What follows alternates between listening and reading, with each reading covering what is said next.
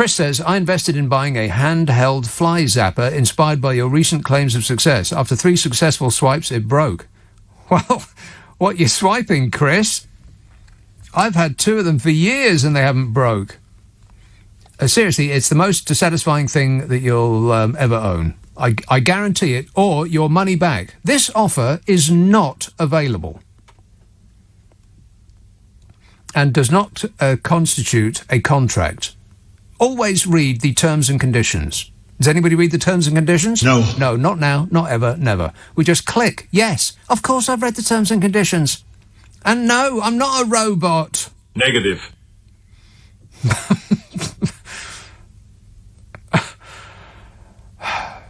Oh, no, it really is great because, it gets everything.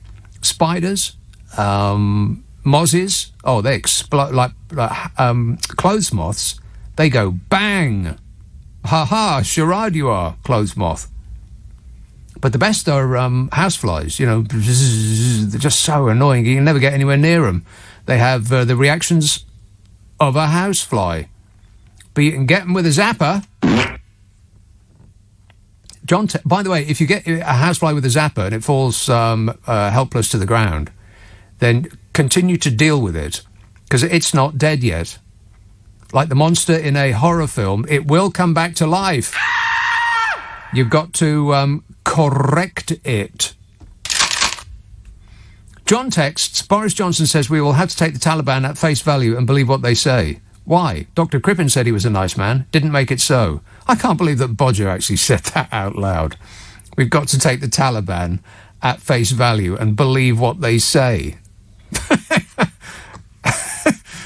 Yeah, or in other words... yeah, what are you on about, Bodge? I think that this is a government by troll, isn't it? They're just trolling you all the time. They just must get up in the morning and say, what daft thing can we make them froth in the mouth about now? Well, and as long as it's the Liberals who are frothing, then that just makes it perfectly fine. Because their fans love it. Take the Taliban at face value. Why don't you go over there and take the Taliban at face value? I double dare you. Go on. Go by land, Boris. Leave all your contact details behind and just go see what they say face to face. Any takers? He's thinking about it. Daniel texts, Steve Allen said this morning that all of your shows are pre-recorded and all of the callers are your friends. Is Mike from Beverley really your pub landlord who you awarded £1 million contract to in exchange for a few words 3 times a week? Or is Steve Allen telling porkies? Yeah. Well, you pile enough porkies up and it buys you a Bentley. Keep that in mind, by the way, if you're driving down the road and somebody wants to let in from a side road. If they're driving a Bentley, don't let them in, because it could be Steve. Desiree texts, Raab was nowhere to be seen through the pandemic. Is it surprising he's dismally failing over Afghanistan?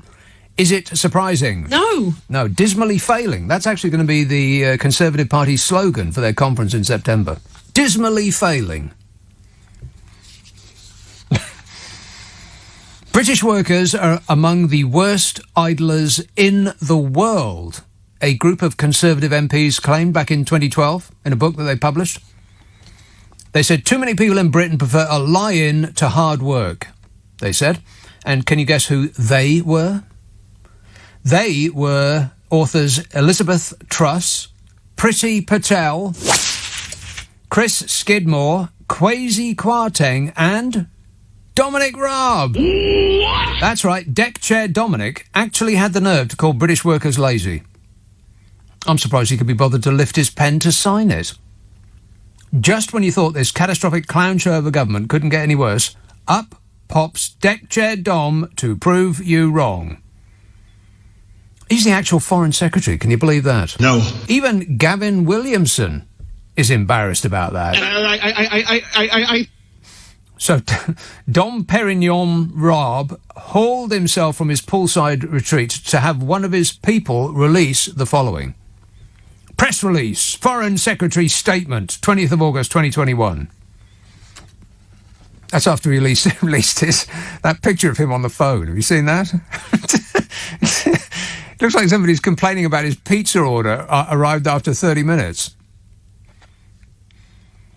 Right, this is his statement. The whole of the government has been working tirelessly over the past week to help as many people evacuate from Afghanistan as possible. Which sounds very much like, leave us alone, we're doing our best. He said the government's overriding priority has been to secure Kabul airport so that flights can leave. How are they doing about that, by the way? Oh, fabulous. Yeah, the airport is not secure and the flights are leaving all right. They're leaving empty. He said, on Friday afternoon, the 13th of August, advice was put to my private office around 6 p.m. Afghan time, recommending a call to the Afghan foreign minister. This was quickly overtaken by events. The call was delegated to a Minister of State because I was prioritising security and capacity at the airport on the direct advice of the Director and the Director General overseeing this crisis response. Yeah, which is a pretty complicated euphemism for I couldn't be bothered with some foreign country as I was in a foreign country on my holidays. I needed to take time off from kicking the walking sticks out of the hands of pensioners and strangling puppies in front of their owners. He said, in any event, the Afghan foreign minister agreed to take the call, but was unable to because of a rapidly deteriorating situation. A situation that was caused by us. I mean, we could have used some of our £40 billion that we spend on the military every year to, do something militarily. But we were too obsessed with buying tanks that don't work and warships that sink, and leafing through Yachts Are Us magazine looking for the ideal party boat for some top Tory cruising. He said, I pay tribute to the excellent team we have in place and we continue to prioritise what is required to evacuate people to the UK safely. Well, he seems to have been able to evacuate himself from his 5-star bolt hole in Crete. And as for his excellent team, I wonder what they think of him.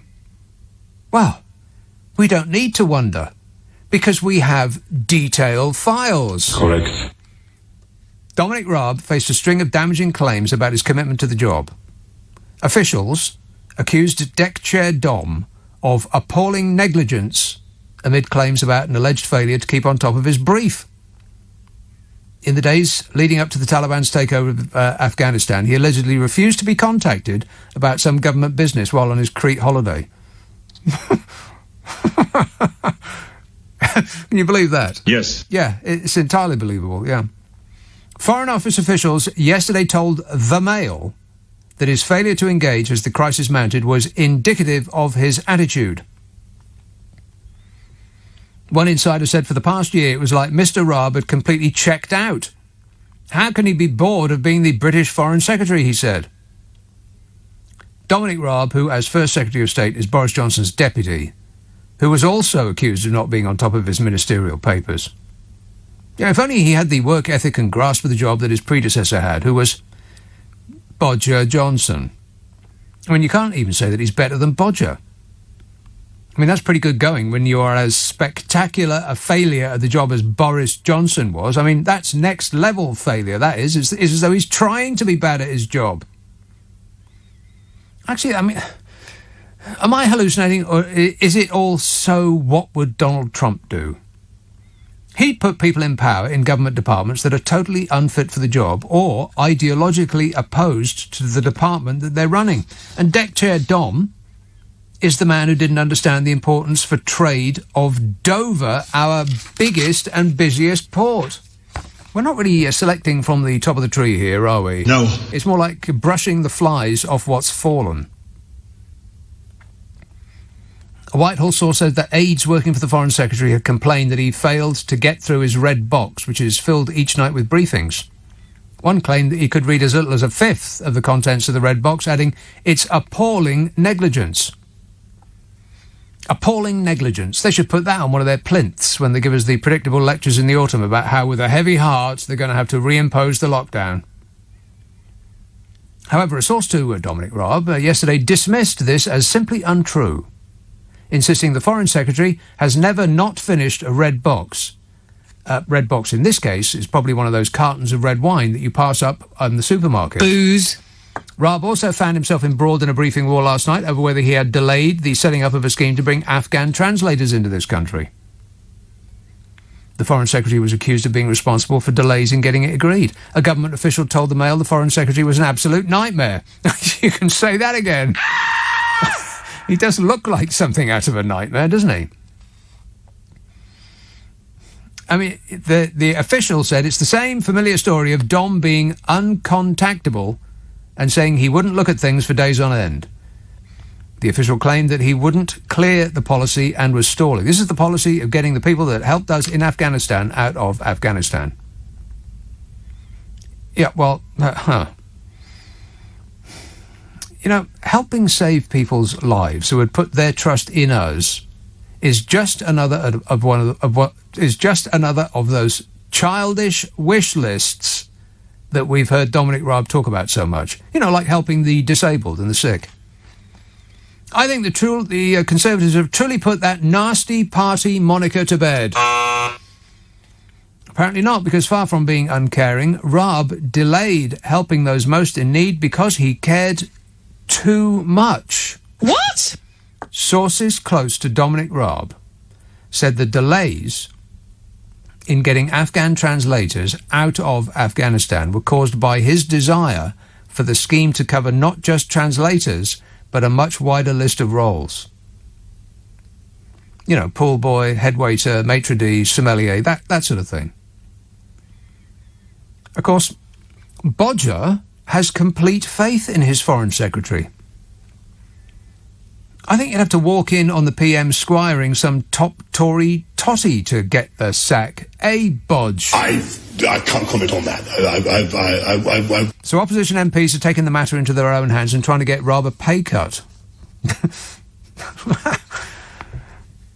Exactly right.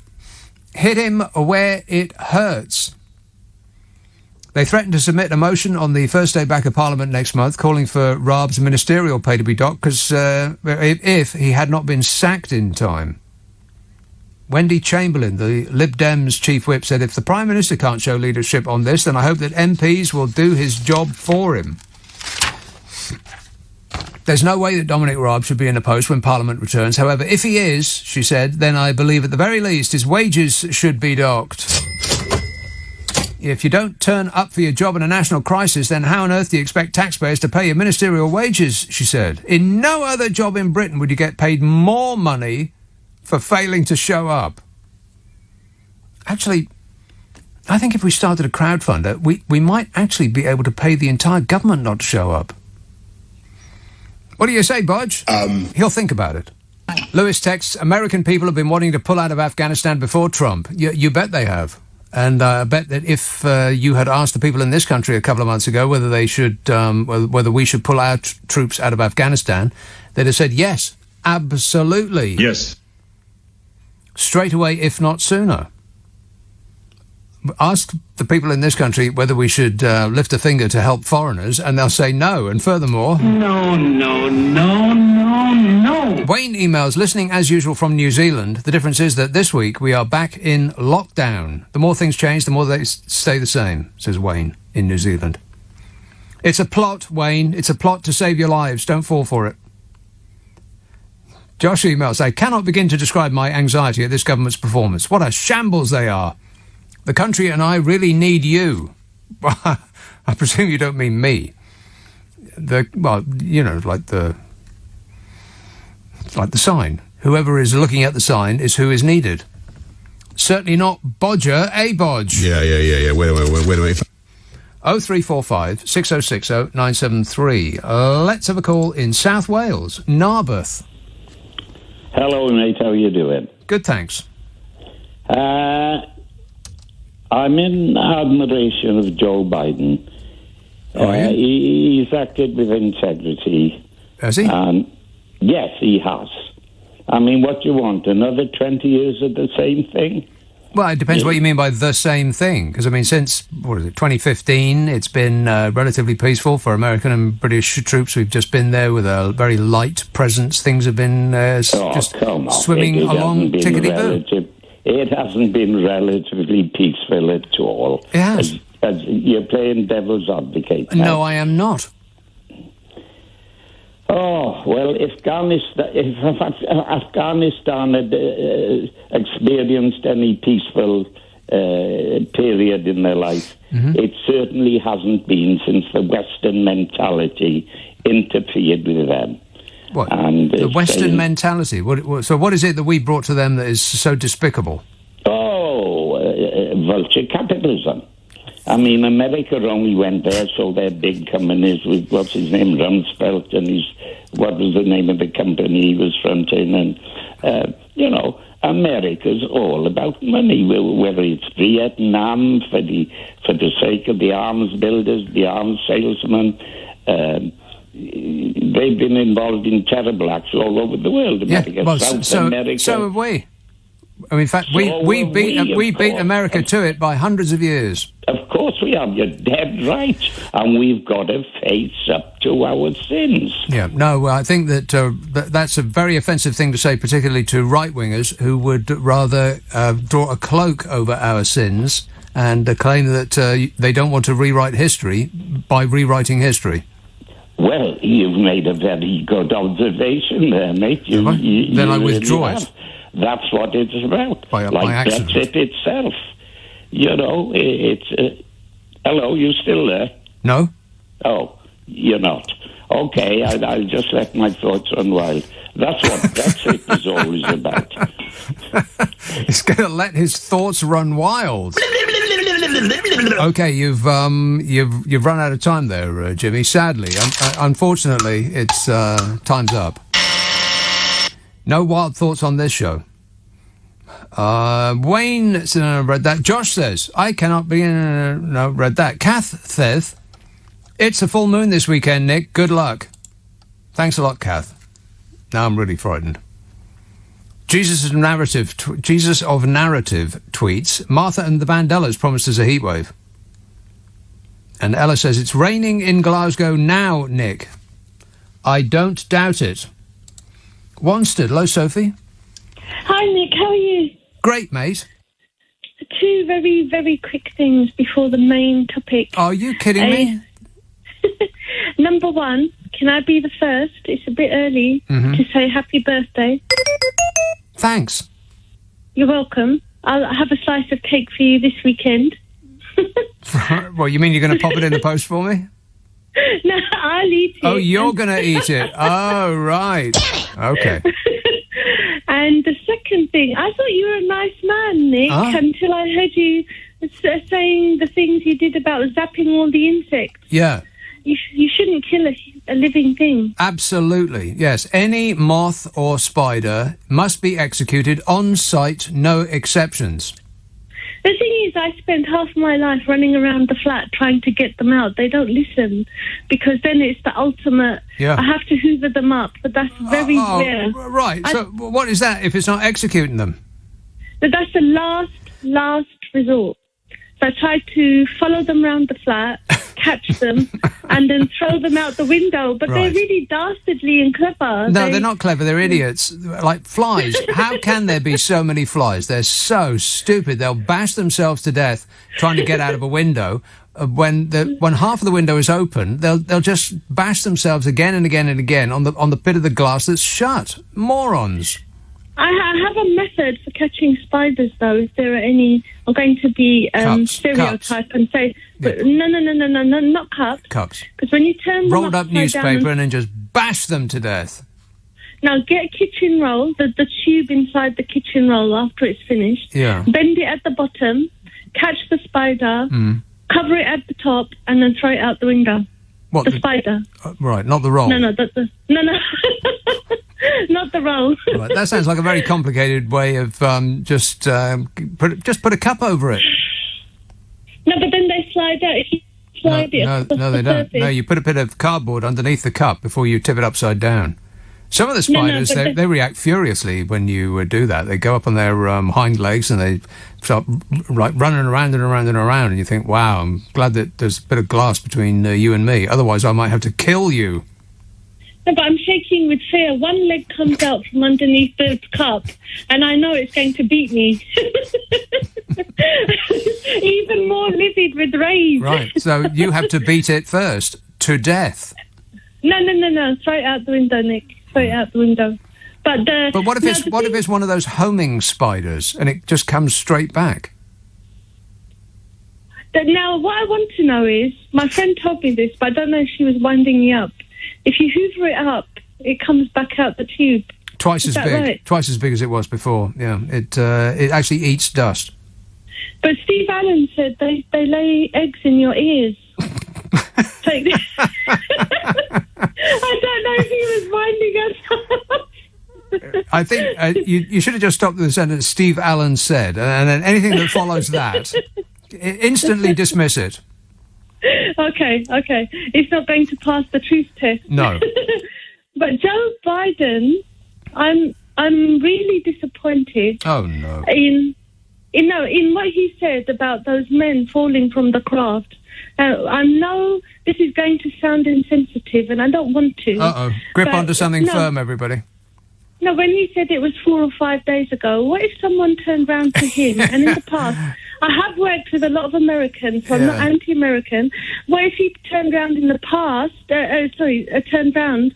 someone turned round to him and said, September the 11th was 20 years ago. Yeah. It's so insensitive to say that. They're human beings. Now, just because they wear long robes and are different from us, and they're not from the West, they're no less valid. That was just a really weird thing to say. I mean, maybe he just got confused, he didn't hear the question right, or he seemed tetchy. He doesn't like being questioned, does he, at all? Any more than Trump liked being questioned.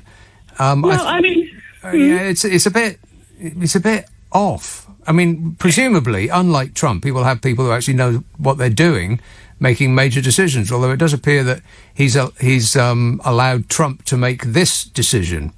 I mean, Biden has been in power for like 8 months or something, and busy undoing everything that Trump did, apart from this.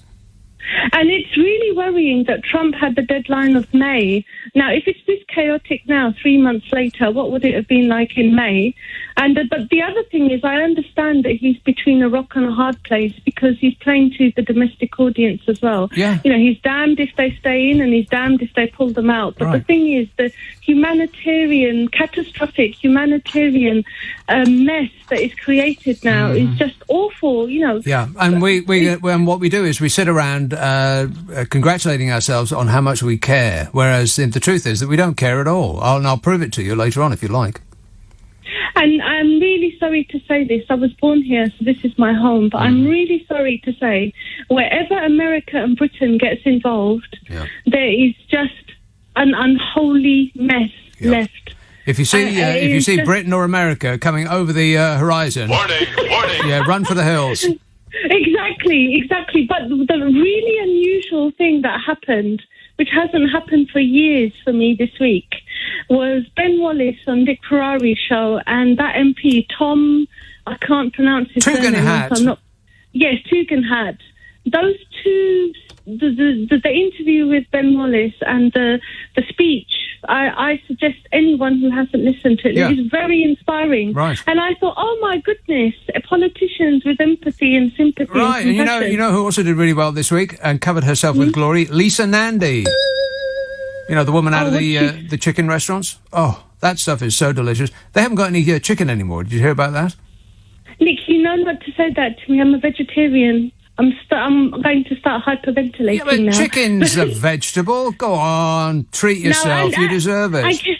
Now, can I just say, after the BSE scandal, I'm amazed people are still eating meat, not just because of, but all the chemicals that they pump into the animals. Yeah. And I'm not militant, Nick. I'm not a vegetarian militant, but I would suggest... You're wasting your breath. The kids love chemicals. Up to their eyeballs in them they are. And I'll be back to school with them in a week and a half. Well, I wish you the best of luck. Take a long cane. Don't take any stick. Give it. Archie text, good to see America is back, as Biden said. What's he doing? He's making Trump look presidential. No, it's the other way around. Donald Trump makes Joe Biden look presidential. anybody looks presidential next to Donald Trump. I mean, everything that's going on, okay, Joe Biden might not be the sharpest tool in the box. But don't start pining for that dictatorial pancake-faced clown that used to be in the White House. Oh, shut up! Let's not get carried away. RJ says, did you hear that rain has fallen on the summit of Greenland's huge ice cap for the first time on record ever? He says, I'm going to be 61 in 5 days. I wonder what the world will look like for my 70th, says RJ. Well, I'd ask for a boat for your birthday. Ask for a skiff. Not a spliff. Want to score some pot? A skiff. John texts, I've noticed recently the weather presenters refer to organised rain. I have images of hundreds of rain clouds gathering together and hanging up on us. What? Organised rain? I've never heard of such a thing. Hey, have you heard that it's going to be mildly pleasant for the first couple of weeks of September? I think we're going to have to accept it. Wendy Chamberlain out of the... Well, this should be a pop quiz. Wendy Chamberlain. Anybody? Anybody at all? No? No? The Liberal Democrats' chief whip, she said Dominic Raab is not fit to represent this country.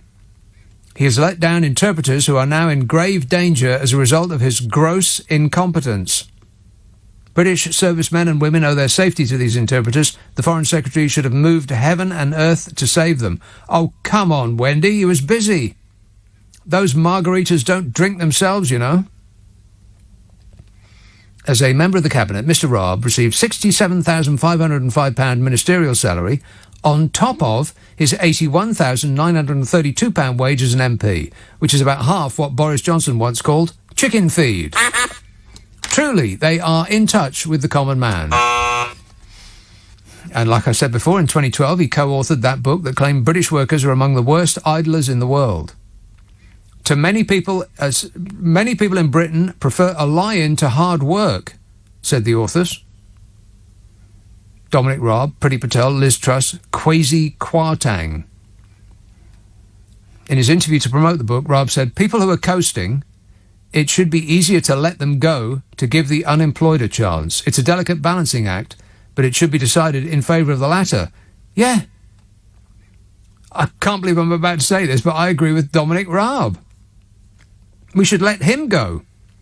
Cast him out into the English Channel on a lilo, and if he drifts back this way, Priti Patel could give him the humane treatment for which this government has become famous.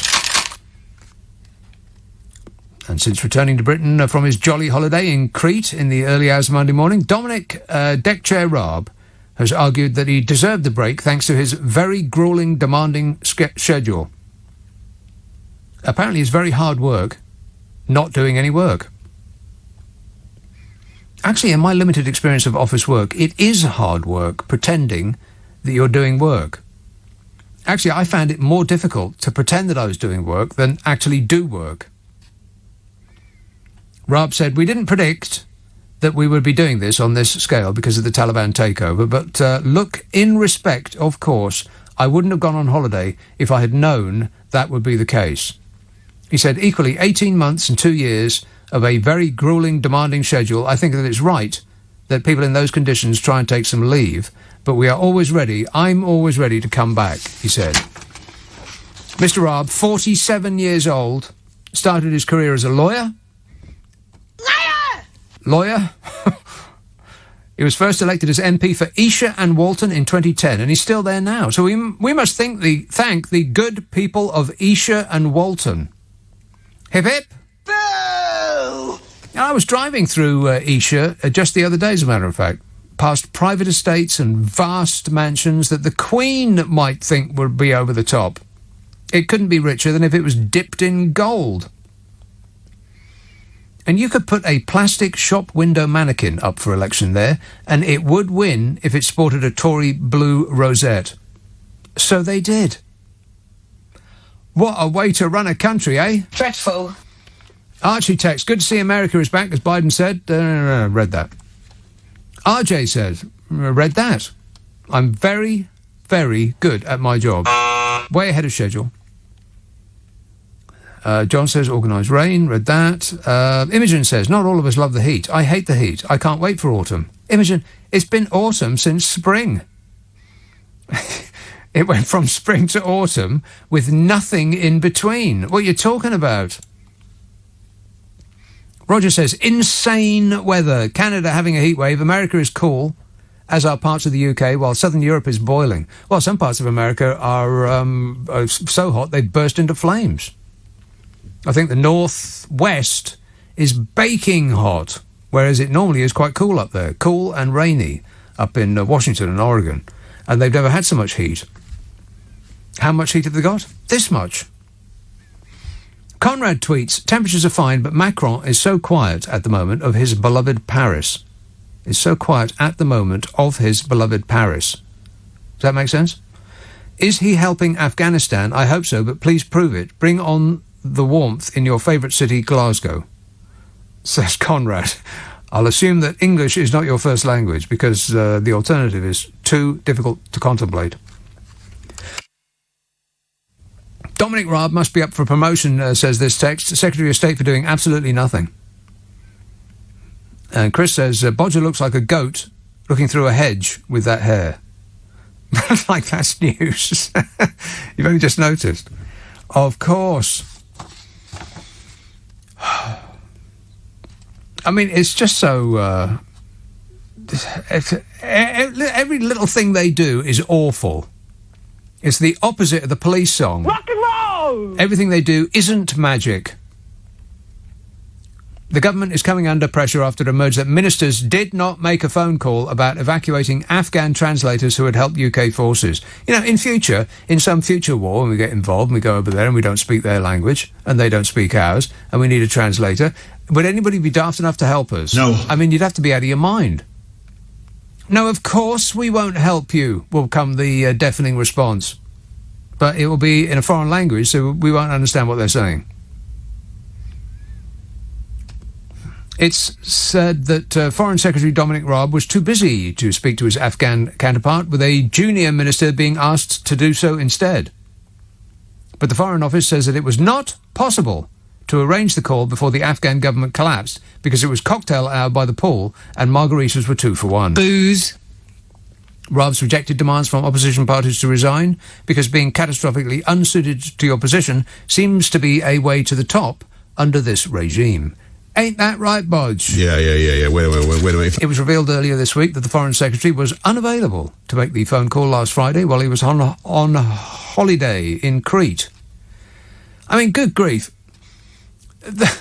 It's not like they have many weeks at work, in inverted commas, is it? I mean, they're on holiday more than teachers, and teachers have to work through their holiday. It's like 6 weeks they get for their summer holidays, and they're back, I think, 2 weeks before they go on another 3-week holiday, which is called conference season, which is actually all about booking a room with an adjoining room to put your pulchritudinous assistant in. You know, what happens in Blackpool stays in Blackpool, eh? It was revealed earlier this week that the Foreign Secretary was unavailable to make the phone call last Friday. He was on holiday in Crete, just as the Taliban advanced towards Kabul. Colonel Richard Kemp, a former commander of British forces in Afghanistan, said the Foreign Secretary's decision not to call his Afghan counterpart typifies a ministerial lack of urgency over the 20-year conflict in this country of Afghanistan. Meanwhile, the Times reports that the top civil servants at the Home Office, the Foreign Office and the Ministry of Defence are also currently on holiday. What? Several thousand Afghan interpreters and other staff have worked for UK forces since the NATO invasion of the country in 2001. Many are in fear of their lives as the Taliban increase their hold on Afghanistan. The UN is warning that those deemed to have been collaborators by the Taliban are being sought out in door-to-door searches. Afghans who worked for the UK government can come to the UK as part of the relocations and assistance policy. The Home Office says it's resettled 2,000 former staff and their families since the 22nd of June, and the target is 5,000 by the end of the year. So all that the rest of them have to do is hide until the rest of the year, when they might be eligible to come here. Of course, eligibility doesn't mean much if you can't actually get here. But it's the thought that counts, isn't it? No.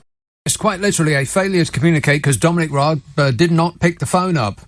On Thursday, it was reported that Dominic Raab, deck chair Dominic, had been advised by senior Foreign Office officials that he should make contact with Afghan Foreign Minister Hanif Atmar to request urgent assistance in rescuing interpreters. Officials said that the call should have been made by Raab rather than a junior minister, but they were told that Dominic Raab was unavailable. He was on a lilo in the deep end and had a massage booked for later, so it really was out of his hands. Busy, busy, busy. Labour Foreign Secretary, Shadow Foreign Secretary Lisa Nandy, who's been doing excellent work. She said, for the Prime Minister and the Foreign Secretary to be on holiday during the biggest foreign policy crisis in a generation is an unforgivable failure of leadership. The government's negligence will cost lives, she said. Yeah, but they're the wrong sort of lives, so who cares? Mr. Raab earlier this week insisted that he had been talking to overseas ministers and his team in London on an hour-by-hour basis while on holiday, and that he had returned as soon as the situation deteriorated and demanded it.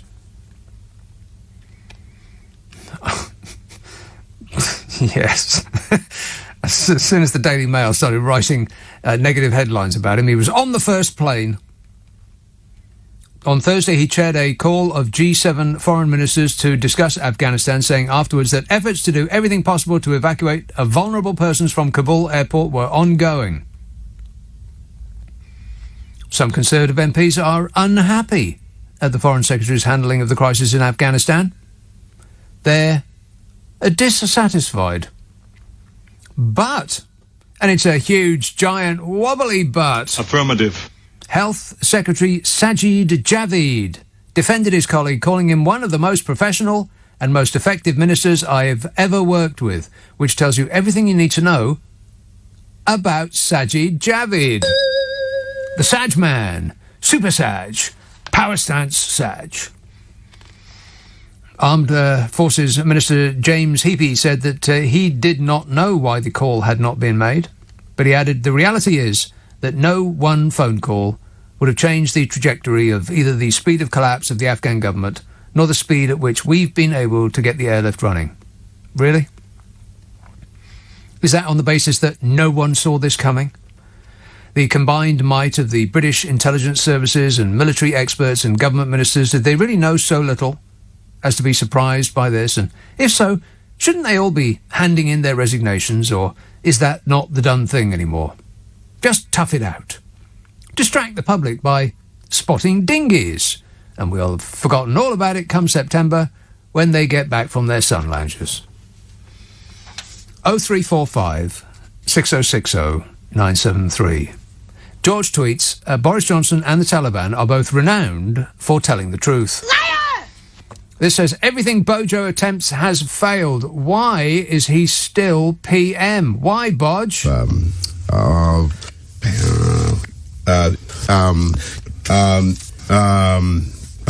Policy on foreigners? East Yorkshire. Mike. Yes, Mike. Hello. Hi, Nick. Congrats on your 61st, mate. Oh, no, wait. What year is it? Oh, my God, I'm 64 years old. Tomorrow. No, wait, tomorrow, the 22nd, Sunday. Sunday, yeah.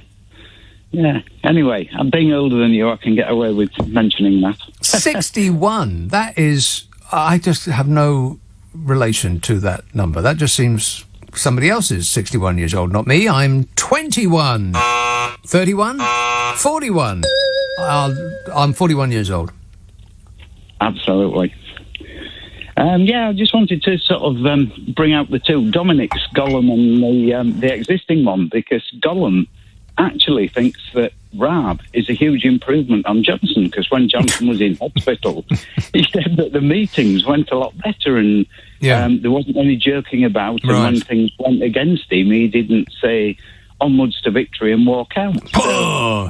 Yeah. So if Raab's as bad as he is, what the hell does that actually make Johnson in reality? You know, when Theresa May made Boris Johnson the Foreign Secretary, I said at the time that I thought that it was a joke. I thought that Theresa May was demonstrating a previously unknown sense of humour.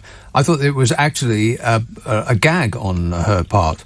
And when I realised that it wasn't, I thought, well, maybe it's punishment. Because being Foreign Secretary must be a lot of work. I mean, you'll have a stack of red boxes to get through up to your eyeballs on a daily basis, and you'll always be on the red-eye flight to somewhere that most people wouldn't be able to pinpoint on a map. So I thought this is punishment for Bodger.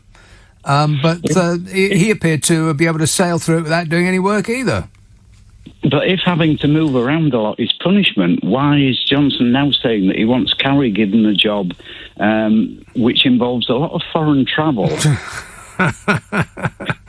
Yeah, well, I think there's a lot of people who will have a fairly clear idea as to why that is. And the last little bit I've got is, I don't know whether you realise, but there are 19 ministers in the present government that are unelected.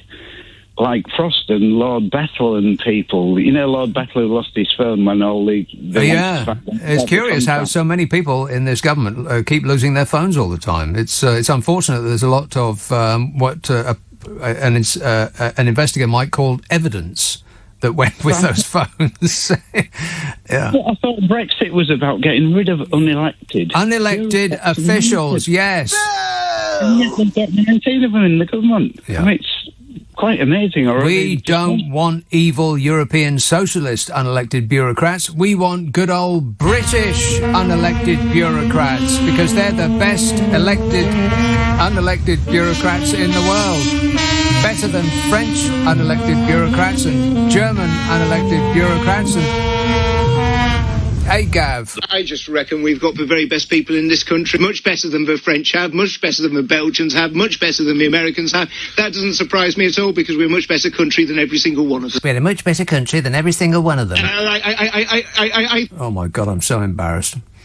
Thanks, Mike. The good work, mate. All right, cheers. 0345 6060 973. Are we embarrassed, yes? Yes. A little bit. A little bit. I've decided to greet any strangers with the information that I am, from this moment on, either Scottish or Welsh. I'm Wattish. Yeah.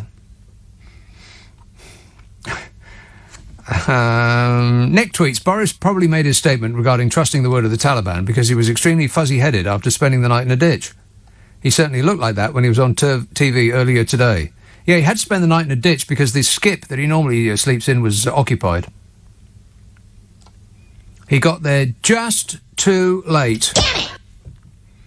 Edward says, I use those electric zappers too, and I tilt the bat with the dead fly on it and throw it out of the window so that the spider who finds it has an oven-ready roast for his dinner. That's you using your thinking brain there, Edward. You tilt the bat. What, like backhand? You're killing flies. You're not trying to beat Rafael Nadal. Edward says, talking of weather anomalies, a few years ago in August, my wife and I were in Akureyri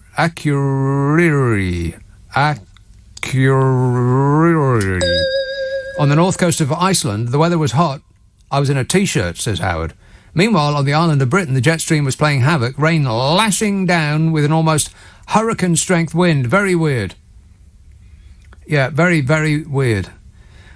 What is really weird is, like I said before, I've been checking the weather in France because I do a podcast with Carol McGiffin. Yeah. And she's in France, and she can't go out. It's so hot. But she's in the south of France, so I thought, well, I wonder what it's like in Paris. And it's the same. The north of France is about as hot as the south of France. 80 degrees, sunny endlessly. But the next 2 weeks, I'll look it up for you. Paris. I'm going to look it up. You see if I don't. Paris, right. 82 degrees tomorrow, 73, 75, 76, then it goes up, 77, 78, 79, 80. That's the next 2 weeks in Paris. Not a drop of rain, sunny every day, every single day. Meanwhile, in this country, in the south of England, 66 and raining. How is it 60? And that's every day for the next 2 weeks. It doesn't go above 70 degrees for the next 2 weeks. Okay, there's not a lot of rain, but there's certainly no warmth. 67, 67, 67, 68, 68, that's it for the next 2 weeks, every single day. How is it almost 20 degrees Fahrenheit colder in the south of England than it is in the north of France? How? I mean, I'd love some weather expert to come on and explain himself or herself. Sexist. Maltex, I see a conflict of interest with the SNP wanting Scotland to have all the sun and the wind energy and the Green Party wanting less of it to save the planet. Eh? I see a conflict of interest with the SNP wanting Scotland to have all the sun and wind energy and the Green Party wanting less of it to save the planet. The Green Party want less sun and wind energy? What are you talking about, Mel? Judy texts, I feel really fearful for those women and children in Afghanistan. I also feel the same for Britain. I think we are heading for some terrible times with terrorists, says Judy. And Chris says, the handheld electric fly swat inspired a shift in my life towards Jainism. That's when they worship Jane. Oh, she did some fantastic work. Jainism, what's that? This in itself could help to save the planet after all, says Chris. Well, I don't know anything about it, but it doesn't prevent me from having a strong opinion. Well, I've looked it up and it was just as I suspected.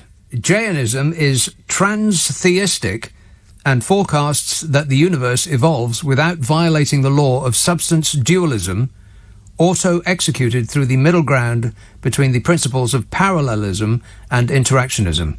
Well, who doesn't know that? 0345 6060 973. Al tweets, why was AWOL Raab on holiday at the same time as Johnson? Poor planning. I couldn't care less attitude. Yeah, I mean, presumably they're not allowed on the same plane at the same time, right? For fear of what might happen. So how come they're both allowed on holiday at the same time? I mean, Dominic Raab, as frightening as this may appear, is actually the man to take over if Boris Johnson is unavailable. I know. It's absolutely terrifying, isn't it? So how come they're both allowed to go on holiday at the same time? They just don't care. I mean, how much more evidence do you need? They're in power. Their support is rock solid. Absolutely nothing they do will dissuade the people who have voted for them from doing it again. So they can do anything they blooming well like. I bet their popularity has actually increased over the past week. I bet it hasn't gone down. I bet my glamorous assistant wants to look that up straight away. The poll of polls. I bet their popularity has increased. Being beastly to foreigners. Nothing that they do goes down better than that. John emails, I can confirm it's raining in Pembrokeshire and campers are packing their tents and trailers and trudging off with a ton of marsh mud melded under their car tyres. Or at least the cars that have front-wheel drive are going off. Everybody who's got back rear-wheel drive cars, they're staying stuck right where they are. Steve texts, I mean, my car's got rear-wheel drive. It's totally useless. It can't get up a hill when it's raining. Famously useless. When it was snowing in the winter, I had to leave it at the bottom of my hill, about half a mile away from where I actually live, because it just couldn't get up the hill. Like even a slight ramp, it's impossible to do. Steve texts, Nicholas. Why aren't you mentioning Biden's knee-jerk contribution to this tale of failure? I did. I mentioned it at the beginning and halfway through, and now I'm mentioning it again. God, all you Trump fans, you're just on the edge of your seat saying, what about? as though anything that happens after he was winkled out of the White House is in some way excuses his behaviour when he was in there. It's his deal, Steve. But his dinglings are, they're nothing if not loyal to the cause. Sabre emails. Do you think it's better to leave Afghanistan alone to manage their own society and save money to build more housing in the UK? As though only one or the other option is available. Ricky tweets, "Hey, Ricky, you're so fine, you blow my mind." Hey, Ricky. Lord Carrington resigned from the government over the Foreign Office mistakes in the Falklands. The buck stopped with him. With Dominic Raab, he blames someone else. Well, that's the way of this regime. Nothing is their fault. In fact, everything is probably... If you look really hard, I think you'll find it's all Jeremy Corbyn's fault. Yeah, thanks a lot, Jeremy Corbyn. You see what you've done? Let's have a call in Tooting. Hello, Jan. Hi, Nick. Hi, good evening. Good How evening. are you? Good, thanks. Yeah.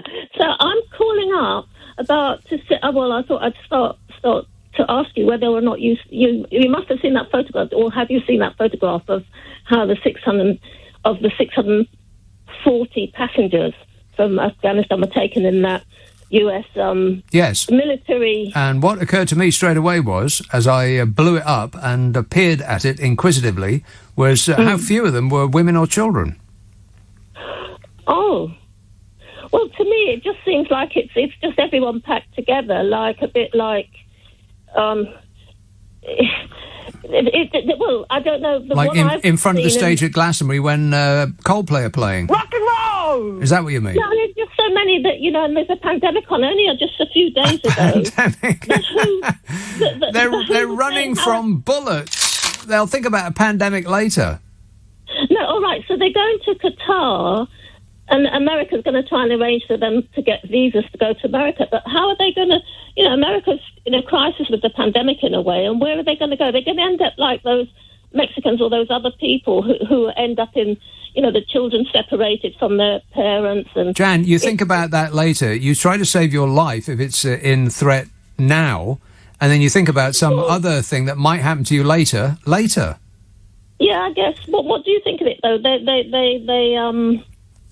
It's quite horrific when you see that picture. They're all just packed in like sardines. Yeah. I mean, in a plane that was designed to carry about a third of that number of people. I mean, it's a big plane, right enough, but it wasn't supposed to be that many people in there. I mean, for a start, talk about the humanitarian crisis. I bet they didn't have enough small packets of peanuts to go around. Well, they probably had nothing. Well, what can they do? And I don't know how long it takes. Qatar is not near to Afghanistan. It's quite a distance. Well, they're only not that far. I mean, they probably couldn't watch a whole film on the way, if that's what you mean. No, look, it only usually takes 134 people in it, but they just... Yeah.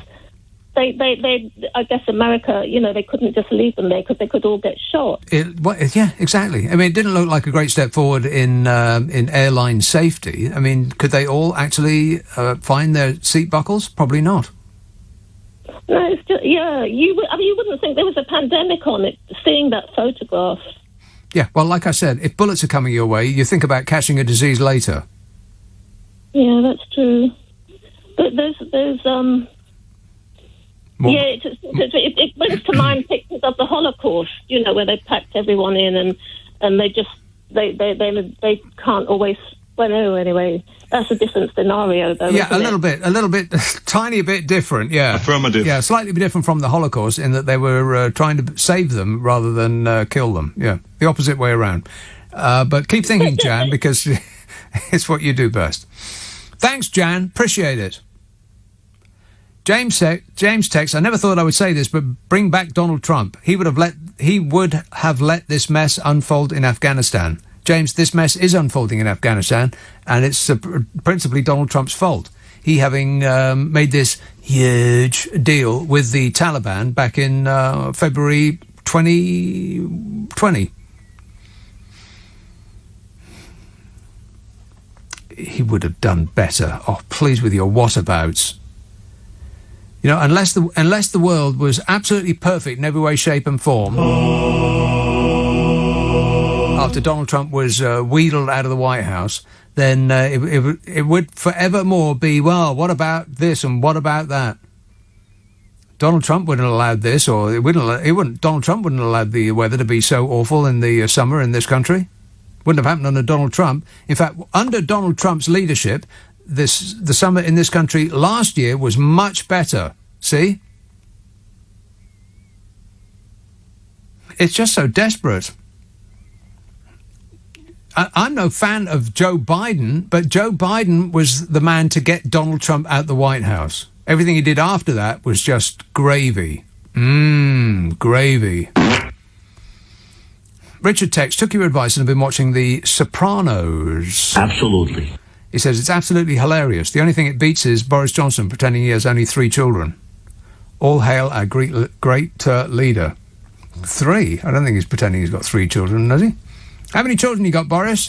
He's going to look into it. He's going to give it his full attention. Stephen says, perhaps Johnson can negotiate one of their global Britain trade deals with the Taliban, adding to the shiny new deals with Liechtenstein and Australia. Yeah, or that great Japan deal that's going to improve our economy by 0.1% in 15 years, something like that. 0.1%. Oh, fabulous. Let's not spend all that money in one place. Kath Theth, I catch spiders with the big see-through plastic lids from cotton buds and then slide a card underneath and throw it all outside. Well, all of this? Just the spider, surely? Just put a glass over it and don't hesitate when you're doing it because it can see you coming. It's got 34 eyes. Did you know that? This is an educational program, isn't it? No. 34 eyes. It can see you coming from whichever direction you come in, so do it quickly. Don't hesitate. Don't think about its ability to leap up and bite your neck off. Put a glass over it, put some card underneath and chuck it outside. The spider, not the glass. Do remember to hold on to the glass when you do it, even though you might be panicking at the time. Chris Tex, no, you can't put a cup over a spider. It must be a glass, see-through. You've got to be able to see it still in there. That is right.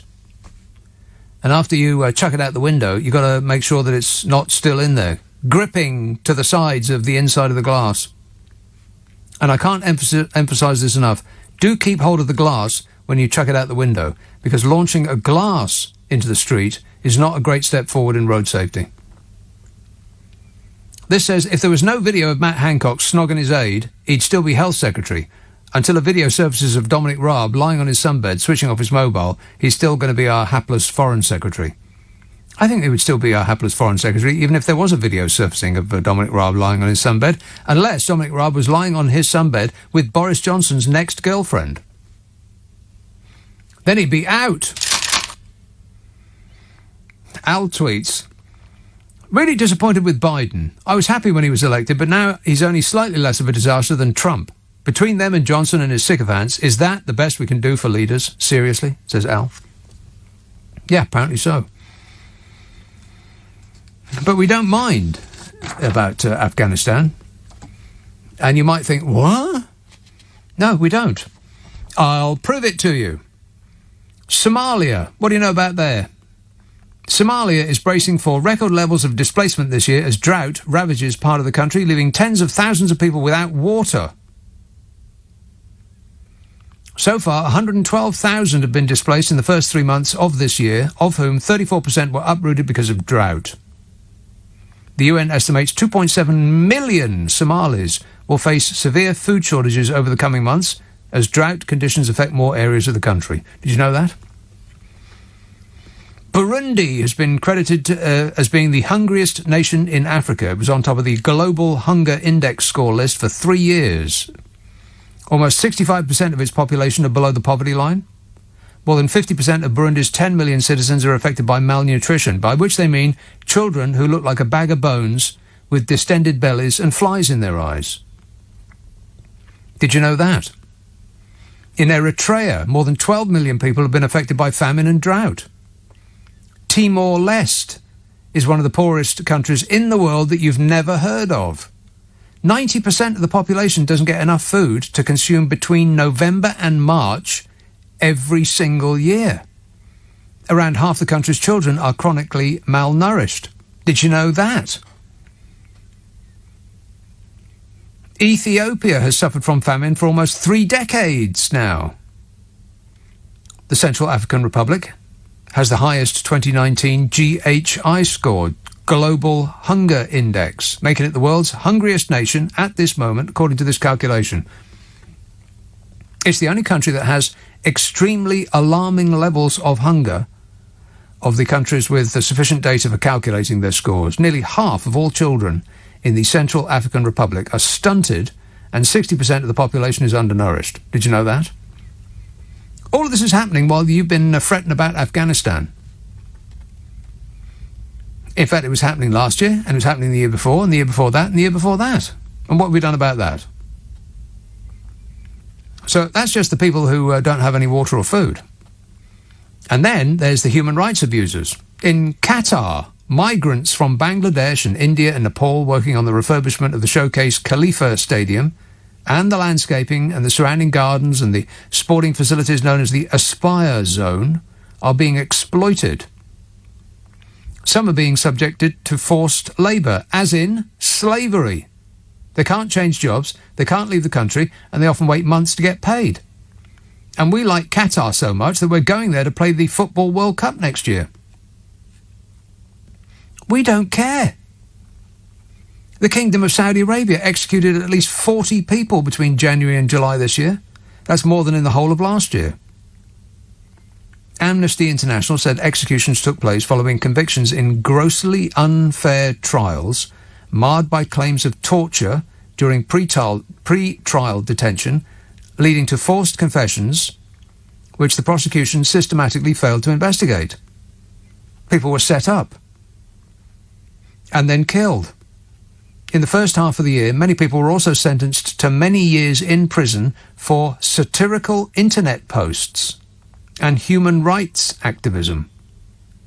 That's Saudi Arabia, and we like them so much that we wheel the Queen out to offer them tea every time they show up at the airport. And they're one of the top destinations for our arms exports. And we don't care.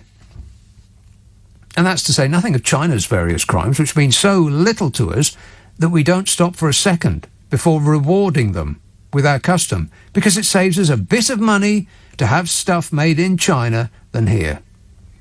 So hold the outpouring of grief about pictures of horrors on the TV screen, because unless we see it, we really don't care. Chris texts, oh no, I read that. Anon says, if there was no video, I've read that. Oh my God, I must delete as I speak. Marnie says, the only reason there'd be such a global agreement for America to end a war is to start a new one. Yeah, well, those bullets don't get bought themselves, you know. Fred says, I did some work at a stables this week and flies are a problem with horses. Yeah, well, horse flies are a problem with humans. I know somebody who got bit by a horsefly and came up in massive welts. This says, I think we should award we should award Stirling in Scotland the UK City of Culture for 2025. Well, what's the UK City of Culture now? I don't care who it is. I think it's a good thing.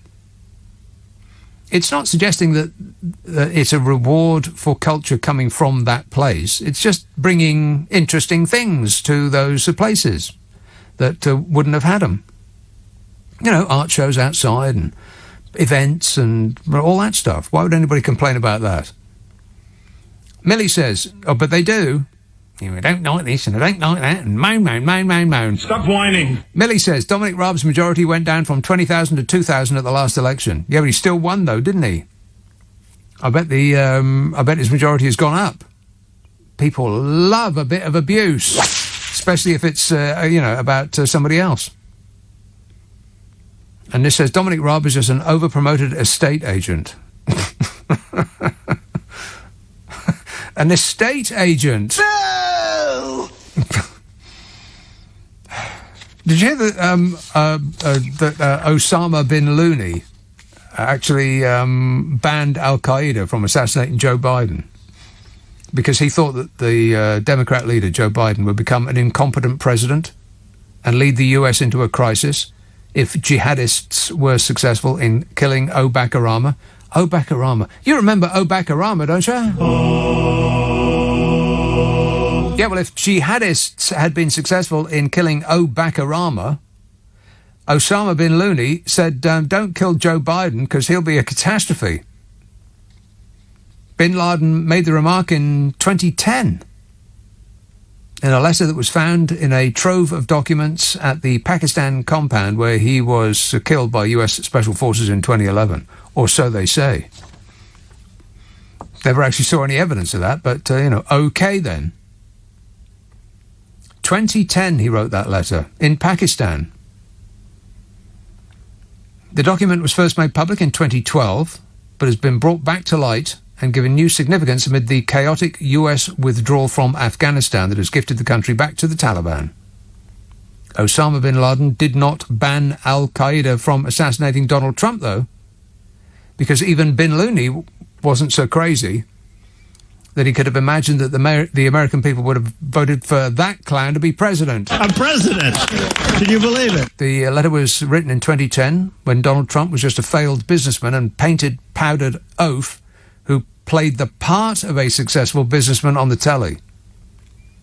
Even in the fevered imagination of the bearded weirdo cave dweller bin Laden, he couldn't have imagined that America would have done something so daft as to elect a peach powder puff president.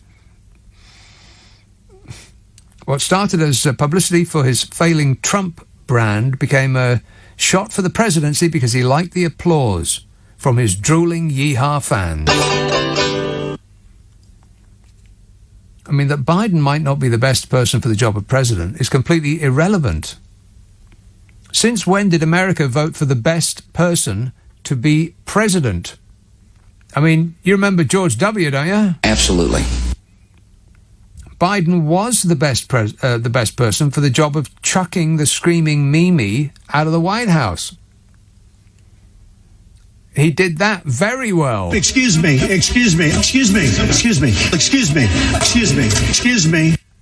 Okay.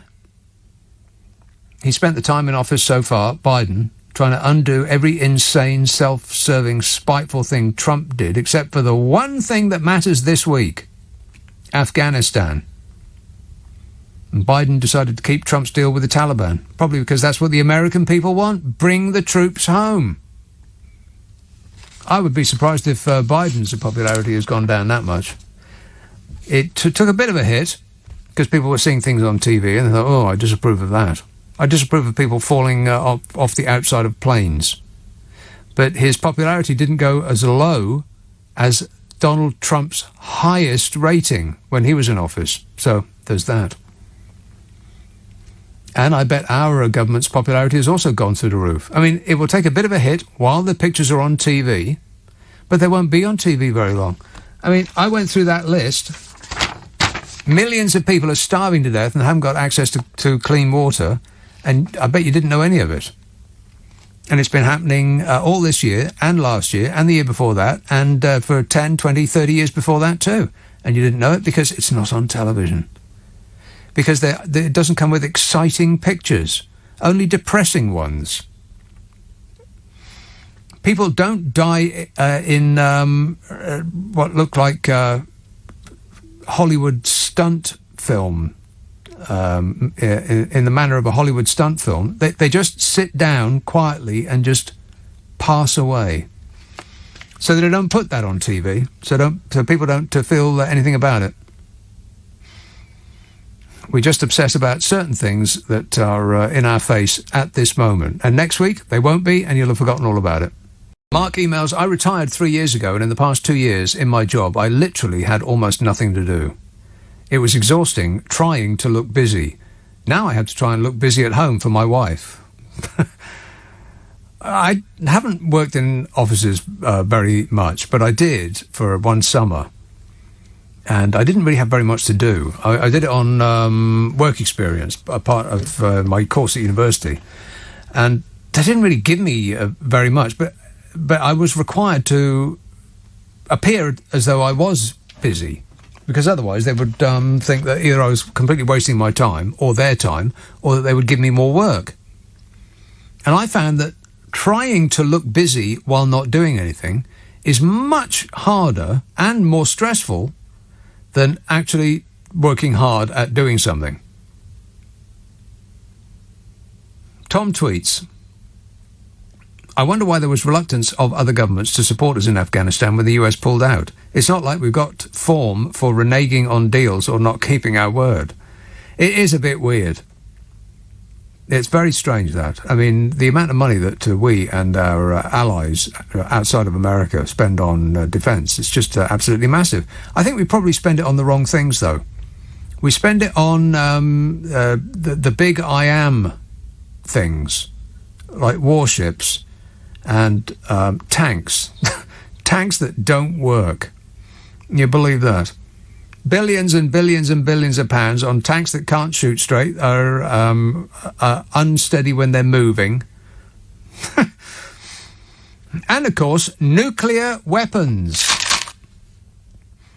which are completely useless, apart from as something to brag about. What are we going to do with nuclear weapons? What are they for? In case Vlad the Insaner starts a nuclear war, what would he do that for? It's not going to benefit him. He was going to wipe us off the map. For what purpose? London's where he keeps all his money. Tom tweets, I read that. Vince says, do you think if Raab was on holiday in Kabul, he'd have taken the call? Yeah. It'd have been down to room service. My poached egg's cold. Ian texts, Am I to assume that the Taliban simply needed to get hold of the Downing Street holiday schedule and they'd be able to accurately predict when was the best time to retake their country? Yeah, you know, if Vladimir Putin really does have designs on taking over this country, then that's all he has to do. And it's not a secret. You just have to look at the recess timetable. Because our politicians take 6 weeks off in the summer, and then they come back for, I think, a week and a half, and then there are 3 weeks off in September, and then they're back for another couple of weeks, and then they take another week for, I've got absolutely no idea, and then they're off for about 5 weeks over Christmas, and then it's another 4 weeks in the spring, of course, and then they're back around to the summer holidays again. It's just work, work, work.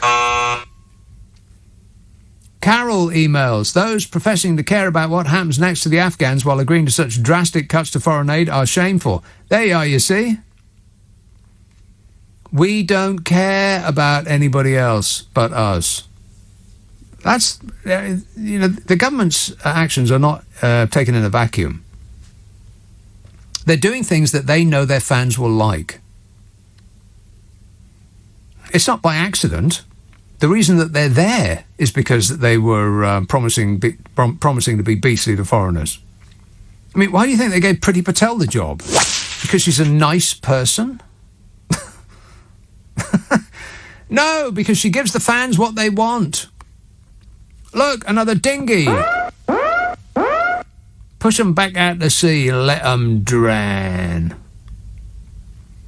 I presume that it's other people's misery that makes us feel better about ourselves. A cheap holiday in other people's misery. Rock and roll! James says Raab was on a pilot scheme last week which exempted him from dealing with the biggest disaster in Afghanistan for 20 years.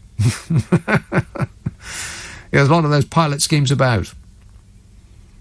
If you have to ask, then your name's not on the list. Free to those that can afford it. Very expensive to those that can't. Al tweets, New Zealand waits 2 whole days before they lock down, announced after a single case is discovered. Yeah, that's right. I mean, they don't mess about in New Zealand, do they? Jacinda is not to be messed with. And the results speak for themselves. I mean, New Zealand is still there. I don't think that people in New Zealand are having a very miserable time. The protestations are mute. I mean, maybe I've already had a missive from New Zealand already. So if you're in New Zealand, call me up and tell me what it's like. I mean, it's not like it is in France. People are chucking paving stone. Well, they protest in France at the slightest inconvenience. They went out and the supermarket was shut for lunch, and so they start chucking paving stones through the window. You know, that's just French people. Not that I'm making any racist generalisations or anything. You know me. Bentex, I think your new nationality is known as Squelch. It's a mixture of Scottish and Welsh. Squelch. Do you know if they have a points-based system? I'd love to apply for citizenship, says Ben. You want to be Squelch? And Eddie says, the whole of Europe is hot. It's only been cold here since we left the European Union. Well, that is actually right. Since we pushed off from the European mothership, the weather here has been absolutely awful. I mean, it really has been the worst summer ever, hasn't it? Last summer, it was a gift.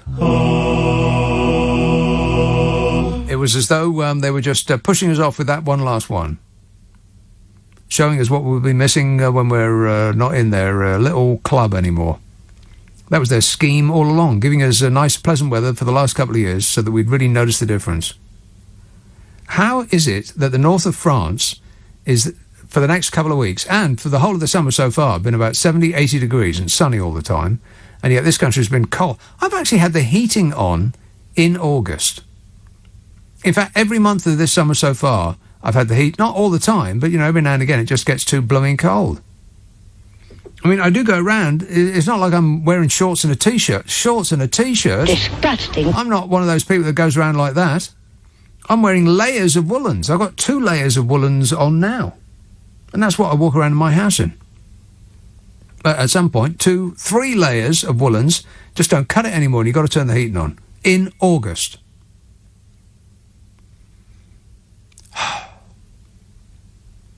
And it's all thanks to global warming. Thank you. And Greta Thunberg is seriously upset with us. Did you hear about this? And there's also going to be an Extinction Rebellion protest in the City of London. You know, the financial finaglers. No! They're going to rock up the City of London and discombobulate them. A call from New Zealand, who's presumably going to tell us what it's all about, baby. Simone. Hello, Nick. How are you? I'm great, mate. So you're in lockdown again, is that right? Yeah, we went into full lockdown last Wednesday, last thing on Tuesday night, and it happened within probably 5 hours. 5 hours notice. No one saw it coming, but we're back to the highest level again. From living a really sort of like free life and going about our business, doing what we usually do. Yeah, so the government reacted to one case, wasn't it? Yeah, there was one case, and they've managed to do the sequencing, and they've realised that it came through Sydney through the MIQ, which is our sort of holding. When you enter New Zealand, you have 2 weeks in quarantine. Yeah. So now it was contained in Auckland and another place called the Coromandel, but unfortunately yesterday they've confirmed that there's 3 new cases in Wellington.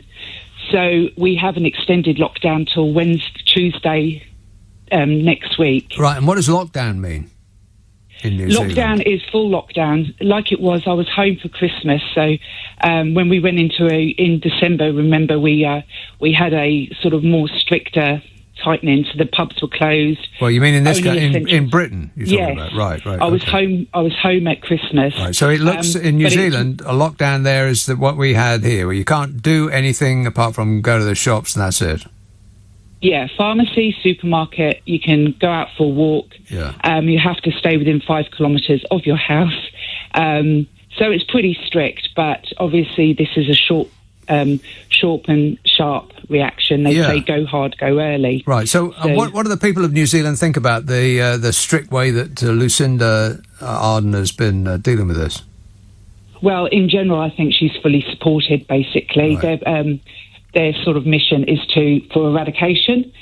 However, some of the experts are saying how we respond to Delta or how this works with Delta may be a different story altogether. So it's a wait and see. You know, I'm looking at the cases and the deaths for various countries. You know how many deaths they've had in New Zealand? I'd say a handful. 26. Okay. Isn't that incredible? It is. 26. There's just less than 5 million people who live in New Zealand. So if you extrapolate that number to how many people live in Britain, then you'd have expected 300 deaths, as opposed to the number that we actually have, which is 150,000. So I think that I think that your PM is doing pretty good there. Yeah, she is well supported, and we're quite good. We're well behaved in New Zealand, and when they when they say something, we kind of do it. Right. So out walking the dog yesterday morning, there was the police checking in, slowing down your cars, rolling down the window, saying good morning. But they're letting you know that they know you're there. Yeah. So. Yeah, I think the British people are pretty well behaved as well. We've done what was asked of us and continue to do so. In fact, we are being more safe than the government's suggested. You know, did you see that shower show that was in Parliament the other day when they had that emergency debate? There wasn't, I think apart from Theresa May and maybe one other one, there wasn't a single person in the Conservative ranks that was actually wearing a mask. This was inside with no air conditioning of any kind whatsoever. They just got that funnel in the roof that sucks out the hot air. And not one of them was wearing a mask, whereas the Labour benches, pretty much everybody was wearing a mask. So the government in this country tells you what to do, and then it does the absolute opposite, and then expresses surprise when people raise a finger of objection.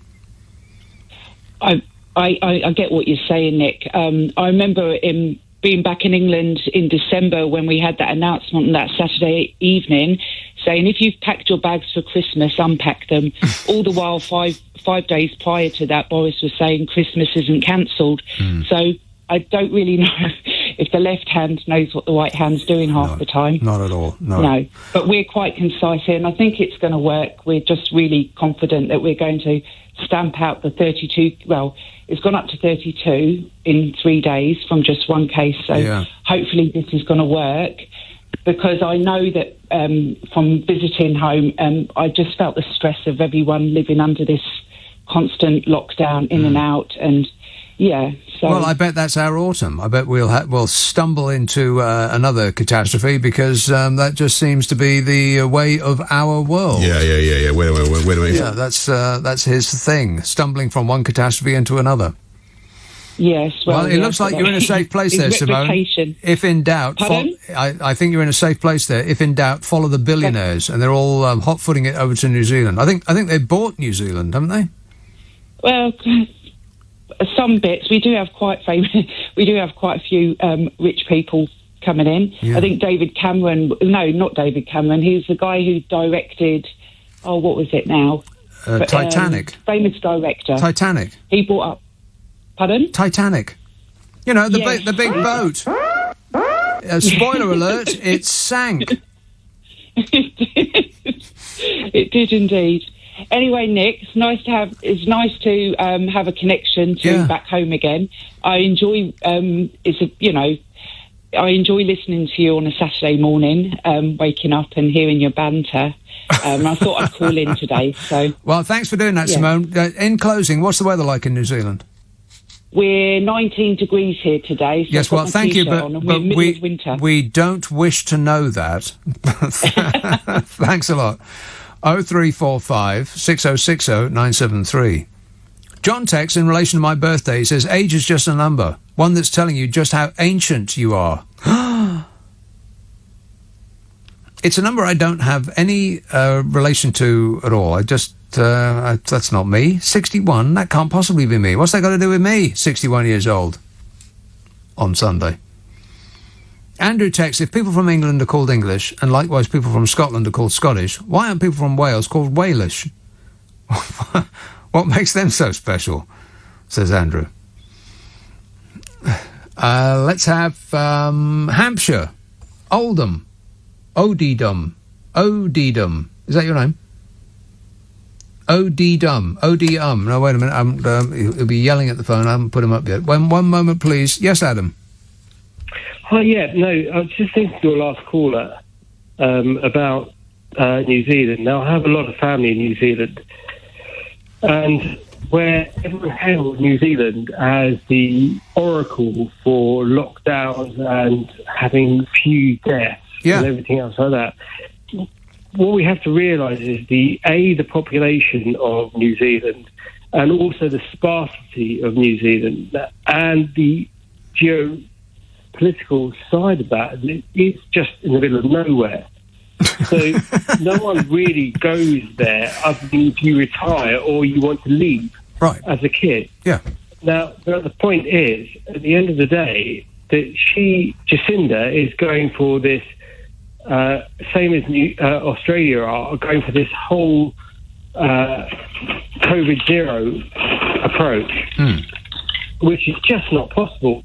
So they've been in this COVID zero approach for a very long time, yet they've managed to find cases after being in lockdown, not allowing anyone in, and yet they still have COVID cases. Yeah. Makes no sense. So what happens they're going to have to open up eventually. Now, we know with the Delta variant that you can be vaccinated and still catch it and still pass it on, etc., double vaccinated. Yeah. What happens when they open up? They're going to get COVID at the end of the day. Right, maybe, yeah. So where do they stand on it? So that cannot go with the zero COVID model they have. Well, I think what they're trying to do, surely, is to get to the point at which they've all been vaccinated, they'll be relatively safe, and then, in due course, they'll be able to open up, as opposed to our policy, which is, I don't know, let's just make it up. Well, no, you say that, but that's actually not true, because they are, in the modern world, in the Western world, they are the second worst vaccinated nation. Right. Well, in terms of numbers. Okay. Well, why is that? I don't know. You ask them. Why? So, okay. Put it this way. So during this lockdown, which they're having right now, when they go into stage 4, they've actually closed the vaccination centres during this lockdown. So no one is allowed to get vaccinated. Right. Okay. Well, I didn't know that either. But I think the big number that jumps out at me is 26 deaths. Yes, it is a big number. That's absolutely, of course it is. 26 deaths. Yeah, as opposed to 150,000 deaths in this country. 5 million. Yeah, 5 million, that's right. So if you extrapolate up, then you'd expect 300 to have died in this country. No, but they also live in the middle of nowhere. And the 5 million people don't live in the middle of nowhere. They live in towns just like everywhere else on Earth. Well, they do, but not quite as concentrated as we do in London. So how many people live in London? 9 million. Yeah, but what's that going to do with it? Because the virus is everywhere. I mean, you could say the same about Sweden. People, at the beginning of this, Sweden had they went their own way, with their own 6-foot blonde Swedish way.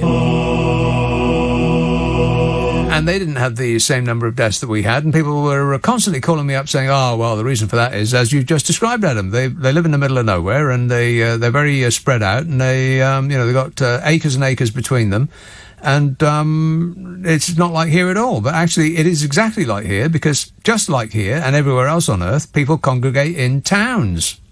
Yes, absolutely. But what do you want to do about this? Do you want to live with this, or do you want to doesn't it occur to you that we have the worst of all worlds? I mean, we've had just about the worst lockdowns of any place in the world. And we also have the worst death rates of practically anywhere else in the world. I mean, if you want a lesson on how not to do it, it's us. Yes, but hang on, our death rates are based on the fact that we have the oldest population in Europe. And we also have the most... That's not true. We do not have the oldest population in Europe. Who does? Well, Italy, I would imagine, or Greece, or, one of these, like Portugal. Or is actual fact? Huh? I think we have the oldest population based on fact. Yes. More than you said it with certainty before. I thought that you were actually quoting statistics, but now you just think. I am, but I need you to look that up. You've got I'm not going to do nothing of the sort. I just told you what I think, and it doesn't really matter one way or another. The age isn't significantly different in this country than it is anywhere else. We have old people and we have young people. Everywhere does. We don't just have old people in this country. It's just absolute nonsense. I mean, you can try and explain it away and give reasons why Boris Johnson and his cast of clowns haven't been an utter failure in this regard, but they have. Pretty much everything they turns to dust. They've got the Goldfinger in reverse. Mike emails, Boris can at last be consistent if he suggests that Afghanistan builds back better after we leave. Matt says, I challenge you to run for the leadership of your beloved socialist movement and see how you get on, says Matt.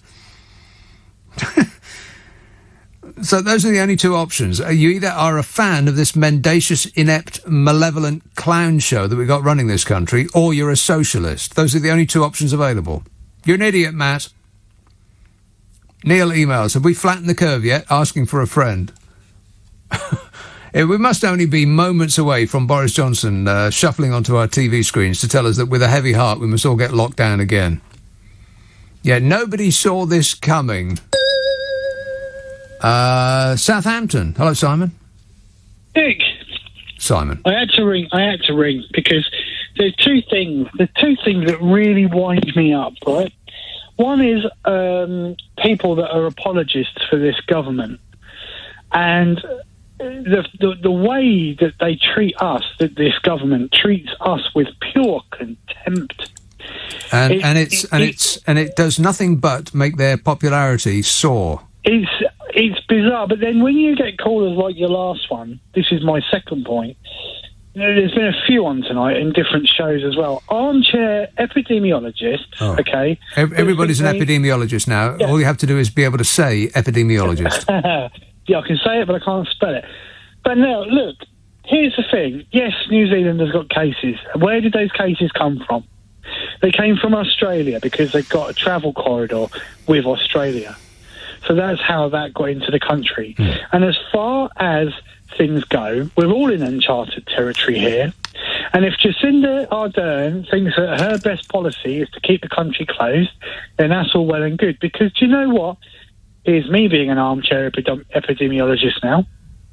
The Spanish flu mutated into a version of the common cold. It's still out there now. It's one of our common colds.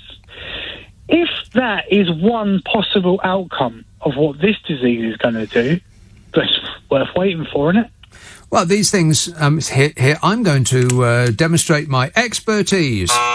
These things tend to just blow out over time because the virus runs out of people to infect. It runs out of available hosts. If you catch it and then get some sort of natural antibodies and resistance to it, then that's one thing. If you get the vaccine, then that's another. It'll just fade away eventually. Yeah. These people, I mean, I love your show because it does really make me chuckle. But then you get people like that, and your show just makes my blood boil. Because they speak with such conviction, like they're speaking actual facts, right? And they're not. And it's like, maybe they're just copying me. So half of you is chuckling, and half of you is screaming.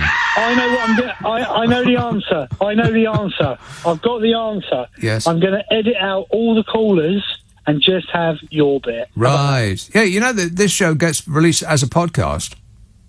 I do. So you can at home edit to your heart's content. I'm going home to do it right now. Okay, excellent work. Thanks a lot, Simon. Yeah, this show gets stuck out as a podcast. We take the ads and the news out. It takes less time to listen to, so you'll use less electricity, and Greta Thunberg will appreciate it. Thank you. I wonder if I'll have time to talk about her in this Super Soaraway show this evening, because she is fully in the news and she's berating the PM. Slapping his legs, she is. Quite right, too. Joe texts, we know when the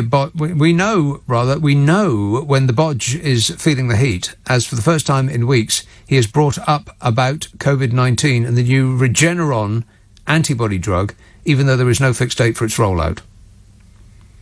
OK. This says, talking of the weather, what happened to the heat wave that the Met Office promises? Did it get lost in the post? Yes! It got lost in the post. It got sent to France instead, because Paris is having a heat wave, and the south of France is having a heat wave, and Spain's having a heat wave, and Italy's having a heat wave, and America's having a heat wave. Where's our heat wave? I think we've been picked on. We are the only country in the world, it's a fact, that has had a miserable summer. Everyone else has had a scorcher. At least in Europe. It's very, very upsetting. I mean, you know it's going to be autumn soon, and then it's going to be winter. It's practically Jesus' birthday. And we haven't had a summer yet. Not completely satisfied.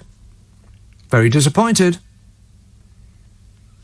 Let's have a call in Bristol. Hello, Rose. Hello. Rose. Hi. Yeah, I'm very glad the heat wave hasn't come to the UK. What? I don't think that's a disappointment at all. I've been in Bristol today. It's been very warm and humid. That's enough for me. Warm? Well, yeah, I've been sweating, mate. Oh, please. And I've been down to Glastonbury. Well, I know you can disagree with everyone, even the Prime Minister, but I didn't phone up to talk about that. You've been to Glastonbury. What did you do in Glastonbury? Lovely. I don't tell you, or everyone will go and do what I did today, but I bought tickets to see Van Morrison at Glastonbury Abbey. Van Morrison is playing Glastonbury Abbey? That's right, on the 4th of September. Is that right? Yeah, I'm not even employed by him. I'm just telling because I love his music. Yeah. Yeah, I mean, sometimes he says nutty things. Yeah, but he is, as an artiste, he's excellent. Well, exactly. It's his music that he's about. So. Right. You could say the same about Eric Clapton. Rock and roll! Might say some wacky things every now and again, but, can't beat EC Was Here or 461 Ocean Boulevard. Well, I've never listened to it, but I came back to Bristol and I went to a very famous budget restaurant. Oh, yeah. And I was totally disgusted at their level of hygiene. It's like they've given up on hygiene, right. and everyone's told them it's all over, lockdown finished, there's no more threat. On Tuesday, they said there's never been so many people dying of COVID since March. What, so the restaurant? No. The BBC. You're not going to dispute with the BBC, are you? Yeah, sure. Why not? All the time. On Tuesday, the stats were people who died from COVID, your mother, my mother, etc., has not been so high since March. Right, you mean and the figures have gone down? Yeah. But no, can we go? Can we gone up? Well, yeah. So even you are sleepwalking into this mirage. I see. It's my fault. It's not your fault. It's just that we've got to admit to who is dying from COVID, and now they're not bothering with hygiene anymore. I went into. Well, what do you mean by? Hang on a minute. Back up. This restaurant. What do you mean by they're not bothering about hygiene? What do you mean by that? Well, the wine glass I got, the rim of the wine glass was full of lipstick and disgusting. Oh, yeah. Well, you know why? It's because the glass cleaners have a really hard time with lipstick, and the reason for that is because lipstick is designed to stay on.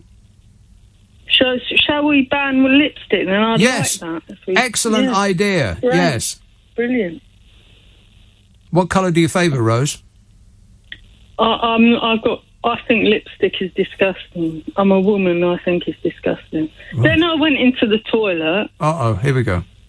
And I pulled out a piece of tissue to wipe my mouth. I thought, this is going to be okay. What? No, you went into the toilet. I can't believe I can't believe what I'm hearing. Disgusting. You wiped your mouth with some tissue paper that you found in a toilet? No, it's the stuff that comes out of the wall. It's meant to be hygienic. Right. But it's not, though. And then... It's well, not... yeah, I made a mistake. Listen to me. Nothing in the toilet is hygienic. And you know the reason why? No, you're right. You are completely right. Do you know the reason why? I looked at it. I looked at it. And then I know, there was something like... Don't say it. I think I saved us all there. You're welcome. Thank you. Don't say it. The reason why you should never touch anything in the toilet, and I do mean anything, if you have to flush the toilet, then do it by method of pressing the flush with your foot. Because if it's one of those chains that hang from a cistern, then you're fresh out of luck. Whenever I encounter one of those, I pull some toilet tissue out of that thing on the wall and wrap it around the chain and then pull it and then drop the tissue into the toilet and then hightail it before it starts to swirl around. Because what we're talking about with toilets when you flush them is fecal flora cloudburst. What? Think about that for a moment. Have you thought about it? What do you think? Dreadful. Quite right. Pat tweets, caring, sharing, power stance, Javid, says Dominic Deckchair Raab is one of the most professional people, but the bar is low for this lot. Undefeated limbo dancing, says Pat, which is just like a collection of thoughts all thrown down on the same tweet. Doesn't have to make any sense, Pat, just as long as it rhymes. Ragwin tweets, if you want to influence the Tory party, just become a member. It only costs £25 a year. Well, yeah. You can influence the Tory party by giving them 25 quid. You could probably have lunch with the minister of your choice if you give them 2,500. If you give them 250 grand a year, then you get to actually run the country. It's the best investment you can make. Josh Tech, stop messing around. We all know your big Bentley doesn't have any trouble in the snow. This is with reference to something I was mentioning some while ago. Are you kidding me? I don't have a Bentley. Steve Allen has a Bentley. Steve Allen's Bentley is so big. I've actually seen it with my own eyeballs. My microscopic banger had the temerity to be parked next to his giant ocean-going Bentley. And it's just incredible how big it is. It's got room for a car in the car. Why does he need a car that big? Where does he park it? Chris Tex, I mean, you practically need a car to get from the back seat to the front seat. Chris Tex, if people are upset over... And plus, it's the kind of car that you drive around in the back seat. You've got a driver in the front and you sit in the back. That's what it's for. Why has he got a car that big? Seriously, explain yourself, Steve. Chris says, if people are upset over Biden or Trump, just imagine Hillary Clinton as president. Oh, my God, that's the ultimate what about. I assume you're joking, Chris. Back under your bridge, troll. If people are upset over Biden and Trump, just imagine Hillary Clinton as president. Well, that would have been worse in what way? I mean, she wouldn't have been able to spend much time on screwing things up, what with all those babies she has to eat. Michelle says, I'm also 61 and I feel like 31 or 41. Unfortunately, when I look in the mirror, I scream, happy birthday. And I screwed that up. She doesn't scream happy birthday. She screams and then says happy birthday. Yeah, it's tomorrow. But thanks, Michelle. And John says, we've now had 2 incompetent presidents in a row. It doesn't make Trump better. Doesn't make Trump better. We have now had 2 incompetent presidents in a row. Doesn't make Trump better. Yes, I would agree with that. Just because Joe Biden isn't knocking it out the park on this one issue, it doesn't mean to say that Trump was better. He's still a catastrophic clown that he ever was, this peach powder puff president doesn't make him smart. Trust me, I'm like a smart person. The frightening thing about him is everything. But the most frightening thing is that he hasn't gone away. That there's still a significant number of dinglings who think he's the most super thing in the world ever, including most of the people that run his party, who are just petrified of his fans, who haven't deserted him. Just as Bodger's fans won't desert him. Yeah. Wait, I think it's too much loss of face.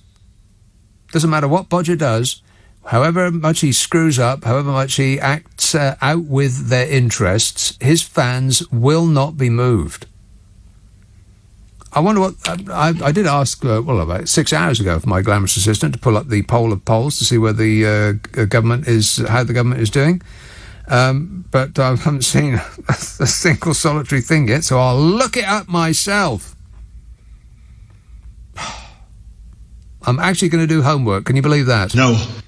UK poll voting. I bet that pulls it up straight away, if not sooner. Here we go. Voting intention and polls. This is the 17th to the 18th of August, 1 day ago. Conservatives are on 40, Labour is on 32. See, the exact same thing that they were on the previous week. Hasn't made the slightest bit of difference. There you go. Proof positive. We don't care in this country about people from other countries. We don't even care about other people in this country. We just care about ourselves. You know, we make a good show about being appalled about what we see on the news, but we will eat through it. You got your food on the tray, on your lap, and you won't really stop eating at the awful scenes as they unfold on the TV screen in front of you. You'll continue to eat straight through it. When the news finishes, they'll do the "and finally" story, and you think, oh, cute little puppy dog. And you'll forget all about it. Then you'll start watching, I don't know, some drama about killing women. It's really weird that we've decided, or it's sort of innate within us, that we are most entertained by other people killing women. Isn't that weird? I mean, name me one major drama series that has had another topic over the past, 10 years. Name one. They're all about killing women. It's the thing we find most relaxing. Other people killing women. So, yeah, don't try to pretend that we actually care about what's going on in Afghanistan, because we're not remotely interested. And the Conservative Party know that full well, which is why they probably hightailed it from Afghanistan, didn't want to stick around after Uncle Joe decided to leave for the benefit of his political career. Because he thought, quite rightly, that that's what the Americans want. So he was up and out. It was just about the only thing that he's kept that the screaming Mimi did a deal with. Oh, shut up! Yeah, the Taliban did a top secret deal with the Taliban, because Donald Trump loves nothing more than hanging out with despots. Just before the anniversary of 9/11 last year, invited the Taliban to Camp David, and his fans still love him. Absolutely nothing will dissuade them from the notion that he has their best interests at heart. And what is it that leads them to think that? I love the poorly educated. Yeah, I think that's probably it in a nutshell.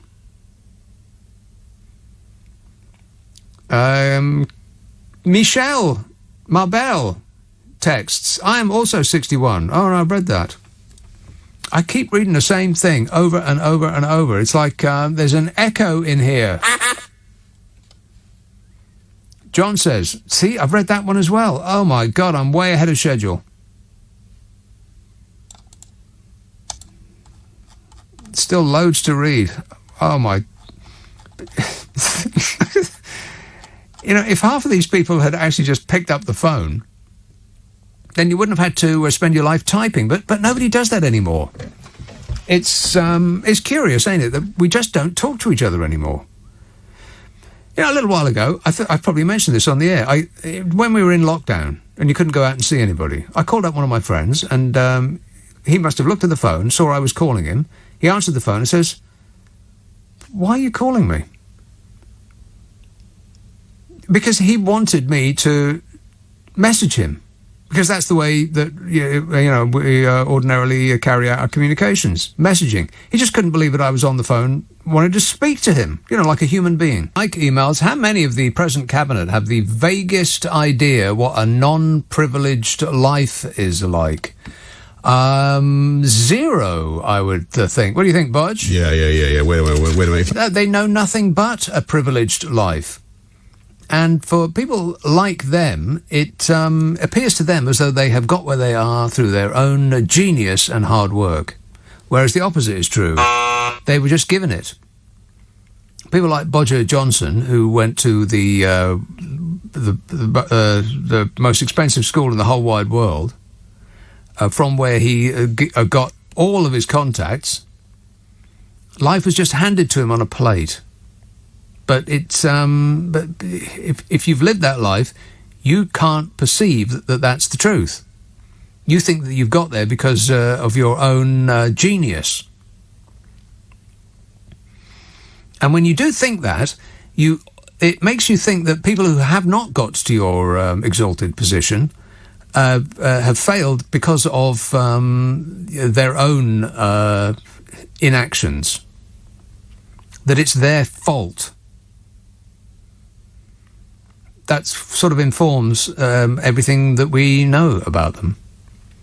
That they think that people who aren't millionaires are poor because of some failings innate within them. And that the cabinet are full of millionaires because they are geniuses to a person. And nothing could be further from the truth. But they don't know that.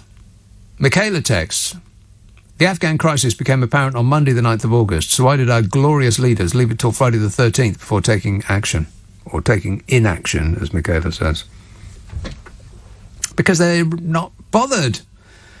I mean, like Theresa May said, really, did we not see this coming? All of the British security services and the intelligence services and the politicians and the diplomats, nobody saw this coming? Got to be kidding me. How stupid is our intelligence service? Archie texts, having read Mary L. Trump's book, it's typical Donald walks away after a disaster. Well, yeah, I imagine that even though he seems to just sail through life untouched, he sees disaster every second of every day in his rear view mirror. He might not have had a crash, but he's seen thousands of them behind him. And Ralph tweets, like all tightly run military machines, there's a chain of command. Marc Francois is on 24/7 standby, and he wasn't trained to lose. Yeah, maybe we should squeeze him into a cannon and blast him at the Taliban. He'll knock him over like a 10-pin bowling ball. No offence. Harry says, if we don't get a deal for Brexit, then our diet will consist of Marmite, sadness, and the Magna Carta.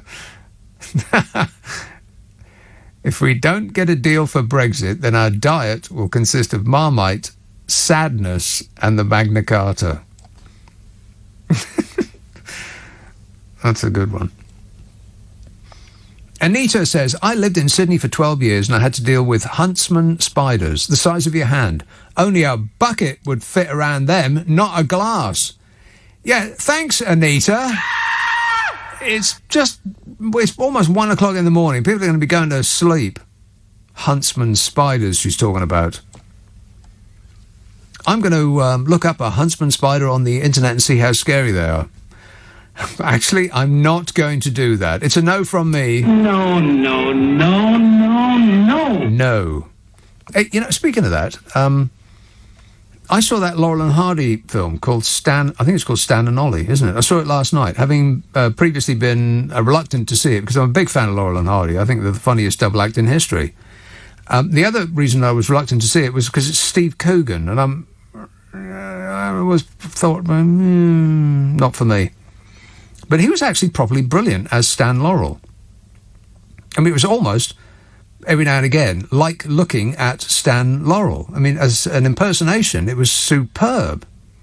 It's also a really good film, actually. It's, if you like the work of Laurel and Hardy, then their actual story is a little bit sad, really. Parts of me wished I didn't know it, and that I could, just always think of them as the two chums getting the wrong hat.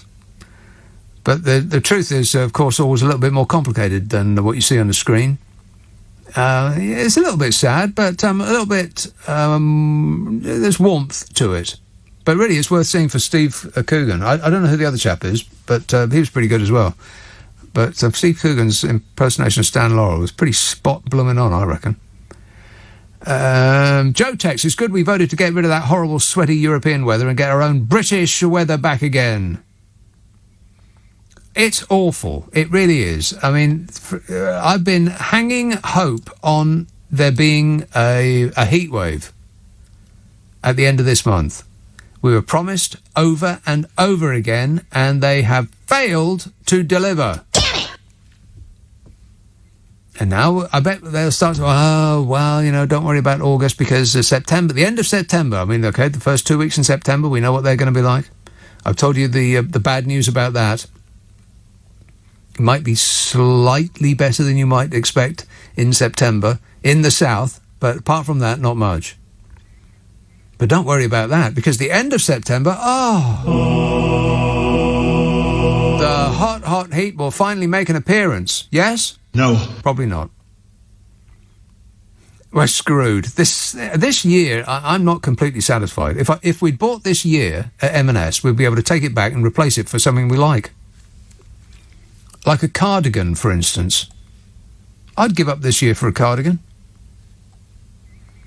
James Tex, you're correct in saying that it was Trump's deal with the Taliban, but Joe Biden need never have employed it and could quite easily have set up a staged exit of his own. Correct.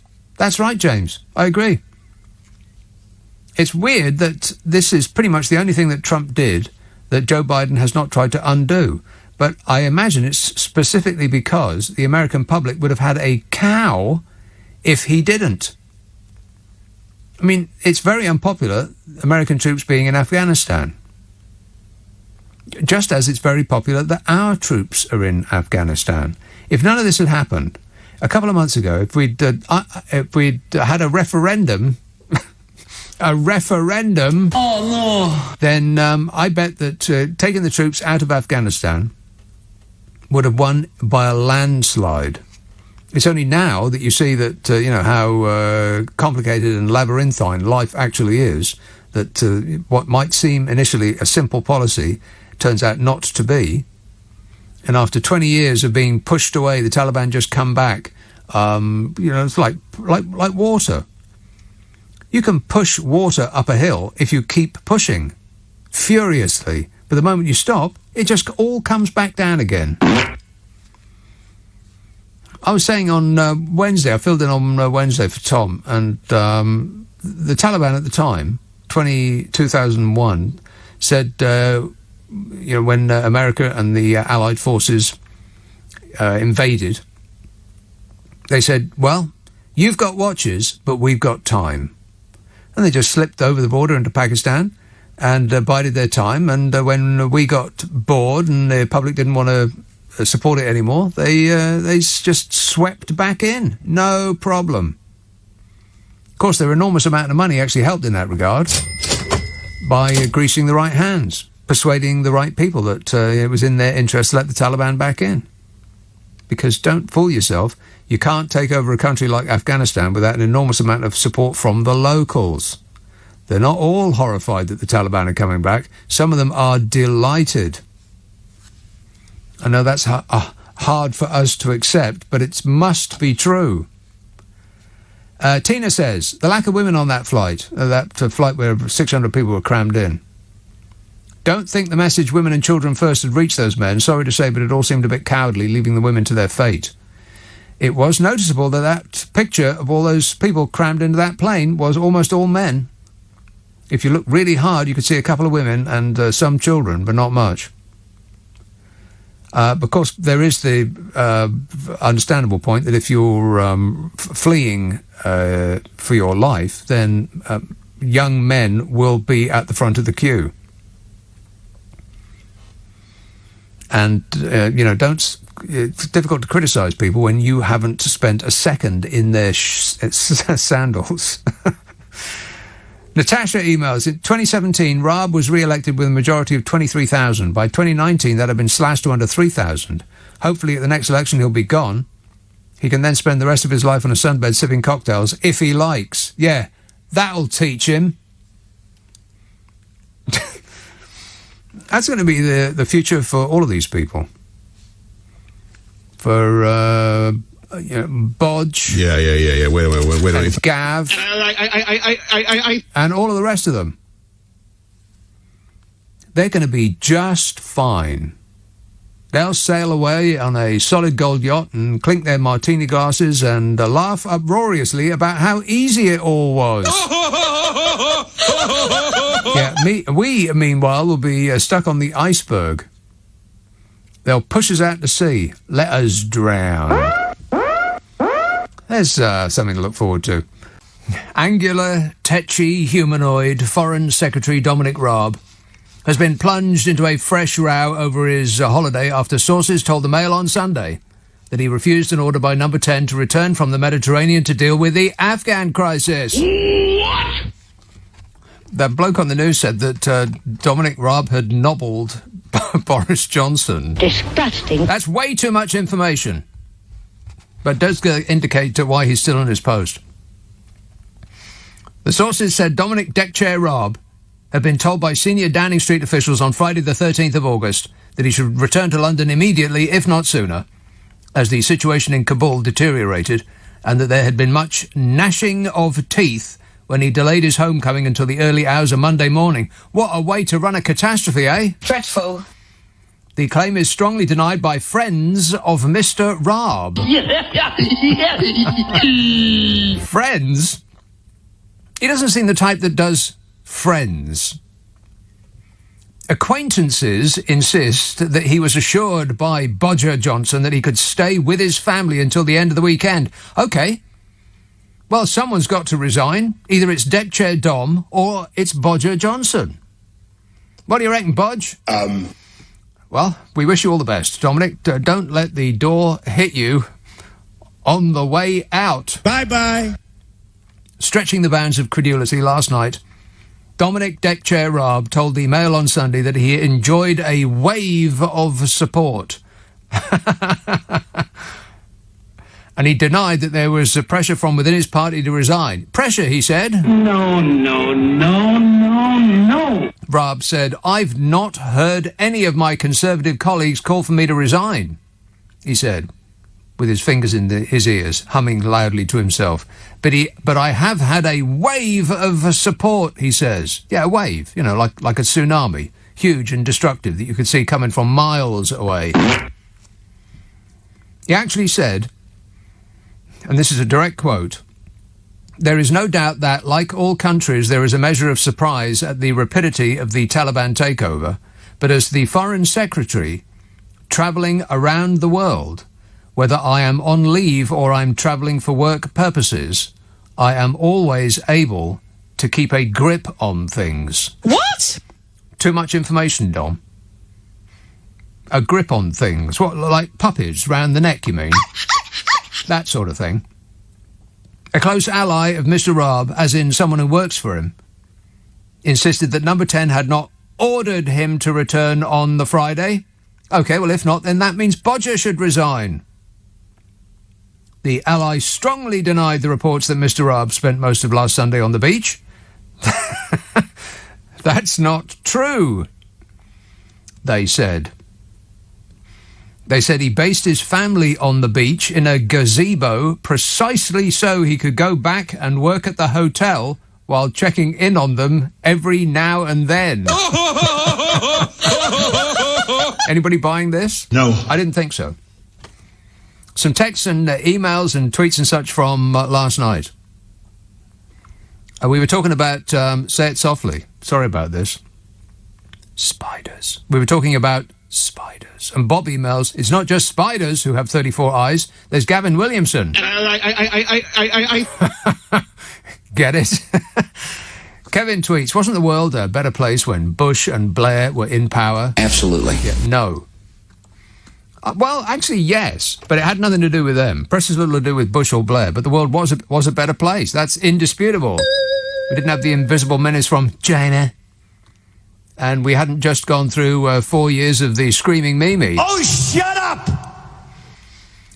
In fact, he was just a powdered clown off the TV. And there was no danger of him ever being in the White House or returning to the White House. I'm president. Can you believe it? Yeah. So it's a no from me, Kevin.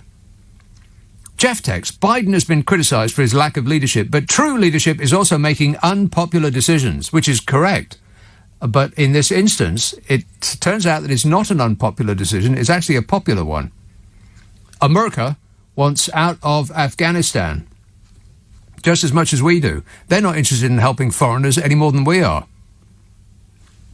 Dave says, what can Raab do when the Americans have vanished? What do you expect from the Afghan foreign minister when his 300,000 army disappeared in days? Well, Dave, the reason that his 300,000 army disappeared in days is because the Americans announced that they were going to pull out about a year ago. They knew, they could see this coming. I mean, we might pretend that we're utterly surprised and shocked by this, but the Afghans weren't. They knew what was around the corner, so they downed tools. Of course they did. I mean, without any firepower at their disposal, without any of the engineers that would keep their equipment going, without any support, then they were screwed, basically. So, yeah, of course they did. They just vanished into the shadows. And we could have handled it easily ourselves. I don't think there was a single death or injury in, since about 2015, something like that. Not from British troops. It was a small contingent that was there that was keeping things ticking along just fine. That's what we could have done. We could have just stayed there. I mean, we spend £40 billion a year on military. What for? For tanks that don't work and for boats that sink. And for nuclear weapons that we'll never use, not now, not ever, never. Utterly useless other than for bragging rights. So we can strut around with our chest out, giving it the big I am on the world stage because we've got nuclear weapons. You know, there's people living in the streets and children starving to death, but we got the nukes. David texts, after 18 disastrous months for the UK tourist industry, I might have thought that our government ministers would be supporting the hotels and the B&B establishments in Blackpool and Torquay, etc., instead of flying off to the for their holidays. Yeah, it's curious how this regime of so furiously anti-Europe until they want to go on holiday. Robert texts, talking about Greta Thunberg. I'll talk about her this evening. Some really worrying news. Today, for the first time ever in history, rain fell on the Greenland summit. Oh, no. How's that for global warming? Be scared. Be very scared, he says. We are. Well, some of us are. Others are furiously flailing our arms around, trying to pretend that nothing is happening. It's all a scam. I don't know who you think is making a lot of money on it. Oh, it's climate scientists. Yeah, they're making billions and billions of pounds from this scam. You know, climate scientists. They have been persuaded to believe by the actual people who are making billions and billions from this, which are the companies that are causing it, which would be the oil companies and the coal companies. Some people are so gullible. Well, this government relies on that. Ain't that right, Bodge? Yeah. Wait a minute. Howard says, no one cares over here about what the hell is going on in New Zealand with that awful sturgeon-like dictator. The silly country should follow our example, he says. What, you mean not be run by a woman, you mean, Howard? I think you're saying quite a lot there, mate. Awful sturgeon-like dictator. What, like a woman, you mean? Yeah, I think that's the big problem there. No one cares over here about what the hell is going on in New Zealand. Yeah, we do. We're interested in New Zealand just like we're interested in Australia. And we're interested in America and, a lot of other places that we either have been or would like to go on holiday. But places in Africa with, children that look like a bag of bones with distended bellies and flies in their eyes, we're not remotely interested in them because we're never likely to go on holiday there. Affirmative. This says that the world should know that Greta Thunberg is the new messiah. She obviously knows everything that needs to be done to save us all. We just need to ask her and wait for her answer. I'm looking forward to how she drives economies without ships and planes. See what I mean? Morons flailing their arms around just at the very thought that somebody is telling them that it's all going to go wrong. I mean, does it look like the weather has changed lately, Mr. or Mrs. and I'll assume it's a Mr. I'm going to assume it's a Mr. Yeah. You're looking forward to how she drives economies without ships and planes. She's a schoolgirl, for crying out loud. She started this 3 years ago. I'm looking forward to how you're going to do when we're not able to live anywhere near water anymore. Because the Greenland ice sheet will have melted and all the water in the world has risen by 5 feet. So everywhere that's by water won't be livable anymore. And you know where's by water? Everywhere. Jim emails, New Zealand has 1/13 of the population of the UK. This is probably in response to a conversation I was having last night with somebody over there who was, talking about the new lockdown. And I said, do you know how many deaths they've had in New Zealand from the invisible menace? 26. 26. Not 26,000. 26. And so Jim, in a righteous fury, has explained the difference between here and there. New Zealand has 1/13 the population of the UK. So we have 13 times the population of New Zealand.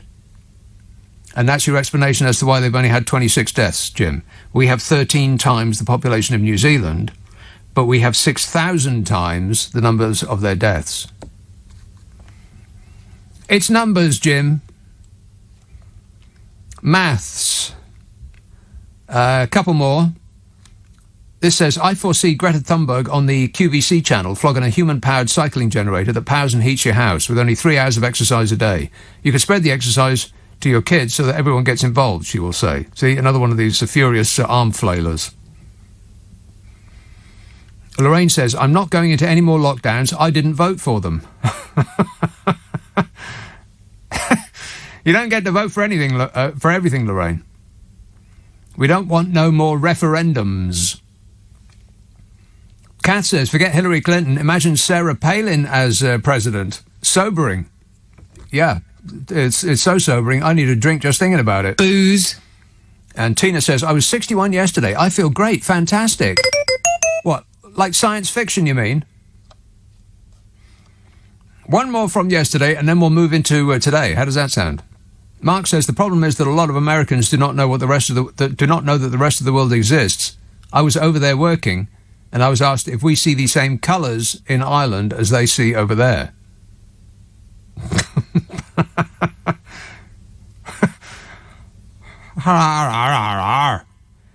What are you on about, Mark? This show is confusing me, and it's only just begun. Get the Carpenters on the phone, they'll sing it for us. Right now. Rock and roll! They're not picking up? Keep trying. Carol texts, at least in the US, there is a daily press briefing with updates on Afghanistan. Why won't the Tory government dust off that unused, costly press briefing room for equivalent updates? Well, would you like to subject yourself to cross-examination, Bodge? That's a no. Better to have any critic labelled an enemy of the people and set Priti Patel about them. Ricky says, hey, Ricky, you're so fine, you blow my mind. Hey, Ricky, do you think that the tangerine scream and the custard hippo can... the custard hippo still stay in contact with each other?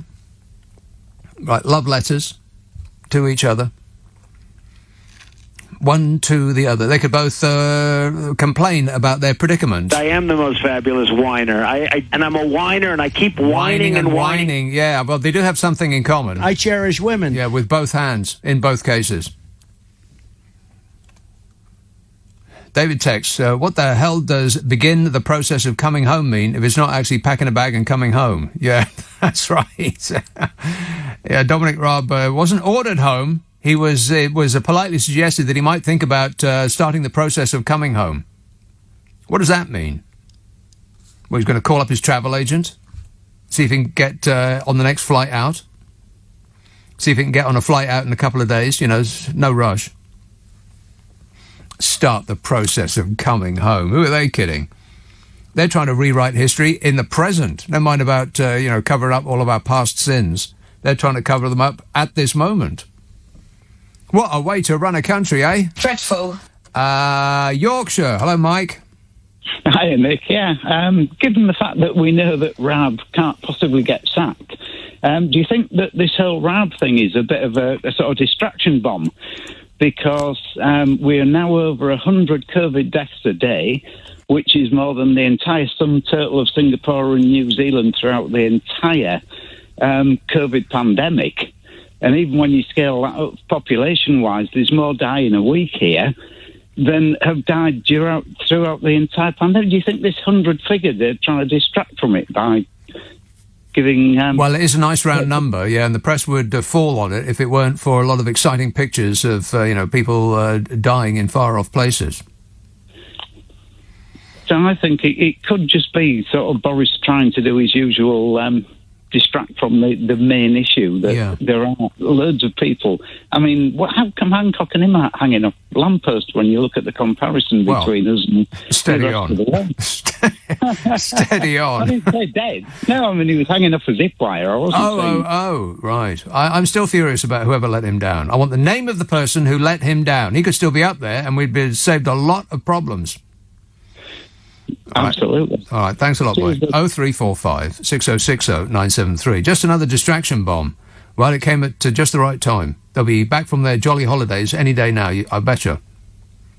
Yeah, they'll probably read in the newspaper that something's going on, and they'll ask one of their people to look into it for them. But no rush. Chris says it's not good enough from Raab, but if he has to resign, then Biden definitely has to do the same.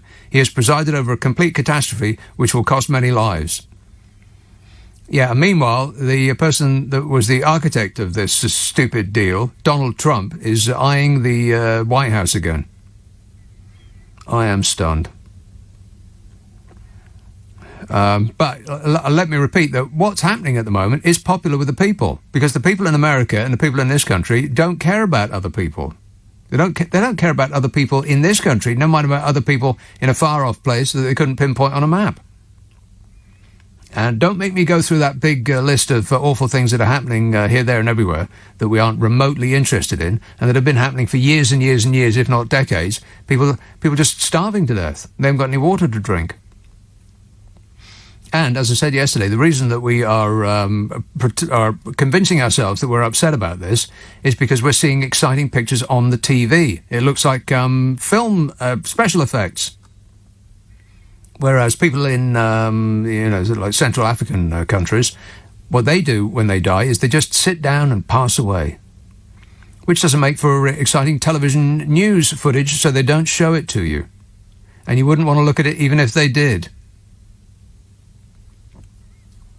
Haley texts, if an MP's salary is £81,000 a year, who paid for Dom Raab's £40,000 holiday? What? £40,000? I did look up that hotel today, by the way. Wow! It looks fabulous. If you have to ask how much it is, you can't afford it. £40,000. Where'd you get that number from, Haley? There's a variety of places that you can stay in that hotel. Some are fabulous, and some are just tremendously luxurious. It starts at about £500 a night and goes northwards pretty quickly from there. So was Dominic Raab in one of those villas with a pool? I bet he was. I betcha. And they are many thousands of pounds a day. If an MP salary is 81 grand a year, who paid for Dom Dekcherab's 40 grand holiday? Who can afford half their yearly salary on a holiday, says Haley. Well, I don't know. That's the first time I've read that figure. But if that is correct, then somebody should look into it. Is anybody going to look into it? No. Of course not. No. Nothing to see here. Please move along, or Priti Patel will slap your legs. Liam tweets, you asked us to remind you about chips. That was ages ago. I did the chips thing. I can't even remember what it was about. But I think that there was going to be a shortage of... From memory, I think it was going to be a shortage of chips. What? I know. But I can't remember why. I do know there's going to be a shortage of bananas, as in none at all. Oh, and... grip onto something firm, you're not going to like it. Christmas is cancelled. What? Christmas is cancelled. But at least it doesn't have anything to do with Brexit. In other news, it has everything to do with Brexit. Oh, no. Yeah, it's a Brexit thing. Christmas is cancelled. On Jesus' birthday. Greg says, weather forecast from yesterday. Warning, warning, flood alert for the whole country. Today, nothing. Well, there wasn't a flood alert today. I think it was a flood alert today. I think it was in place from now till... Well, no, from noon till now. Anybody get flooded? Well, that's the thing about the weather. It's unpredictable. You just can't rely on it. Well, this summer you can rely on it. It'd be reliably awful. Just here, I mean, it just doesn't seem fair, does it? Across the channel in France, even the north of France, it is a delight. I'll look it up for you. I'll prove it to you. Don't believe me? Right, here, 56 degrees, raining and thunder, lightning, very, very frightening. In Paris,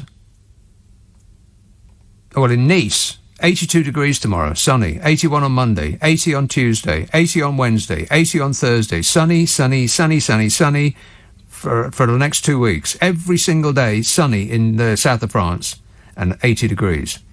So, okay, that's the south of France. That's a good long way away.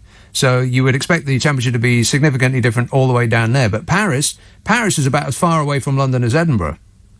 I'll check Edinburgh for you. Well, I'll check Glasgow. Here's Glasgow. 69, 72, 73, 74 on Wednesday and sunny. What? That's warmer than London. How are you managing that, Glasgow? Glaswegians haven't got anything to wear in the sun and the warmth. Peel off a couple of those layers. Let the steam out. And then, as you would expect, cloudy and 63. That's Glasgow. Paris, meanwhile, it's 77 degrees and sunny for the next 2 weeks. Every day sunny and 77 degrees. Why? Why is this happening to me? Higgs tweets, leave Dom alone. He's doing his best. Have you ever seen anybody that looks more angular, that looks more permanently furious than him? I mean, it's like somebody's fashioned his face with a ruler. You could use him as a letter opener. Greg says, whether or not I've read that. Neil emails, I care nothing for the United Kingdom, the land where I was born and raised. I hate this place and long for the day I depart its shores and never return. Okay, well, see you later. Bye-bye. What's keeping you? Anonymous email says the Taliban seem to have been petrified of US and UK nuclear weapons. The billions we are spending on them is money well spent. Yeah, good job you're anonymous, because you've saved yourself a lot of embarrassment there, you idiot. Petrified of nuclear weapons. That's right, we're going to nuke Afghanistan.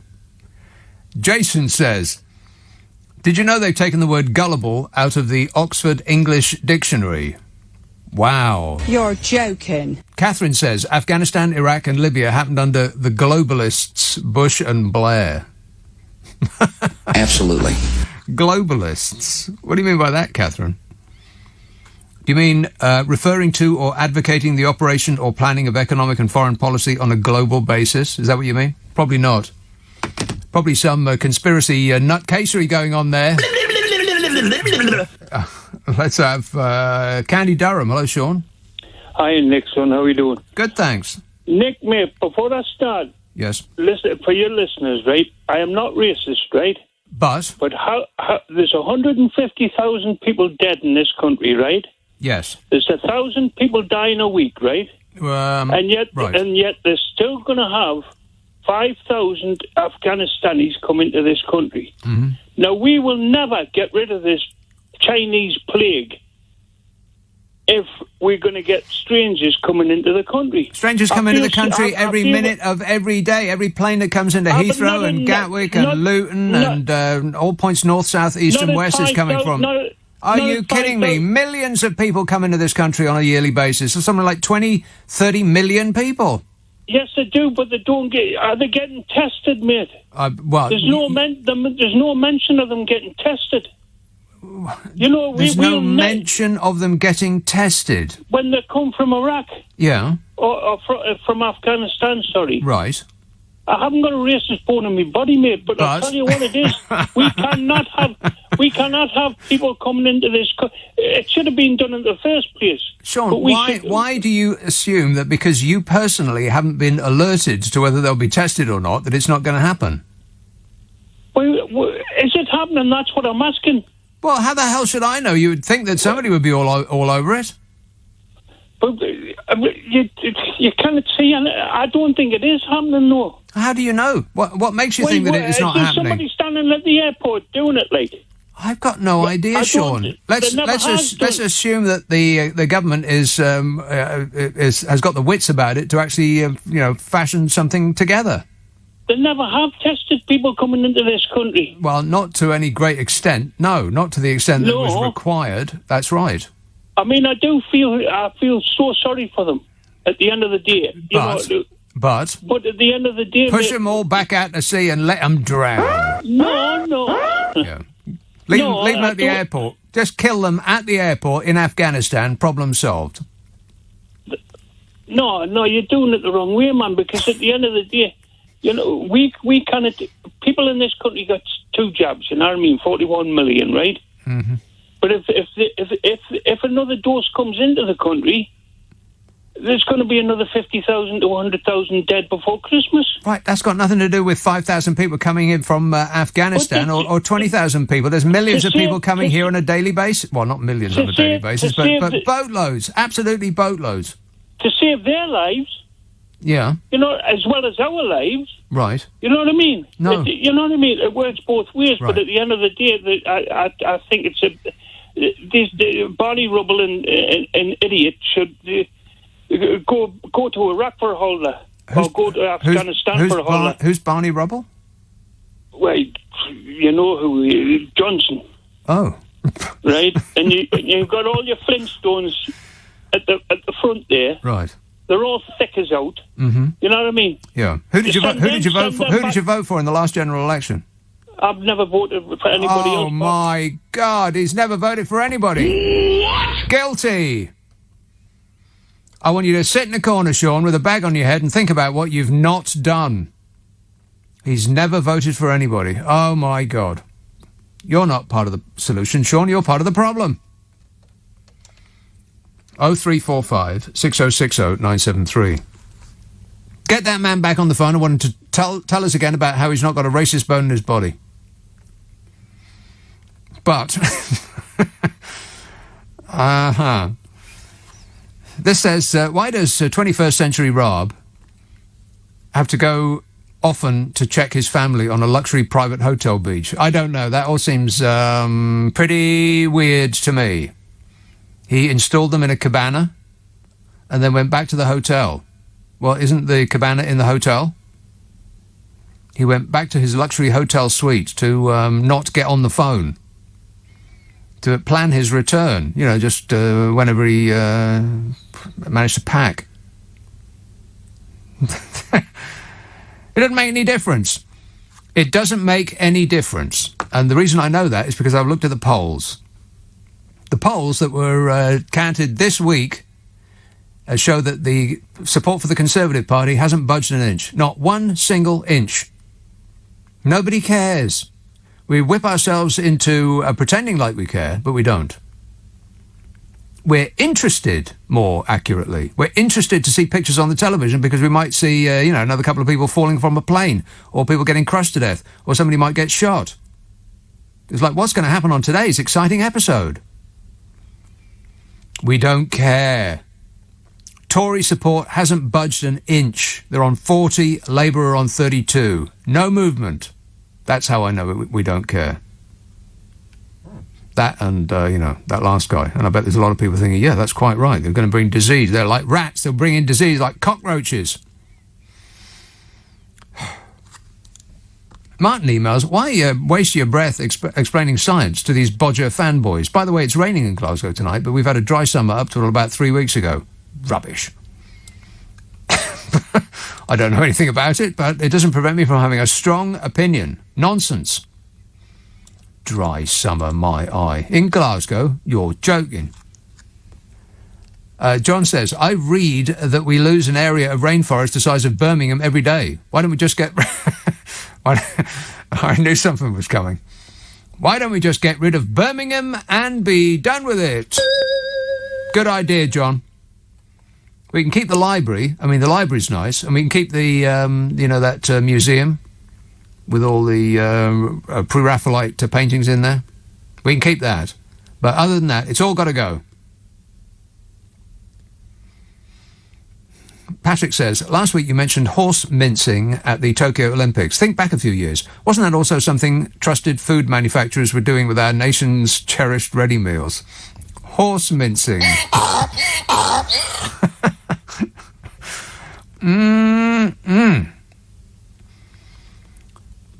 Tasty and nutritious.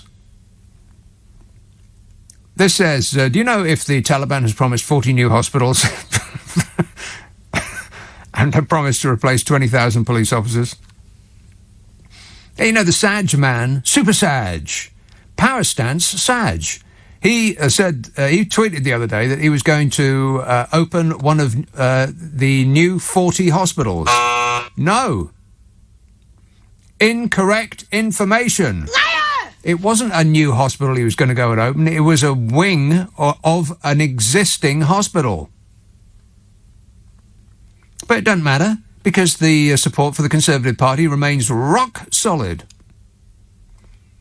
We don't care about the NHS either. I mean, we like to convince ourselves we do, and when we're hurting, then we rely on them. But we're not bothered. I mean, what happened in the last 10 years of the Conservative government? I mean, how has care in the community gone? How has the health of the nation fared under the last 10 years? Would you expect the Conservative Party to sell off the NHS bit by bit for privatisation, or would that be the work of the Labour Party? And which way did we vote last time? Let me think. Yeah, that's right. That's right. 40 new hospitals. They just keep saying that over and over again, and people think, oh, well, that's good. There's going to be 40 new hospitals. But there isn't. They're lying about that. But if you just keep if you keep the lies really big, and you tell them over and over and over again, then people will believe them.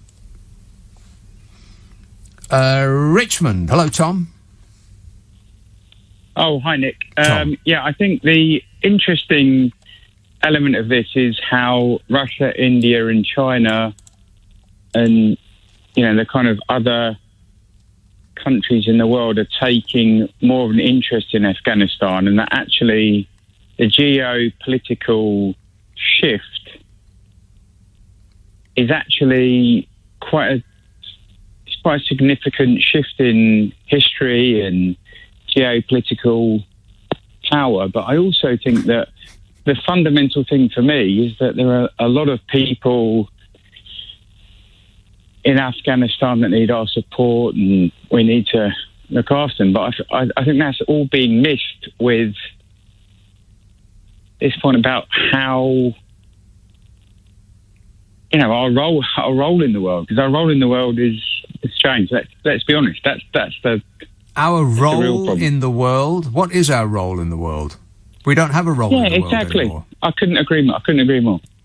That's my point. We pulled so up this our idea, petticoats this idea that we have. and fled. Yeah, exactly. Right.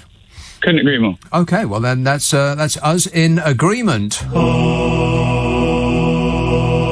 We are in Concord. Thanks a lot, Tom. God, wouldn't that be marvellous to be on Concord? Inside, you can't hear it. Talk about noisy. What a racket. Alan says, it's brilliant living in this lovely warm period in Earth's history. We are very lucky indeed. When the next ice age starts and thick glacial ice starts descending on Britain, then that will be catastrophic. Yeah, well, unless things go very, very badly indeed, I don't think we have to worry about thick glacial ice anytime soon.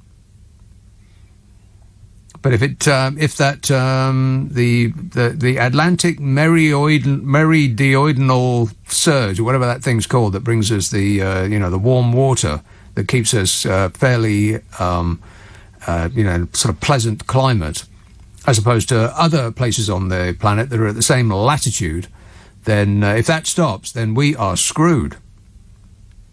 This summer will seem like the best summer ever. I mean, when the ice is up to your nostrils, then you'll be worried. And then it'll be too late, of course, which is why Greta Thunberg and her associates are freaking out. And also why a lot of other people who don't want to change their lives and just, I don't know, they just don't like being lectured to by A, women, and B, young women particularly.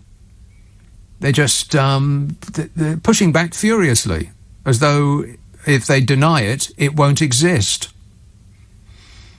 We're being led by whoever shouts the loudest. I mean, does anybody really think that this government is going to do anything significant to stop climate change? No. Of course not. They're doing a great job of setting future dates by which they won't be in power anymore. Oh, we're going to do this by 2040. We're going to do this by 2050. Don't worry about a thing. We've written it down. Yeah, no problem. 5 years, they'll all be gone. I'll talk about Greta in a while.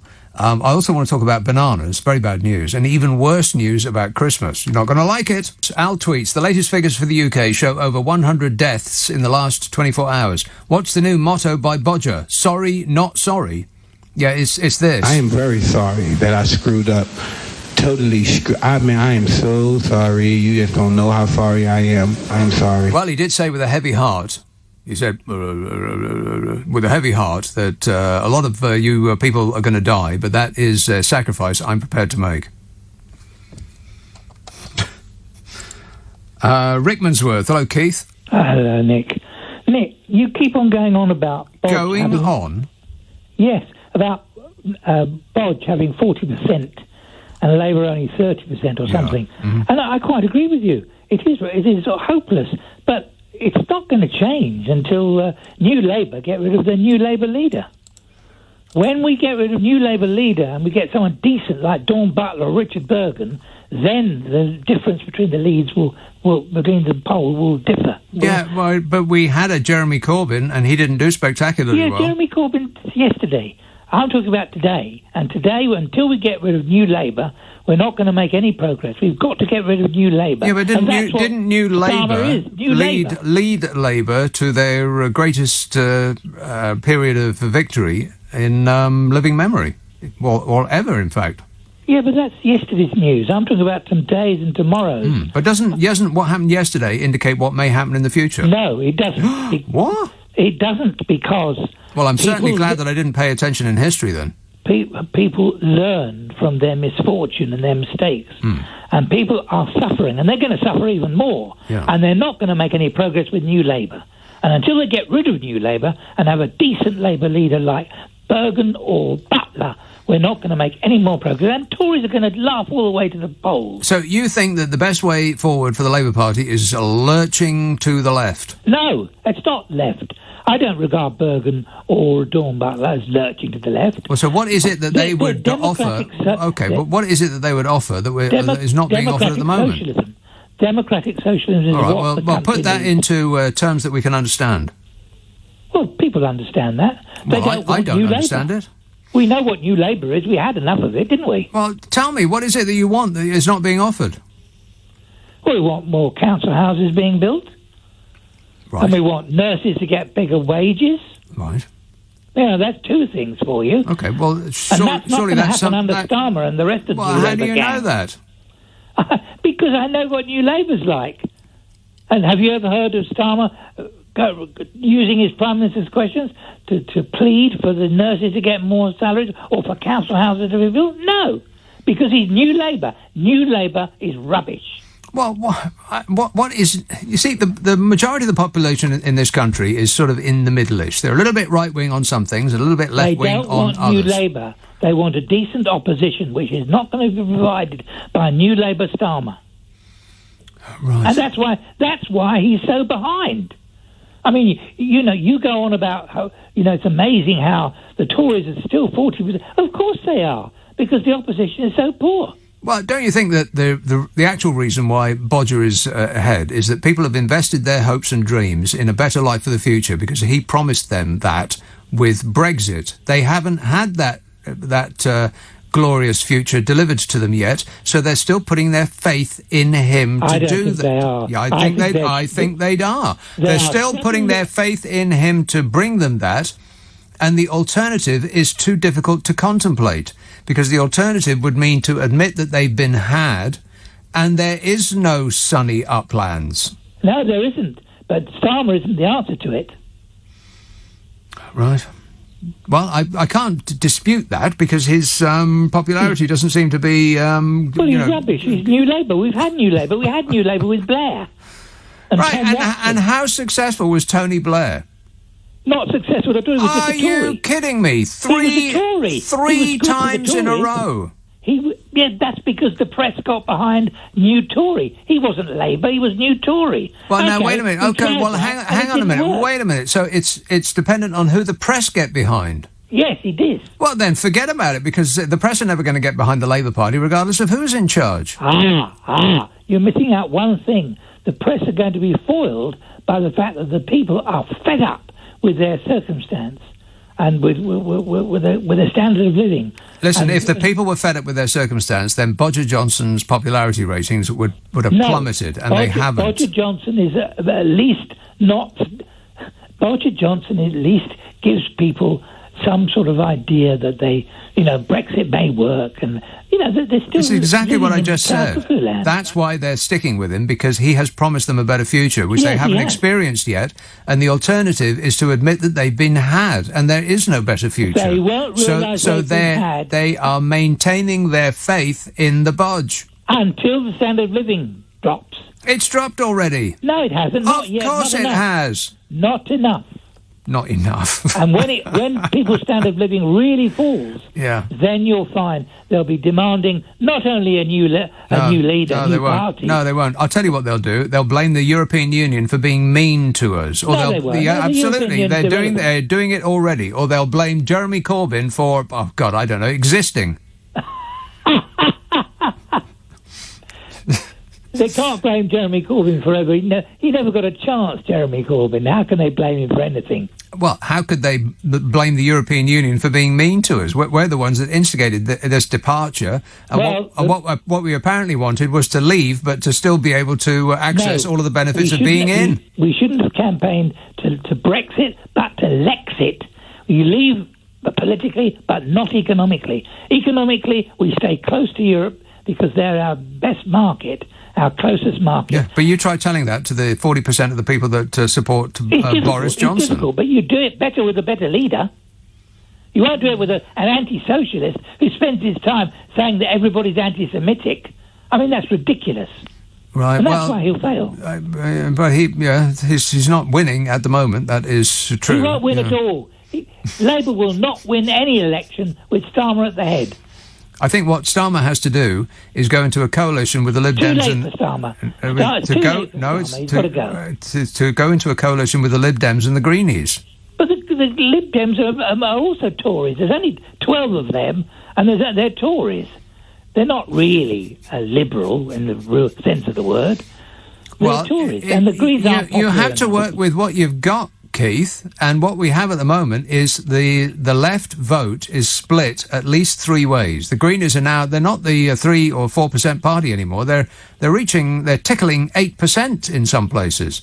So if they just do a coalition with the Lib Dems and the Greenies, then a nirvana will ensue. No chance. Absolutely no chance whatsoever.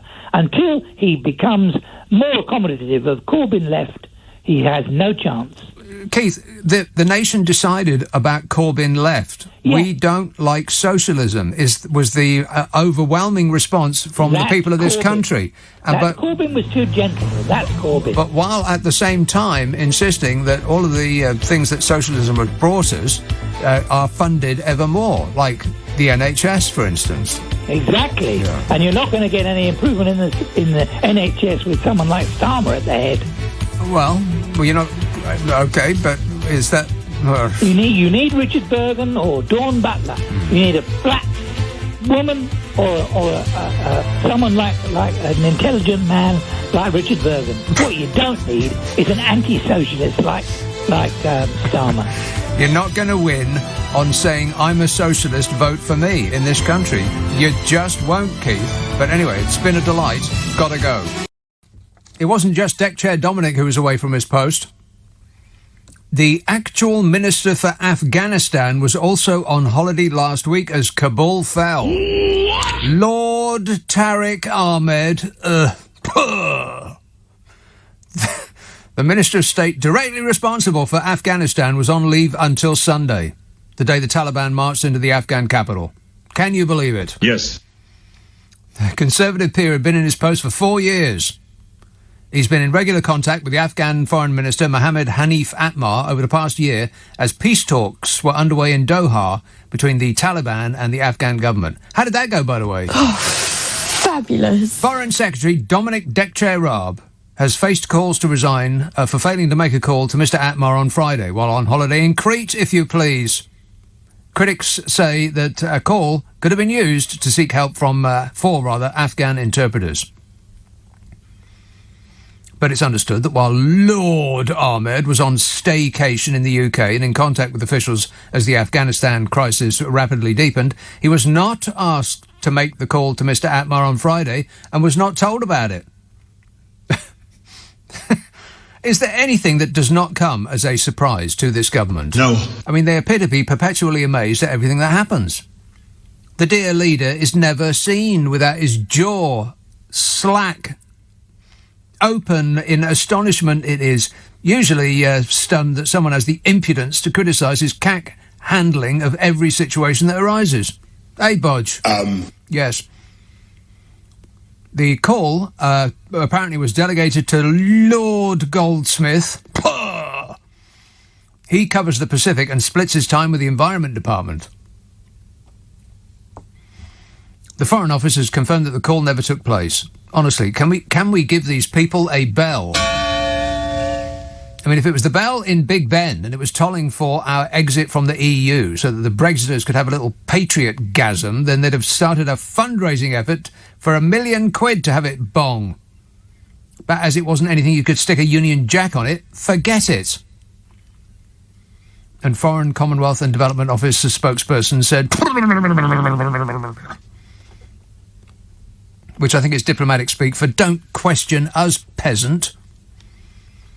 Meanwhile, Bodger says he has complete confidence in Deckchair Dominic, and the usual suspects all hurried out to say what a hard worker and a humanitarian he is. Yeah, right. They're forming a square around the Raabster. Cabinet colleagues actually defended angular, tetchy humanoid Dominic Raab, saying the Afghan government was melting quicker than ice and a call would have made little difference. Which is a pretty good excuse for a government minister that his job doesn't make any difference. Maybe we can do without him then. Maybe it might be for the best if the whole lot of them go on holiday. Oh, that's right, they are on holiday, yeah. You do it best when you do nothing at all. Bodge. 0345 6060 973. Ash texts, Afghanistan is on the red list. Not sure if the Afghan nationals arriving will have £2,000 for 10 days in a quarantine hotel. Well, they should have thought of that before they started running for their lives. And this says, I think that the honey monster disappeared and resurfaced as Trump. And Zippy from Rainbow appeared as Boris. Yeah. Wait a minute. Yeah, we should use that zip. That zip could come in useful. Tottenham. Hello, Tom. Hi. I just called because I just walked in and that bloke was on the telephone talking about, I like his vibe, but I just don't think it's realistic. I mean, you just want something a bit left of this. And, yeah. The previous Labour government, you said all this, really. It's just that they did Sure Start. That's for the kids, for the school, and they pumped tons of money into the NHS.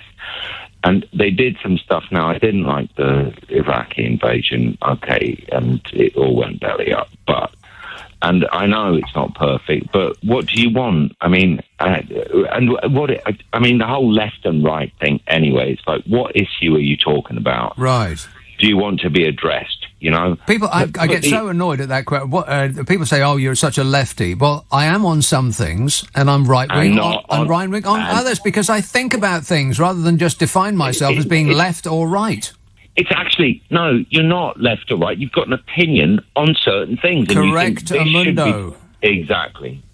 Look, there's no point in this call. It's just, see, I actually like that guy's stuff. No, I know, there never is. Yeah. I'm actually okay. I mean, I'm usually really drunk when I call you, and I blame you for sucking me into LBC. It's my fault. It's all your fault for sucking me into LBC, which I think has driven me mad. But you've got to remain calm. Remain calm. At all times. He was totally refreshed. Booze. And he got sucked into LBC. It was just totally my fault. I accept full responsibility. I am very sorry that I screwed up. Totally sorry. I am so sorry. You don't know how sorry I am. Thanks a lot, Tom. This says, do you think that Dominic Raab will be able to claim on his travel insurance, as it wasn't his fault that he had to return early? Marion says, if Raab's holiday did cost £40,000, you can be sure that he didn't pay for it. I would be interested to know which type of room he selected, because some of those rooms, like I said, they start at about £500 a night. I was looking up that website. It looks fabulous. But if you have to ask how much it is, you can't afford to go. £500 a night they start. And for that, I think you get a room and a stool. That's it. No walls, no ceilings, nothing like that. It's just they mark a bit, they mark a square out in the ground and put a stool in the middle of it, and that's what we get for £500. And you get to shut up about it. And it goes rapidly northwards from there. I mean, they got rooms with pools and gardens and, absolute bliss.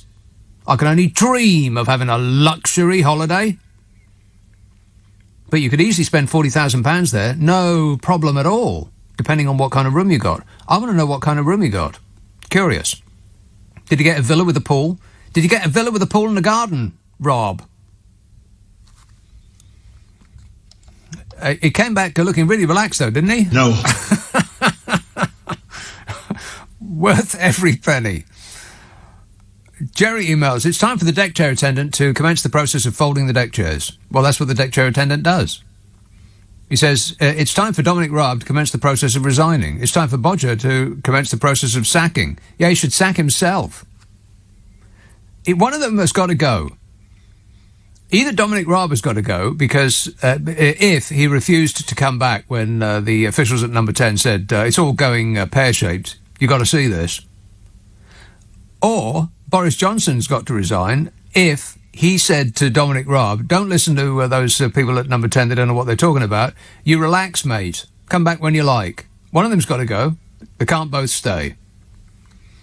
So, as Boris Johnson is the decider, which one's it going to be, Bodge? Yeah. Bye, Dominic. I would say it's been nice knowing you, but it actually hasn't. Liz text, when helping out at a local vaccine centre, the question was asked by one of the doctors to a 17-year-old, are you on any tablets? I see, my mind immediately went... But that's not where this goes. Liz texts, when helping out at the local vaccine centre, the question was asked by one of the doctors to a 17-year-old, are you on any tablets? The response came, only my iPhone. Kids, eh? What a disappointment.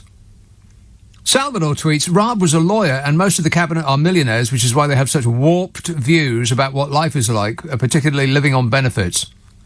Yeah, well, as we know full well from Dominic Raab's performance on the TV, you could probably look it up on the World Wide Web. It'll be on YouTube. He was asked by a tearful lady why it is that the government can't provide care and assistance for those most in need. And Dominic Raab's response was, well, the money has got to come from somewhere, and if we don't have a robust economy, it's just a childish wish list. Helping people is just a childish wish list, said Dominic Raab. Wow. Yeah. That's the guy who's a foreign secretary. Number 2. He certainly is.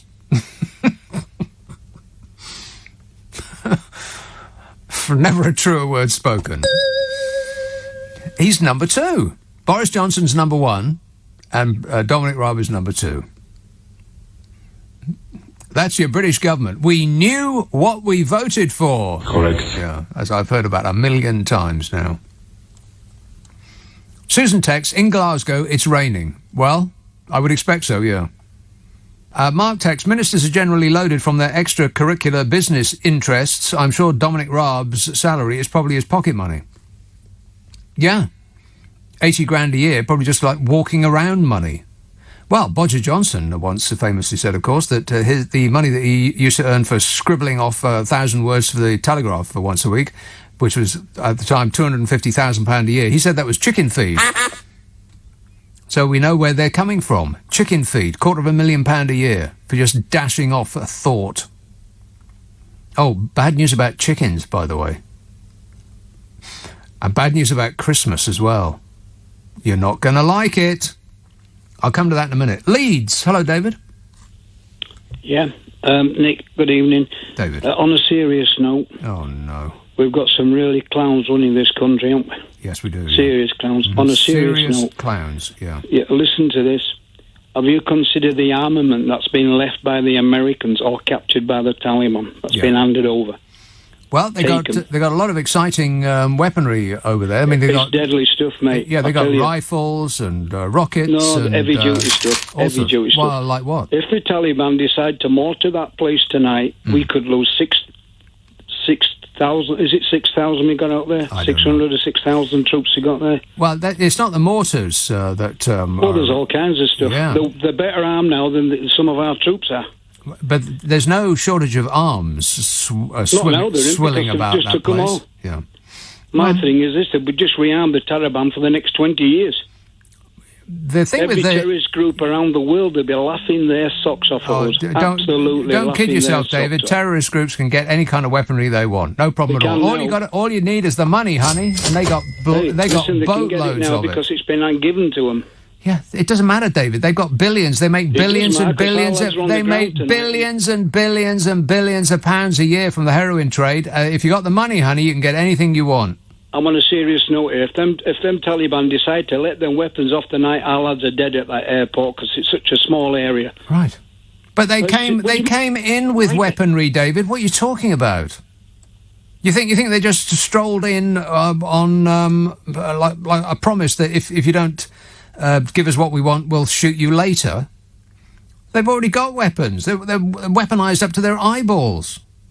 The thing that the Americans left that it's like talk about the law of unintended consequences. Many years ago, like about 10 years ago, I think, something like that, the Americans decided that they weren't going to fund the Afghans to buy Russian helicopters and Russian, weaponry, like heavy duty weaponry like that. The Afghans apparently were fully sufficient when it came to Russian helicopters, because I imagine it's you could start them by kicking them, and some bloke with a spanner could fix it in about 10 minutes if it went wrong. But the Americans thought, well, okay, we want to give the Afghans air support and so on. They should be able to organise it themselves, but we don't want to give Russia any money. And so they made the decision that what they were going to do instead was offer the Afghans American helicopters and, heavy weaponry like that. But it's much, much more complicated. It's kind of the difference between a car today, which is just a computer on wheels. Affirmative. It's like a robot. Or a car 20 years ago, when you could fix it with a hammer. You open the bonnet and it looks like an engine. These days you open the bonnet and you've got no idea what it is. It could be a modern art masterpiece. And that's the difference. And with those helicopters and so on, the American-made helicopters, came engineers to make them go. And it needed a lot of engineers to make those very, very complicated and advanced systems work. And the one thing that they pulled out instantly, of course, were the engineers. So now the Afghans got a lot of helicopters, but they can't fly. So pretty useless now. If they'd just stuck with the Russian ones, then the Afghan government would have been perhaps able to defend itself with air power. But they didn't. It was understandable that they didn't, because, America didn't want to give Russia a boatload of money for weaponry.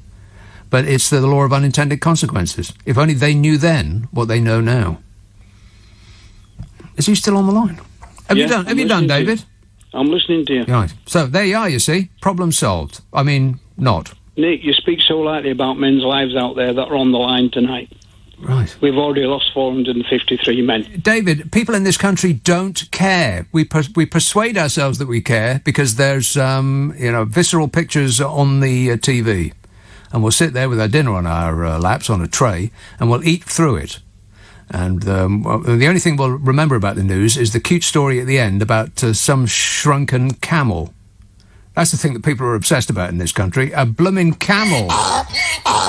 And I know that we don't care about the lives abroad because of all that giant list. Don't make me bring out that list again of all of the places in the world where people are dying in their millions, starving to death. They haven't got any water to drink. And it's obvious that we don't care about them because it's not a recent thing. They were dying last year and the year before that and the year before that and the year before that. And we don't do a blind thing about it, not remotely interested, because there's no exciting pictures, just depressing pictures. Because people just sit down and die rather than fall off planes. That's the reason I know that we don't care. The other reason I know that we don't care, that we're pretending to actually care, is because the popularity of this government hasn't budged an inch, not one iota. Since this started, not one single person has removed their support from Boris Johnson's government. Nobody. That's the reason I know we don't care. We persuade ourselves that we do.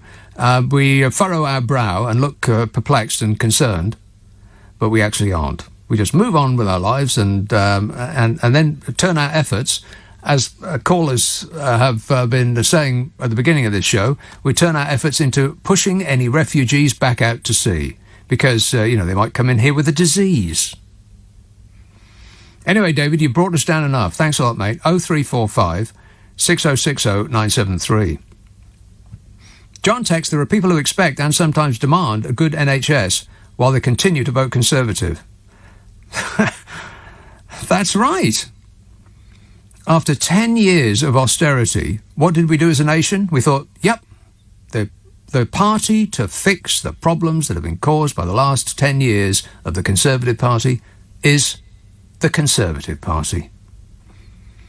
Because the option didn't bear thinking about because it was a bloke with a beard.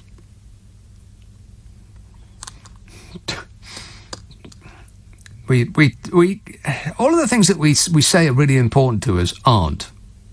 I think that we say it because we think that that's the answer that reflects well upon us. Do we care about the poor? Oh, yes, I'm very concerned about the poor. Do we care about the disabled? Oh, absolutely. Very, very concerned about the disabled. Would you like to give a penny to the cause that might improve their lives any? Hell no. What, are you joking? Let somebody else do that. Online subject, Roy tweets, remember that Deck Chair Dom is also in charge of the aid budget as well. Do you think that Dom bought Bodger a stick of rock back? No, it wasn't that kind of resort. Yeah, the aid budget. Here's another reason why I know that we don't care about that, because people were flailing around in fury at the amount of money that we were giving foreigners in aid. What more proof do you need? You know, we can lower our voice and get all serious about it, but the truth is that we don't care. It's not a comfortable thought, I know, but it's the truth. Oh well, never mind. Stephen emails, despite everything that's going on in this country, I now have a little hope. Well, let's hear about this. Hope, you say? He says, I visit my 85-year-old father each week who was voted Conservative all of his life. Watching Bodger on TV the other day, my father said, look at the state of him. He's absolutely useless. What do you say about that, Bodge? I can't comment on that. Yeah, I think that's full agreement. Full agreement. Absolutely useless, yeah. And his popularity remains rock solid. Jim emails, Ian Duncan Smith looks more furious than Rob. I don't know, I've never seen anybody that looks more edgy and tetchy than Dominic Raab. I mean, he has angular features which don't help. But he just looks like he's ready to hit somebody, doesn't he? All the time.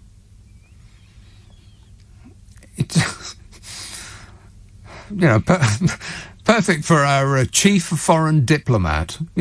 Somebody to make friends and influence people. Let's get a guy who looks like he's permanently on the edge of an outrage. Richard texts, the Americans remove a thick, inept, stupid, idiotic president, and then they elect a brand new one, who's even worse. Not even worse, Richard. Let's not get carried away. Not even worse, no.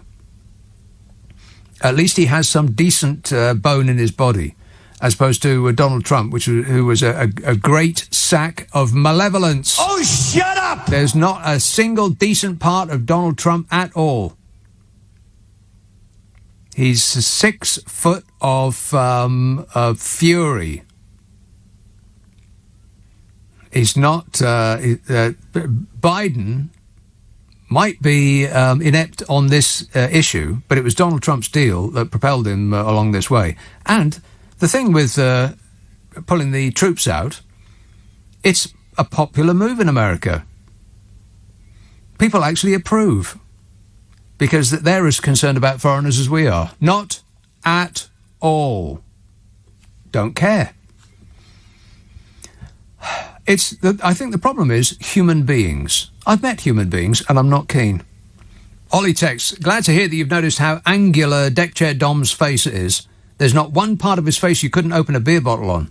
Actually, I think his face is as angular as a Swiss Army knife. You could get a stone out of a horse's hoof with his chin. Not a lot of people know that. Jim says, do you remember the days when if a PM said, I have full confidence in my minister, it meant or was indeed code for he or she wouldn't last till the end of the week? P.S. Happy birthday, says Jim. That's right. 26 minutes will be my birthday. This says, Raab begins the homecoming process on holiday as if he's in a kung fu slow-mo karate fantasy. Yeah, or he's like one of those action sequences in The $6 Million Man.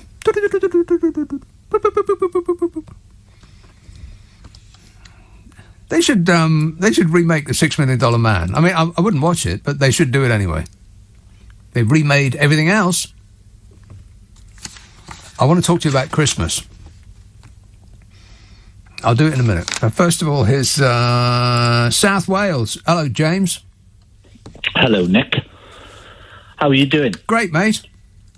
Well, Nick, I was just asking, do you think that Joe Biden's doing a steaming job with his handling of the Afghanistan crisis? No, pretty awful. Because when I looked at his ABC interview with George Papadopoulos, he didn't recall that the military told him that his plan was useless. He didn't recall he had troops in Syria. He didn't recall he didn't know how many troops the Afghanistanis had, and he didn't know that people were getting killed at the airport. Right. Because he was at Camp David. Yeah, it was at Camp David, right. Yeah, and he didn't... Well, they don't have TVs at Camp David? No, not saying. Of course they have TVs. They got the clocks wrong, though, Nick. Photograph they put out, but there you go. No, well, you mean Boris Johnson got the clock wrong when he was expressing his support. It was supposed to be 11 o'clock, I think, and so they took the picture. They forgot to wind his watch back.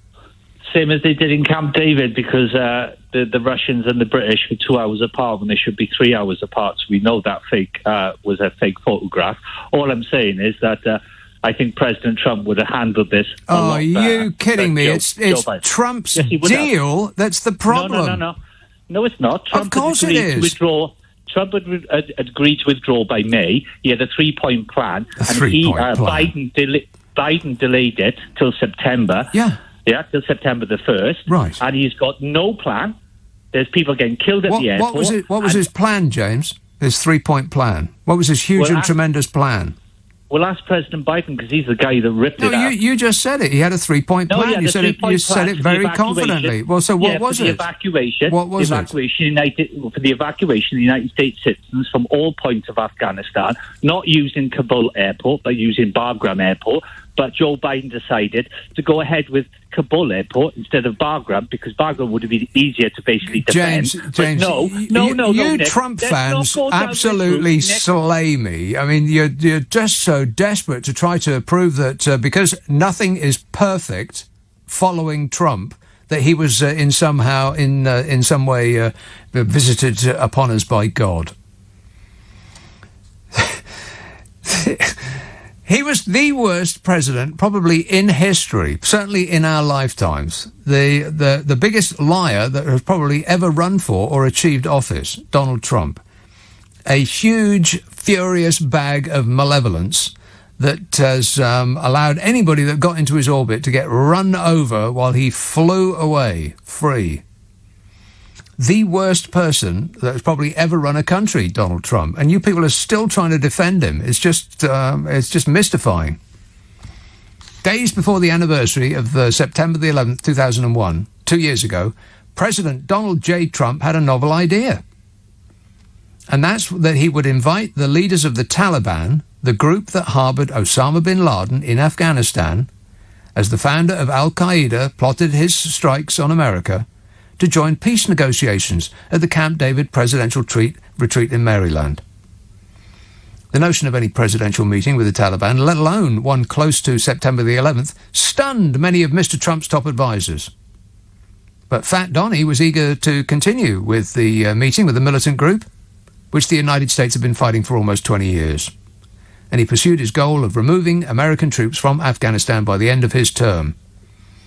And that's the thing. He wanted to do it so it would reflect well upon him so he could get voted in president again. The talks culminated in a February 2020 deal, under which was conducted in secret, by the way, of course, as is usual.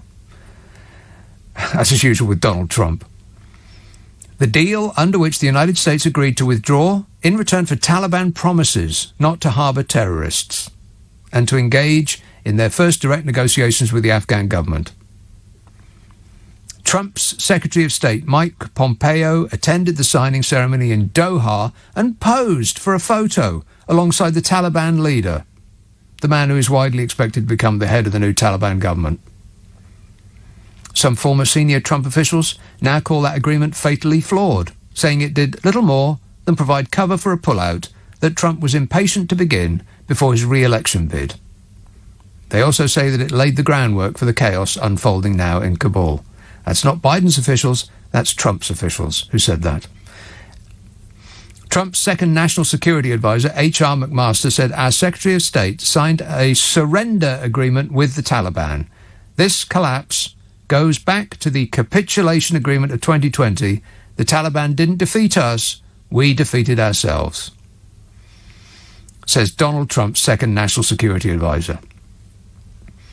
Donald Trump's former Defense Secretary, Mark T. Esper, said that while President Biden owns the ultimate outcome in Afghanistan, Mr. Trump had earlier undermined the agreement through his barely disguised impatience to exit the country with little apparent regard for the consequences. Of course he had little apparent regard for the consequences. Trump doesn't care about anybody but himself. And Trump removed thousands of troops out of Afghanistan during his last year in office. Now, if you were an Afghan fighter and you saw that happening, what would you do? If you saw all the protection and the defence just disappear in front of your eyes, then you'd probably vanish into the shadows as well. Biden cited the Trump commitment in Doha to remove all remaining forces by May of this year, a deadline he didn't meet, as a key factor in his decision to continue the withdrawal. Trump boasted that Biden couldn't undo his deal, that he'd already started taking out the troops. So if you want to apportion the blame, then apportion them where they actually, apportion the blame where it actually deserves to rest, Trump. Both Trump and Mr. Pompeo have emphasized that their deal with the Taliban was conditional. Thing is, the Taliban haven't violated any of the written conditions of that 4-page agreement signed in Doha and written by Donald Trump. Nor is there evidence that top Trump officials prioritized planning for the eventual evacuation of Americans or of Afghans who might be subject to Taliban reprisals for working with the United States. Now, you can try and rewrite history all you like, but it's Biden is at fault, but it's Trump's initial actions that cause what we're seeing today. Trump suggested that he would have overseen a much different, a much more successful withdrawal. I mean, you can hear him say it, can't you? Everything would have been huge. Even though in the closing months of his presidency, he repeatedly pressured his generals and national security aides to accelerate the process. And he did it so that Biden couldn't undo it. He actually said that out loud at one of his demented yeehaw rallies in front of his crowd of dinglings. He said Biden won't be able to undo it. He claimed that he would have ensured mass evacuations from Afghanistan, even though aides said that he never focused on the issue, not once. Nor did Trump officials place any public emphasis on the need to evacuate American and Afghan allies. Didn't care. Asked about Trump's statements and whether he was aware of discussions about such evacuations, Trump's former national security advisor, John Bolton, suggested that there had been none. No discussions about evacuations. Zero. Not one single one. But that's exactly what you'd expect of Donald Trump. Doesn't care. But, you know, keep flailing away. If you keep trying to rewrite history, then Donald Trump will be the second coming. Good luck with that. Right, you want to hear about Christmas? Yes. Well, you're not going to like it. British poultry producers have warned that a lack of staff due to Brexit could hit the supply of turkeys and see serious shortages this Christmas. What? Brexit's cancelled Christmas. Oh, no. The British Poultry Council said that its members, which include England's largest supplier of supermarket chicken, Two Sisters Food Group, and Kelly Bronze Turkeys, said 1 in 6 jobs were unfilled due to workers returning to the EU after Brexit. The shortages might mean that the supply of turkey could decline by as much as 20% at Christmas, as many fear that they will not be able to employ enough seasonal workers. And earlier this week, a shortage of chicken led to a shortened menu at KFC and closures of some Nando's restaurants. This is beginning to hurt. The British Poultry Council previously said that it had seen production slashed by up to 10% among its members due to issues at farms and processing plants. The council's chief executive, Richard Griffiths, not that one, said the group had written to the Home Secretary, Priti Patel, to ask the government to relax immigration rules, but had not received a response. Yeah. Don't tell me she's on holiday. Fabulous. Somebody check the sun lounger next to Dominic Deckchair Raab. Hadn't received a response. They'd written to Priti Patel to ask the government to relax immigration rules. No letter back.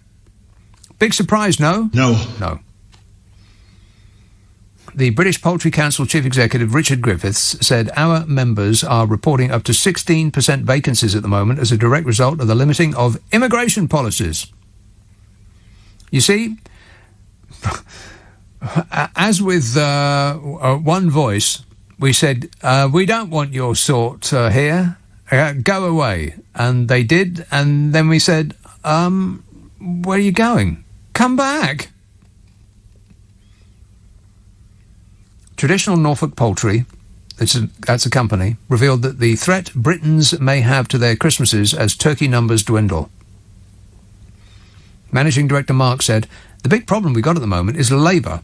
We simply cannot find people to run our farms and run our factory. This is hugely serious. We are committed to growing these chickens to supply our customers. And of course, once the birds are on the ground, they're growing. They have to be processed through the factory. So to be short of people to help us to do that has a major impact. And by processed, he means to death. You can't serve a bird at Christmas unless somebody has executed it for you first. Poor little chooks. Meanwhile, Paul Kelly, I bet if people had to execute their own animals for their own dinner, everyone would be vegetarian. Meanwhile, Paul Kelly from Kelly Bronze Turkeys near Chelmsford said there'll be a massive shortage because companies can't risk hatching turkeys and pushing them on the farm if they can't get the workers to do the job. It would be financial suicide. Turkey after Christmas Day is worth nothing, he says. See, puppies are not just for Christmas, but apparently turkeys are, which seems racist to me. The poultry industry employs more than 40,000 people, but there are currently 7,000 vacancies. Anybody want to work on a turkey farm? No. No. So the work won't get done. And you ain't going to get no Christmas no more. The founder of Two Sisters recently said that the pingdemic had masked an industry already at crisis point due to Brexit labour shortages. Yeah, I think COVID is actually masking, or it has up to, relatively recently. It still does, depending on how furious you are in your belief. Some people just won't let it go. So people will say, well, it's not Brexit, these problems aren't Brexit, they're just teething problems. That was the first thing that we heard. And then companies came back and said, they're not teething problems, this is baked in. This is because of this shockingly awful deal that Bodger and Frost have concocted. Hey, Bodge. Clueless. They signed a deal and they thought, well, we'll sign it first and we'll read it later. You know, like the iTunes contract. Just click here to say that you've read the contract. Has anybody read the contract? No. No, nobody reads the contract. Amazing that lot didn't. They sold it to us as being huge, ready-made, like a turkey. Ready for the oven. Oven ready.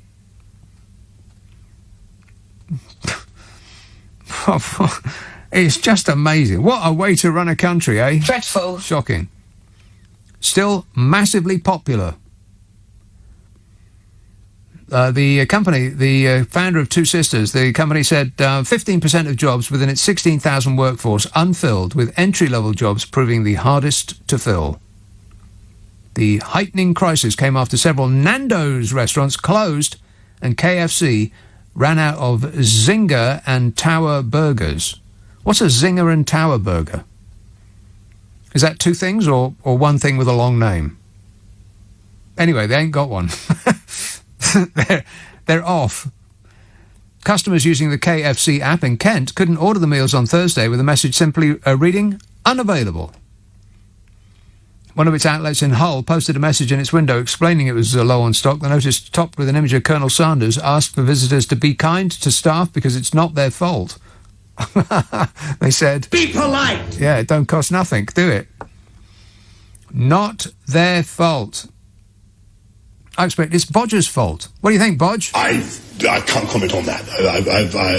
Yeah, that's a yes.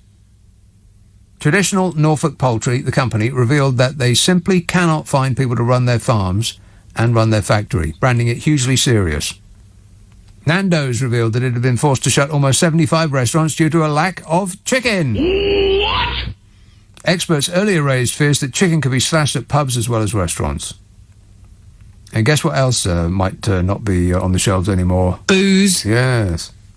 Then you'll be sorry. Supplier Avara Food said it was concerned about getting products to sites due to filling jobs after Brexit.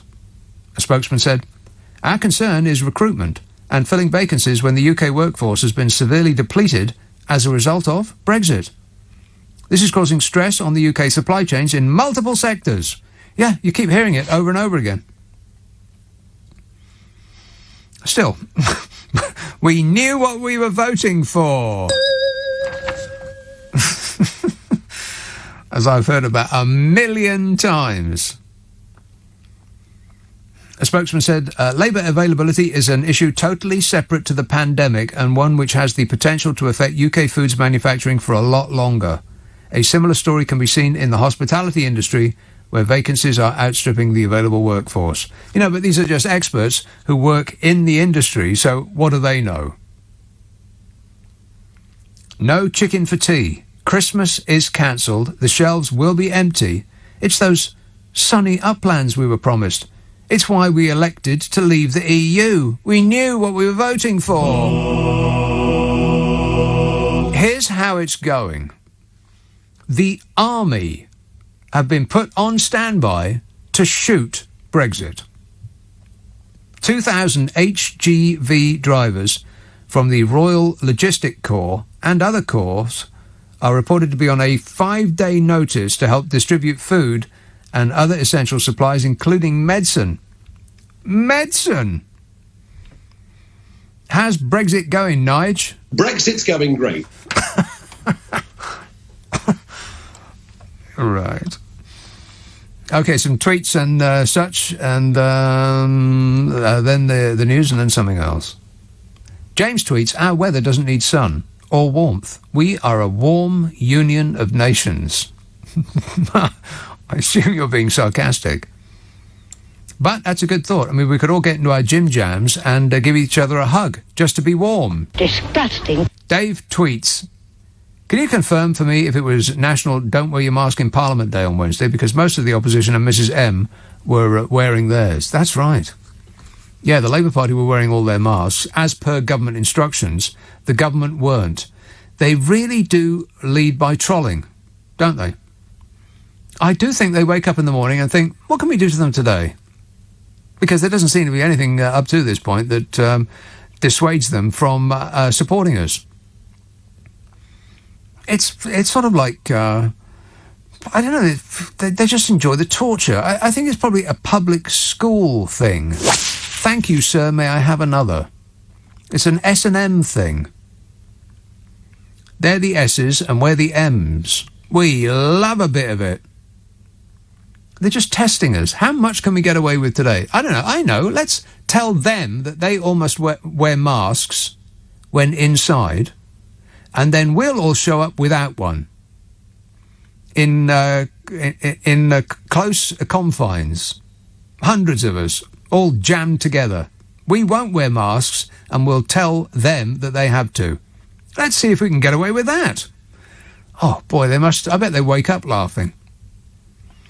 Absolutely nothing will dissuade people from supporting them. Their support is rock solid, in cement it is. Amazing. It was Mrs M, I think one other person on the Tory benches, and nobody else.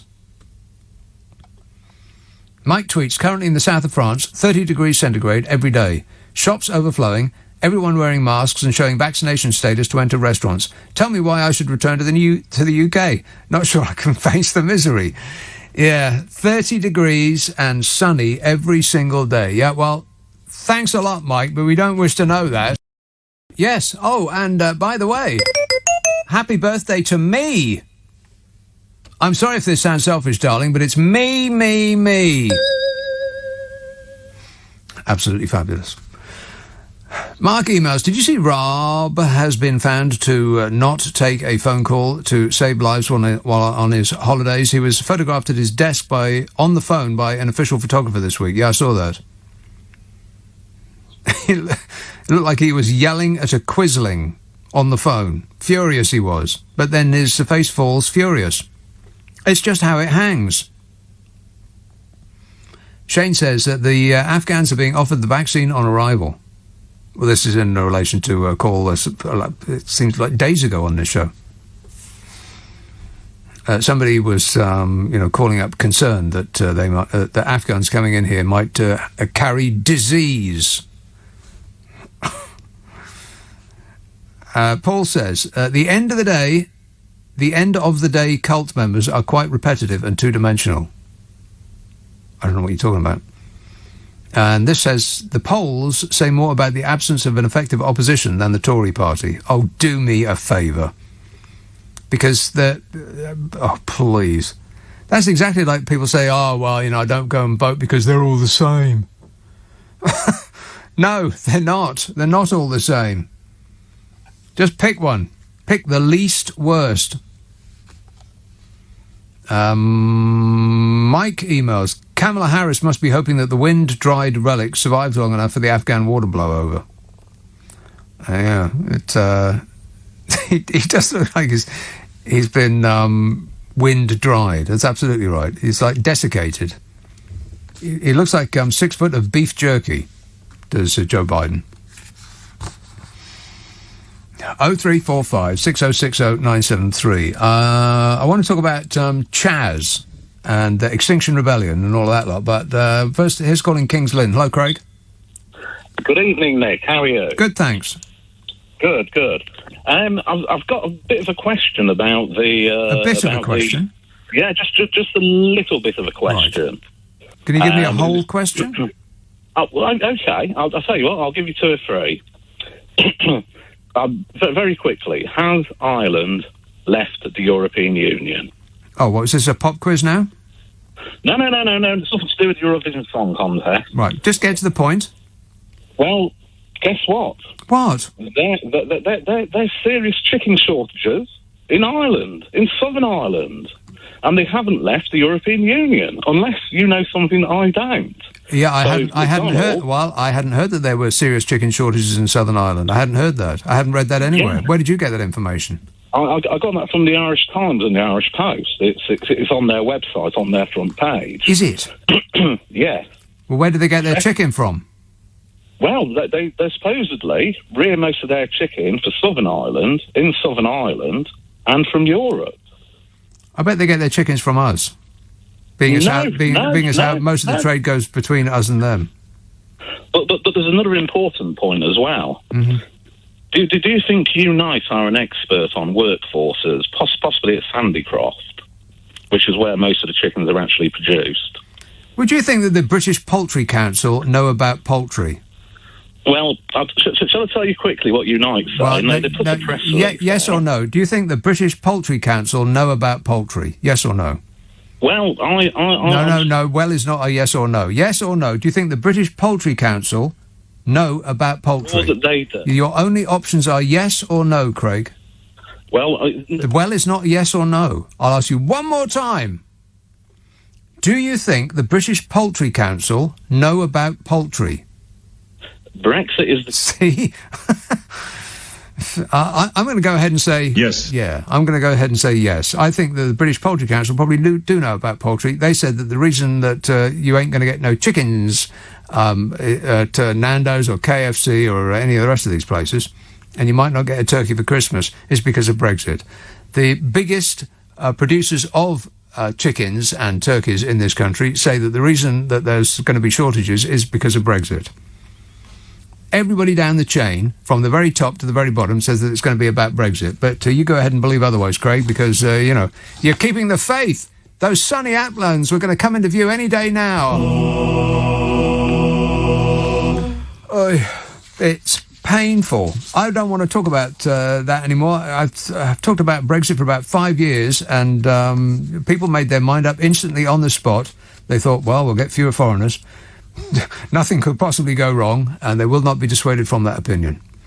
You go ahead with yourself. See how that works out. XR, Extinction Rebellion, are coming back. Isn't that great? No. No, people are furious. They haven't even set up shop yet. Those pink boat people are going to come back. Environmental activists who caused days of traffic chaos in London a couple of years ago said on Wednesday that they're going to start a fortnight of action next week, focused on the capital's financial district, which they blame for helping fuel climate change.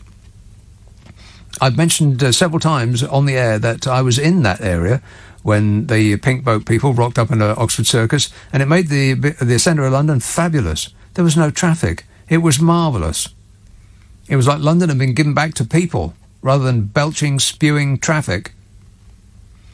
Extinction Rebellion, which has regularly staged demonstrations across Britain targeting banks, the financial finaglers, energy firms and media organisations, said it expected thousands of activists to take part in what it called disruptive protests, which are going to start on Monday.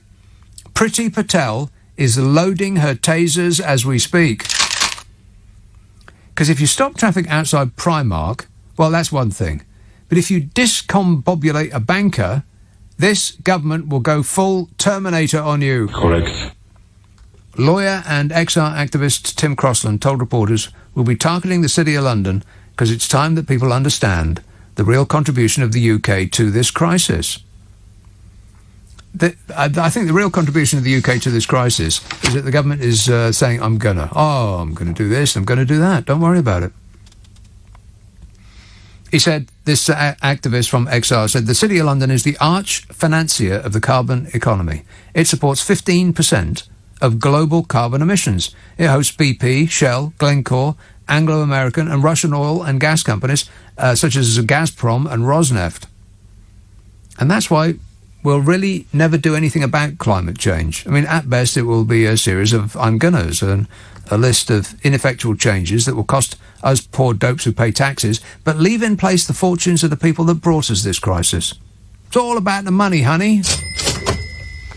You remember Extinction Rebellion? They're the ones that brought central London to a standstill. 11 days of action in glorious sunshine in 2019, when we actually had a summer, bringing its cause to the fore, but also provoking criticism from some politicians who said the police had been too tolerant. Kill 'em all, they said. It's just weather, they said. And, yeah, like I said, when they did bring Oxford Street to a standstill, it was the most pleasant that road had been since the invention of the motor car. You could breathe the air without fear of asphyxiation, and it was peaceful. Or at least it was peaceful apart from the incessant drumming. Yeah, apart from that, very calm. So now Extinction Rebellion are targeting the city, the square mile, the epicentre of the financial finaglers. No! The planned impossible rebellion, that's what they're calling it, will involve site occupations and marches through the capital's financial district, which is probably deserted in the month of August. I mean, the bankers are off congratulating themselves on how easy it always is to part us poor dopes from our cash. And so what do they want, the XR people? They want an emergency response from governments and a mass move away from polluting industries to avert the worst scenarios of devastation outlined by scientists. If only there'd been some warning that things were getting serious, but there hasn't been a thing. You know, apart from a report from the Intergovernmental Panel on Climate Change earlier this month that warned global warming was dangerously close to spiralling out of control. They called it a code red for humanity. And we're going to host the United Nations COP26 climate conference later this year. Thousands of people will use the most environmentally destructive method of transport to come here and say how awful it is and something should be done. And it is awful, and they won't do anything. What a way to run a planet, eh? Dreadful. And Greta Thunberg is very upset. So's Prince Charles. What strange bedfellows. What we got here is a failure to communicate the truth. I just, in that break, looked up the Irish Times, you know, that furious bloke who was on the phone telling me that it had nothing to do with Brexit. And guess what the Irish Times says? That it has everything to do with Brexit. I'm looking at it with my eyeballs right now. The Irish Times It says, it goes through that we ain't got no chickens, and it references the same companies that I was talking about, Avara Foods, and, the major chicken producers in this country, which is where Ireland gets its chicken, as you would expect. See, I couldn't argue that he was wrong because I hadn't seen what he was talking about, so I just had to take it at face value.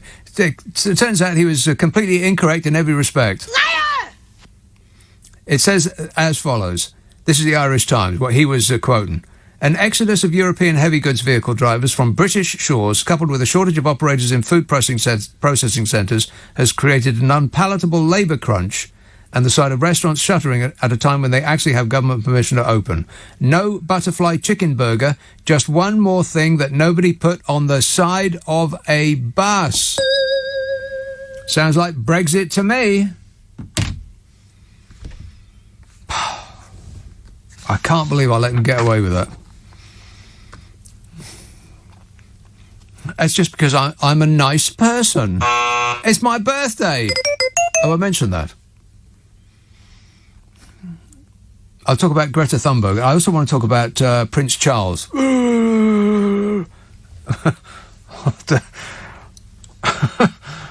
Because they are speaking from the same hymn sheet, but only one of them actually means it.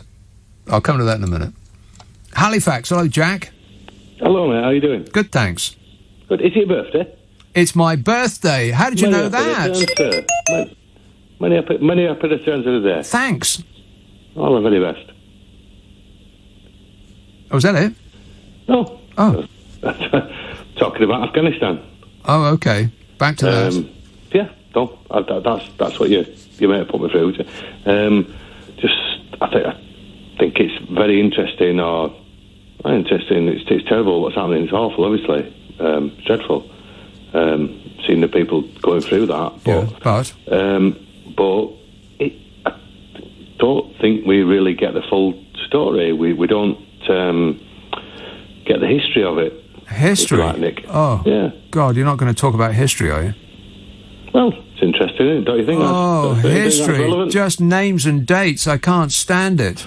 Not names and dates. Operation Cyclone and the CIA and the British government and the American government. And then all the way back to after the First World War when we divided it all up with a ruler. No, not back to the First World War, mate. Back to the 1970s and 1980s.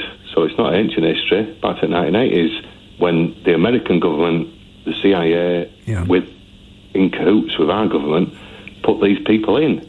Yeah, they were. Osama bin Laden was our man when the Russians were in Afghanistan. Yeah, we know all that. This is it. Yeah. So I find it very strange. It's very rarely referred to in the news when we're looking at this. Young people who are watching it now. All these terrible people, the Taliban and all that. Where did they come from? The British and American government put these people in, and Afghanistan were a civilised, decent, democratic society before these lot took over, and it were our governments that put them in place in the first place. Right. Well, you can't give the history going back to the dawn of time every time a story in the news comes up. The 1980s, mate. Yeah, but okay, you can't give the history back to the 1980s every time a story in the news comes up. I mean, you're telling us this as though you're imparting some wisdom, some information that nobody else has got knowledge of. We know this, Jack. But thanks for the update, mate.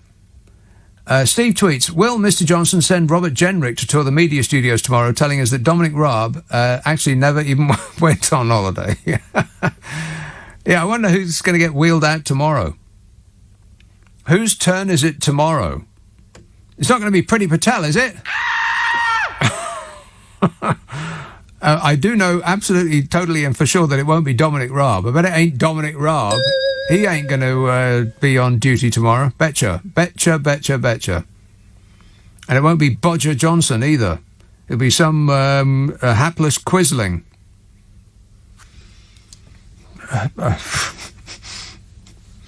Who will be allowed to get away with it. I bet you. They'll disseminate misinformation left, right and centre, and they won't be corrected. They need to be corrected. Carnforth, hey, Penny. Hey up, Nick. Happy birthday. Happy birthday to me. Yes.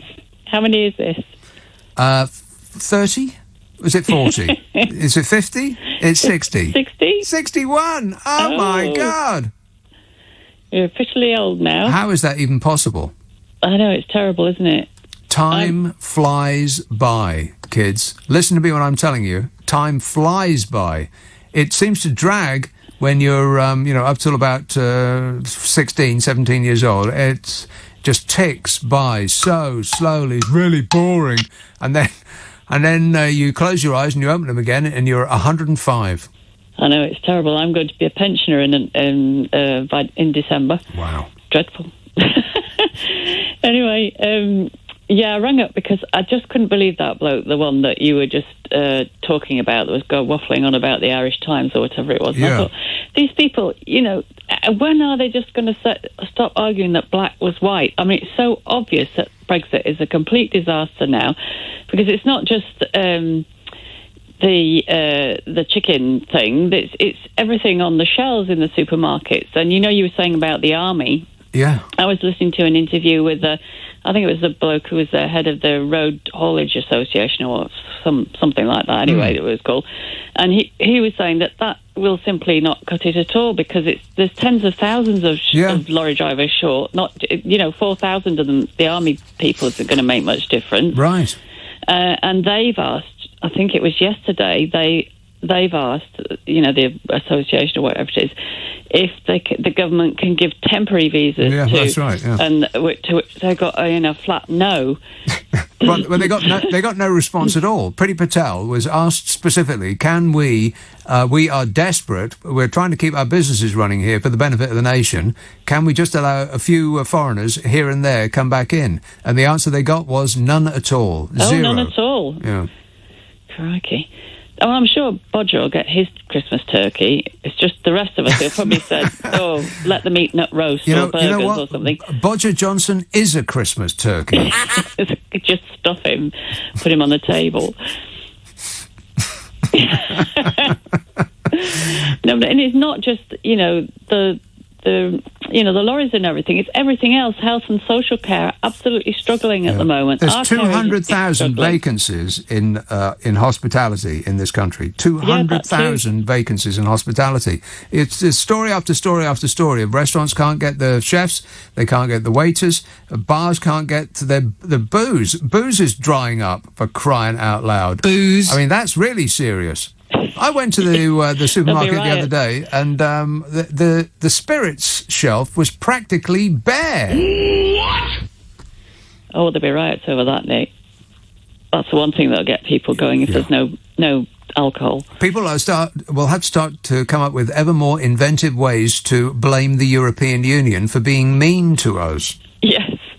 Oh, they're just depriving us of all these things we need. Yeah. It's complete madness. I mean, when are they just going to admit? They can't keep just saying, British people can do it, because British people clearly aren't doing it. They aren't doing it, no. Annie, we're going to have to come to terms with the fact that the people who voted for Brexit will never admit that they've been had, because it's too much loss of face, one, and two, it's loss of hope. They were promised a better life. And it's a life, it's a promise that will never come to pass. They've been duped, so they will never admit that they've done the wrong thing, that Brexit is a failure. They will have to come up and invent ever more bizarre reasons why they did the right thing, but it didn't work because, I don't know, Jeremy Corbyn. Yeah, COVID, there's no end of excuses they can probably make, or even just deny it's happening, like that bloke that was talking about the Irish Times. I can't believe he was so specific about it as well. I just looked it up. It's right there on the Irish Times. It said it's Brexit. Yes, said the exact opposite. Oh, it's just enough to make you despair, really. And medicines as well. I mean, I think if they're all literally fighting over food for Christmas in the supermarkets, then I don't know. And it's August. It's August. Yeah. Maybe people will get a bit... You know something is going wrong when somebody says, let's bring the army in.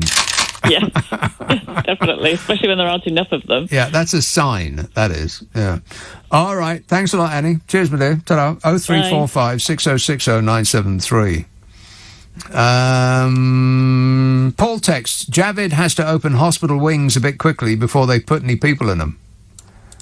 Yeah, disseminating misinformation about the amount of hospitals they're going to open. Oh, we're going to open, 40 hospitals, 50 hospitals, something like that. Sajid Javid actually tweeted, I am now on my way to open one of our new 40 hospitals. Liar! No, he wasn't. He was on his way to open a cancer ward in a hospital that already exists.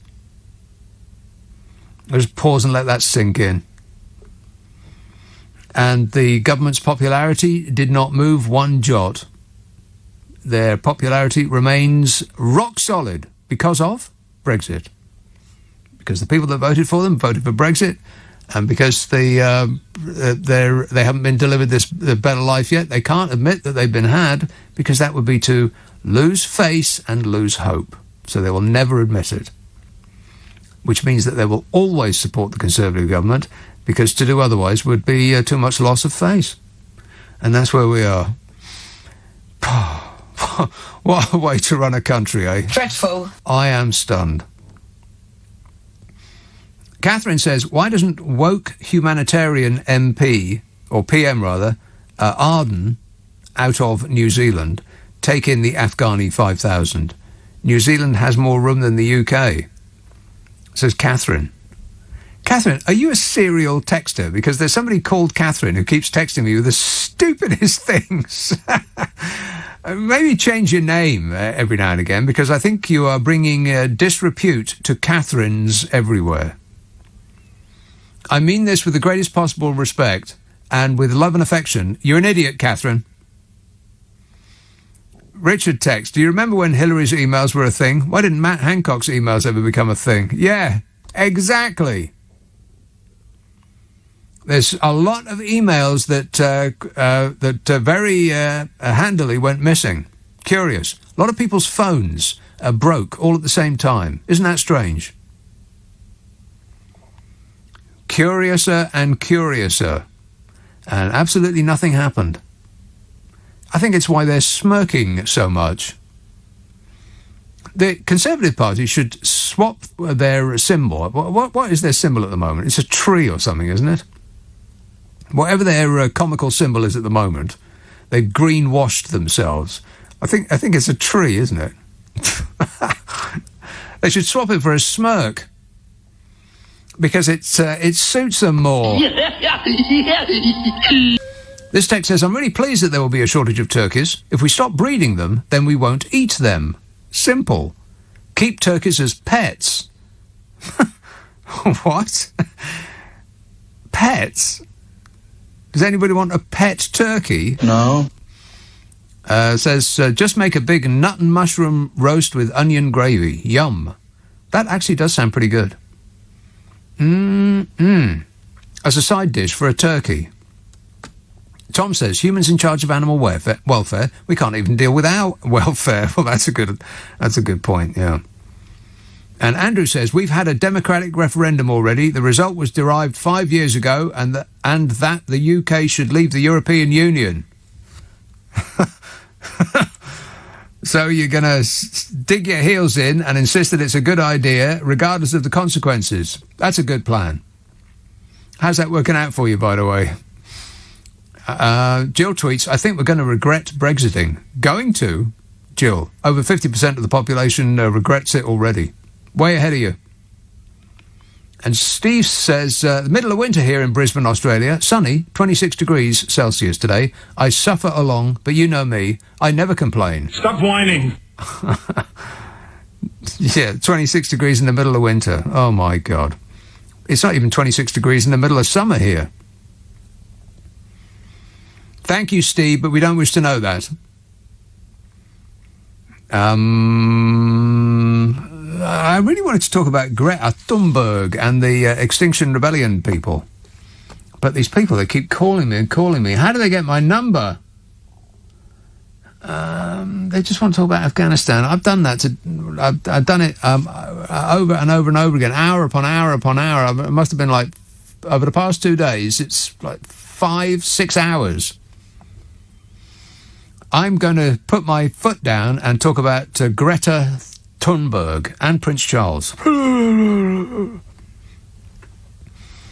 Greta Thunberg has accused Britain of lying about its climate credentials. Liar!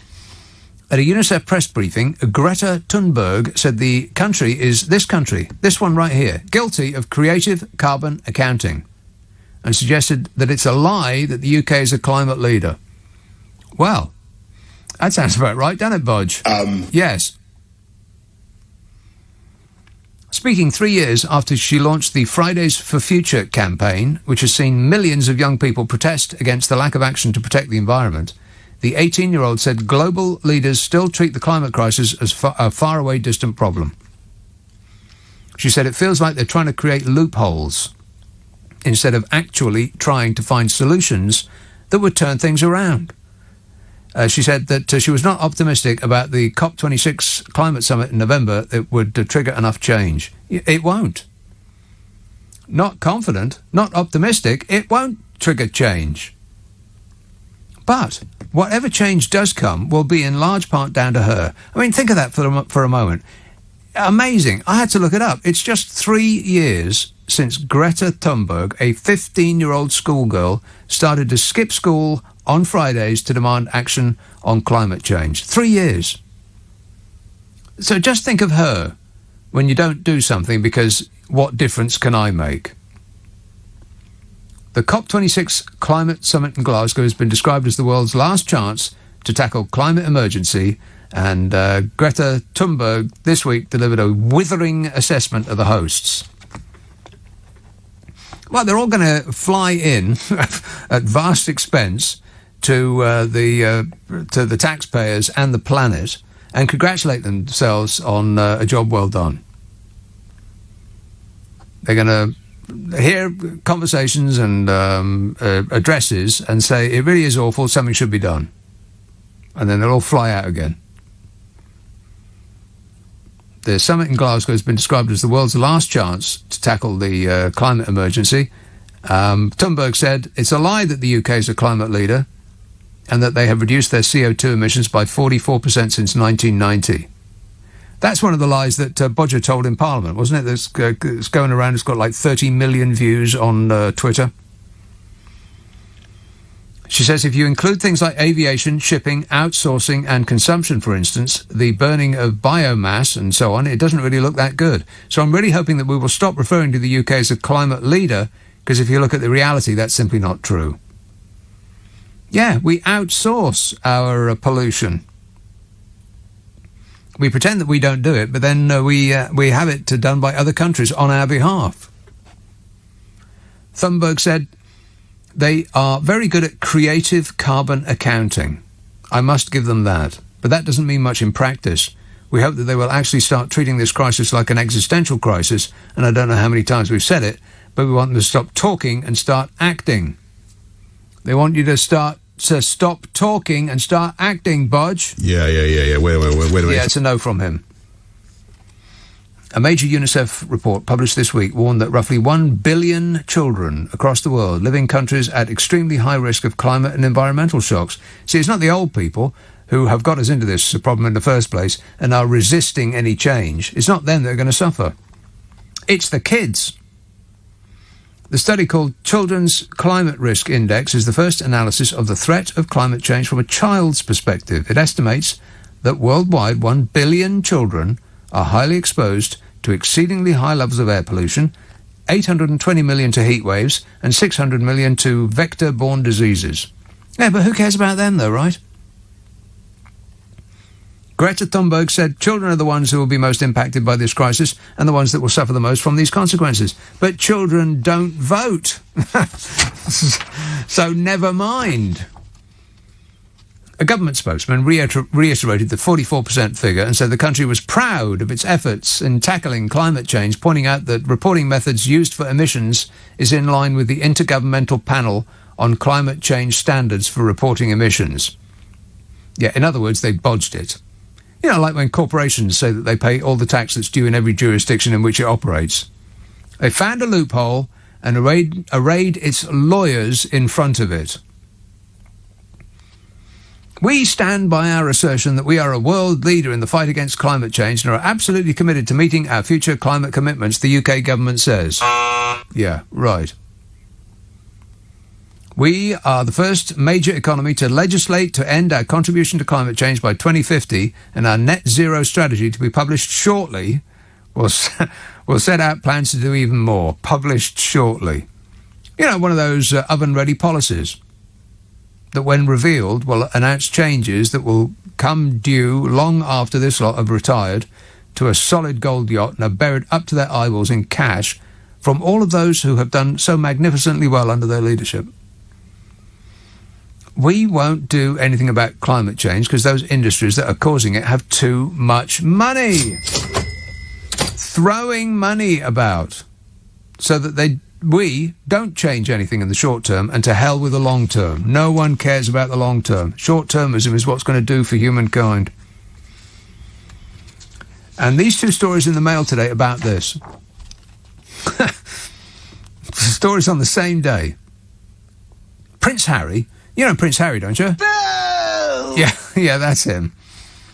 Prince Harry has landed in Santa Barbara after taking his millionaire friend's private jet home just months after lecturing about climate change. The campaigning royal, 36, boarded the 20-seater, £45 million plane from a polo match in Aspen, if you please, to his home in Santa Barbara on Thursday. He took the 2-hour flight, which could have emitted as much as 10 tons of CO2, shortly after he was pictured on horseback at the polo. And Meghan Markle didn't do anything about it. What? So that was one story. And then there's this. Same paper, same day. Prince Charles today makes his most powerful intervention to date in the fight against climate change, telling Britain's business leaders they must help or the planet is done for.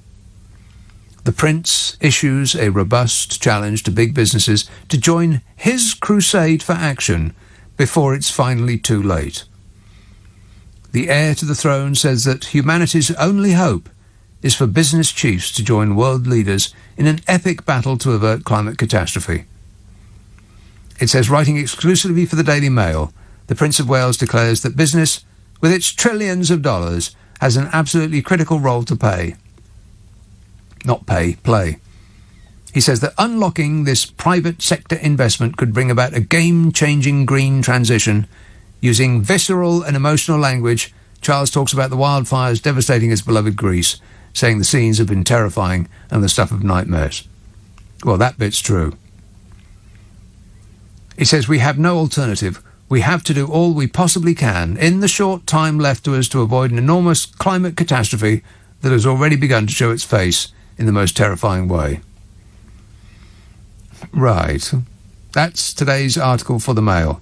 The Prince says that we have been testing our world to destruction, and it's now up to all of us to get involved to combat climate change. All of us. But not so much him or his vastly wasteful family, on which I've got detailed files. So the man that said that we all must put in a Herculean effort in order to reverse climate change is the very same Prince Charles who flew his private helicopter to Cambridge to lecture students about lowering carbon emissions last year. The Prince of Wales travelled 125 miles in total in the aircraft from his residence in Highgrove to the University of Cambridge. Travelling the last few miles in a Bentley, he visited a laboratory to discuss plans to accelerate technology to fight climate change. Well, not travelling by chopper in a Bentley would be a start. Unveiling a plaque as part of the laboratory opening, he said, "We haven't got time to waste. We run out of time now to rescue this poor old planet from man-made emissions and all the complications we're now facing, the challenges we're now facing." But he left the laboratory in a helicopter to travel 53 miles to Sandringham to see the Queen. The helicopter's full 368-mile journey, involving 4 flights, caused carbon emissions of around 2.5 tonnes, used hundreds of gallons of aviation fuel and cost at least £12,000. But that's okay, because we're paying for it. Private planes and helicopters use 10 to 20 times the carbon emissions of a normal plane, train or electric car. And never mind about a Bentley. I mean, how many miles to the gallon does a Bentley get? Get Steve Allen on the phone and he'll explain it to us. If you have to ask how much it costs to run it, you can't afford one. Chaz was criticised just two weeks before that for travelling 16,000 miles in private jets and helicopters in the days leading up to the World Economic Forum in Switzerland, where climate change was on the agenda. Honestly, I reckon this is where the Tory party gets its trolling cues from. Graham Smith, the CEO of anti-monarchy campaign group Republic, said he wants to play the role but not walk the walk. His view seems to be that it's one rule for him and one rule for the rest of us. Driving or using the train would have been pretty easy. Yeah. Well, it is one rule for him and one rule for the rest of us. Does anybody think otherwise? A spokesman for Prince Charles said, do you know how many homes he's got? It's staggering. This guy says we must all pull together as a team and reduce our carbon emissions. He's got homes here, there and everywhere, baby. Clarence House is the official London residence of the Prince of Wales and the Duchess of Cornwall. It's a house like the Titanic was a canoe. It doesn't even come close, the word house, to relating how vast the place is. It's a palace and was built about 200 years ago, so it's not what you would call eco-friendly. But that's just his London place, when he doesn't want to avail himself of one of the 1,000 rooms in Buckingham Palace, which is so near you could spit that far. He's also got Highgrove House, near Tetbury in Gloucestershire, and it's not a house either. It's about the size of a small country, and it's even older than Clarence House, having been built in 1796. So it's probably quite hard to keep warm too. But no expense is spared on that score, 'cause we're paying for it. And he only bought that place because his other residence, Chevening, was inconvenient to His Majesty. You know, what with all the traffic and all.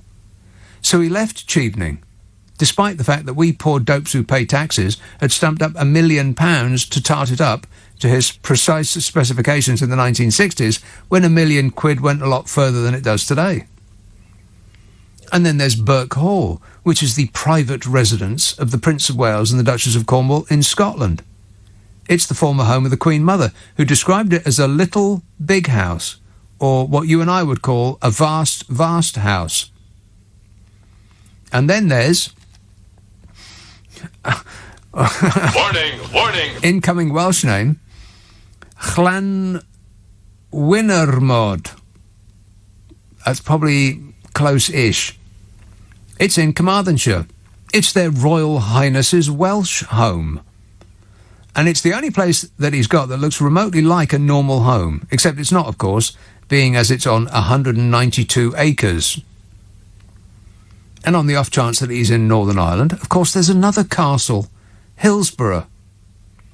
And that's not to mention the rooms that he has permanently at his disposal in Buckingham Palace, Windsor Castle, Holyrood, Balmoral, and all the other manors, houses, halls, cottages, estates, castles and palaces that the royal family call home, and that are heated, polished with great exactitude all year round, whether they're there or not.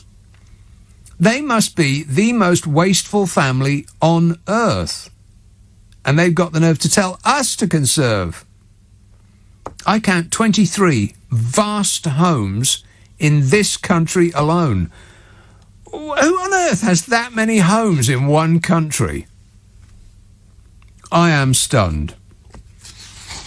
And then there's just day-to-day wastefulness. Prince Charles was recently dubbed wasteful after a documentary unearthed some of his most demanding requirements. This is from the Royal Kitchen. Post a hunting escapade, he has some very specific requirements. According to a report by Royal News correspondent Clive Goodman, the Royal Kitchen is forced to throw out nearly 100 eggs whenever the Prince goes hunting. The documentary was titled Royal Servants. It was made in 2011. During his interview with The Express, Goodman was quoted as saying, Charles likes a particular dish to eat when he goes out hunting, which is softly boiled eggs and Scotch whisky waiting for him when he gets back. Of course, they never know when he's coming back. So a good half hour before he's due, they start boiling up a batch of 20 eggs for 3 minutes exactly. And then if he hasn't arrived in those 3 minutes, they throw them away. And they start another batch. And another batch. And you can go through about 100 eggs before the Prince of Wales actually comes home. God, there must be some exhausted chickens. Their very existence is to make sure everything is done as their masters want it, when they want it, and as often as they need it. And Prince Charles is one of the most demanding, said the royal servant.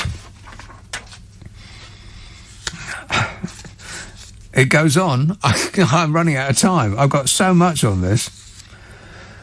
I'll do this bloke and see what we get. Perth. Hello, Mike. Hi, I've been lying here patiently. Sat there waiting. Babbling on about Prince Charles. Listen, could I ask you? You'll soon run out of time, right? But listen, do you want to run out of time, or do you want to listen to what I want to say? Well, I don't know. It depends. What do you want to say? You sound irate. You sound like an irritated person, Mike. Actually, listen, it's just a favour. Could you tell me, because I'm sure you'll have the date, could you give me the date? 1972. Yeah, I'm sure you'll have it. 73. Well, you're getting close. 1976. It's actually the date of Greta and her Extinction Rebellion friends. Mm-hmm. When's the date of her next demonstration in China? Monday. Is it on Monday? China, did you say? Demonstration in China is on Monday. She's not Chinese. She's European, Mike. Let's just stick with Europe. China you can't reach. They're untouchable. Is your position, Mike, that because China aren't doing anything, then nobody should do anything, we should just forget it? You keep talking until it's out of time. Yeah. Mike, okay, well, answer me this, Mike. Is your position that because I'll just Mike, keep talking, just like you keep... All right, well, I'll just fade you down then. Answer me this. Is your position... I don't need to ask, because I know what your position is, because you're one of these people that just flail their arms around because you have been told by a girl, and that really rubs you up the wrong way. You've been told the truth, and the truth is that we live a life out of balance. That's the truth. And that if we don't do something about it, then extreme weather will start affecting our lives. It has already. Look out the window, Mike. It's not just weather anymore, it's climate change. But for some reason, blokes like you just really can't stand it when you're told that your life is out of balance by a woman, yes, a girl specifically. Hate it. And so you get furiously angry. You were irate before I even said word one to you. And your position is because China is polluting, then we should do nothing. So whatever problems the world face, we should always do nothing because all 6 billion of us aren't acting as one. So let's just forget everything, shall we? It's a good job that there's not many more people like you. I mean, there's a significant number of people like you, Mike, but I think that as time goes on, as you shuffle off the conveyor belt of life, I think you're being replaced by other people who actually do give a damn. There's a little bit of hope, not much, but a bit.